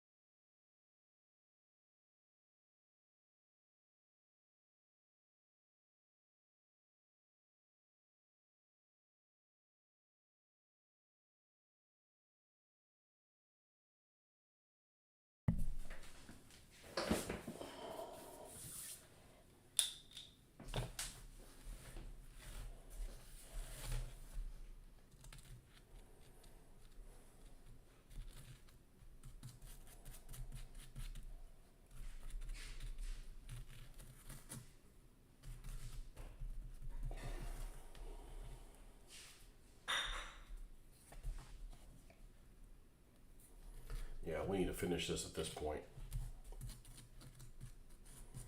So we can leave this be for, well, all day.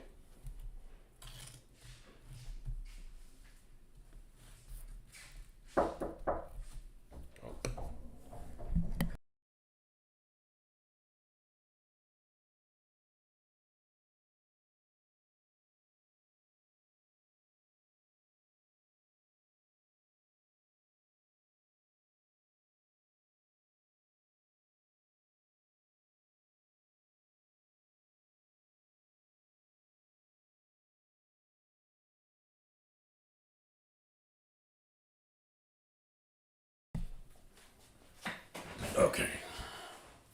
Also, the more you play, the easier the game gets, which is weird. The first 20 turns are always the most exciting because that's when I'm the weakest. Yeah, the only one I have played Medieval Total War 2. I never played the first one. And I played the first Rome Total War. Those I've played with any kind of numbers. And the medieval one, yeah, once you get on a roll, you're just pretty much unstoppable. But unlike other games, say something like Diablo, what's that game that I've played a lot? State of Decay, you know, some of those games, I don't go, well, Diablo's a good example because I've played like all the characters. I've played all the characters multiple times on multiple platforms in all of its iterations. Whereas Rome Total War, I've finished the game with one nation and maybe played another one and maybe a third one a couple times. It just doesn't inspire me to do the whole thing again because you basically play them the same way. Now, I liked Europa Barbarorum even though it took a century to load up, which was a modification that they did of Rome Total War. First, it was Rome Total Realism, which was infinitely better than the first ones. It doesn't have those stupid Egyptian chariots. And but Europa Barbarorum was, even better. It just took a century to load up. But the problem those games had is you have, they strive to be realistic, but at the end of the day, they're not, because they leave you a lot of infrastructure that you need to build up to get your civilization going. And it's almost like, everybody's like coming out of the caveman time periods in 500 BC. Which isn't accurate, but they just do it that way because there's stuff to build. Like if you play Epirus,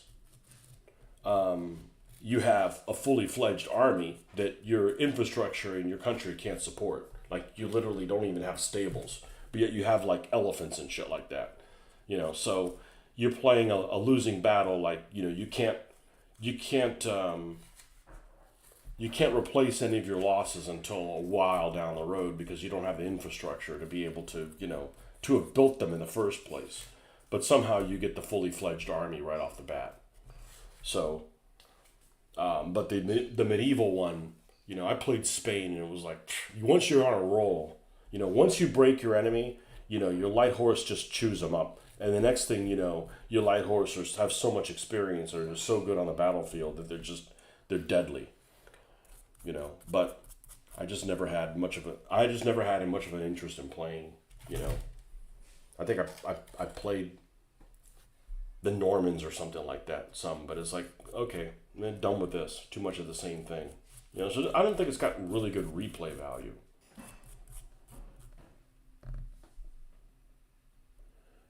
Gonna go eat. Yeah, I need to do the same thing. I need to wrap this up because I'm starving.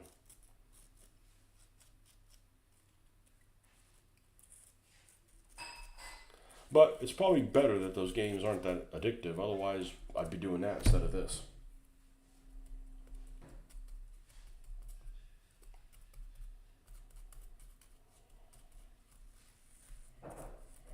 But the gaming, though it's fun, I don't always leave in a good mood when I'm done with the game. I always leave in a good mood doing this. Unless things go sideways, which, they gotta go sideways. I gotta be, like, not able to fix it.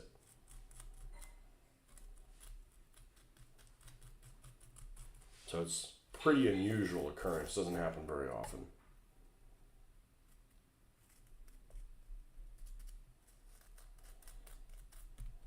It's funny, I was reading the side of this, and it was like, when I was on the phone, it was like, dries in 90 minutes. I said, maybe with a skim coat.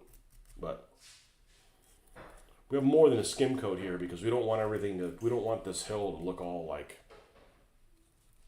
stepped. We look like a stepped ziggurat or something.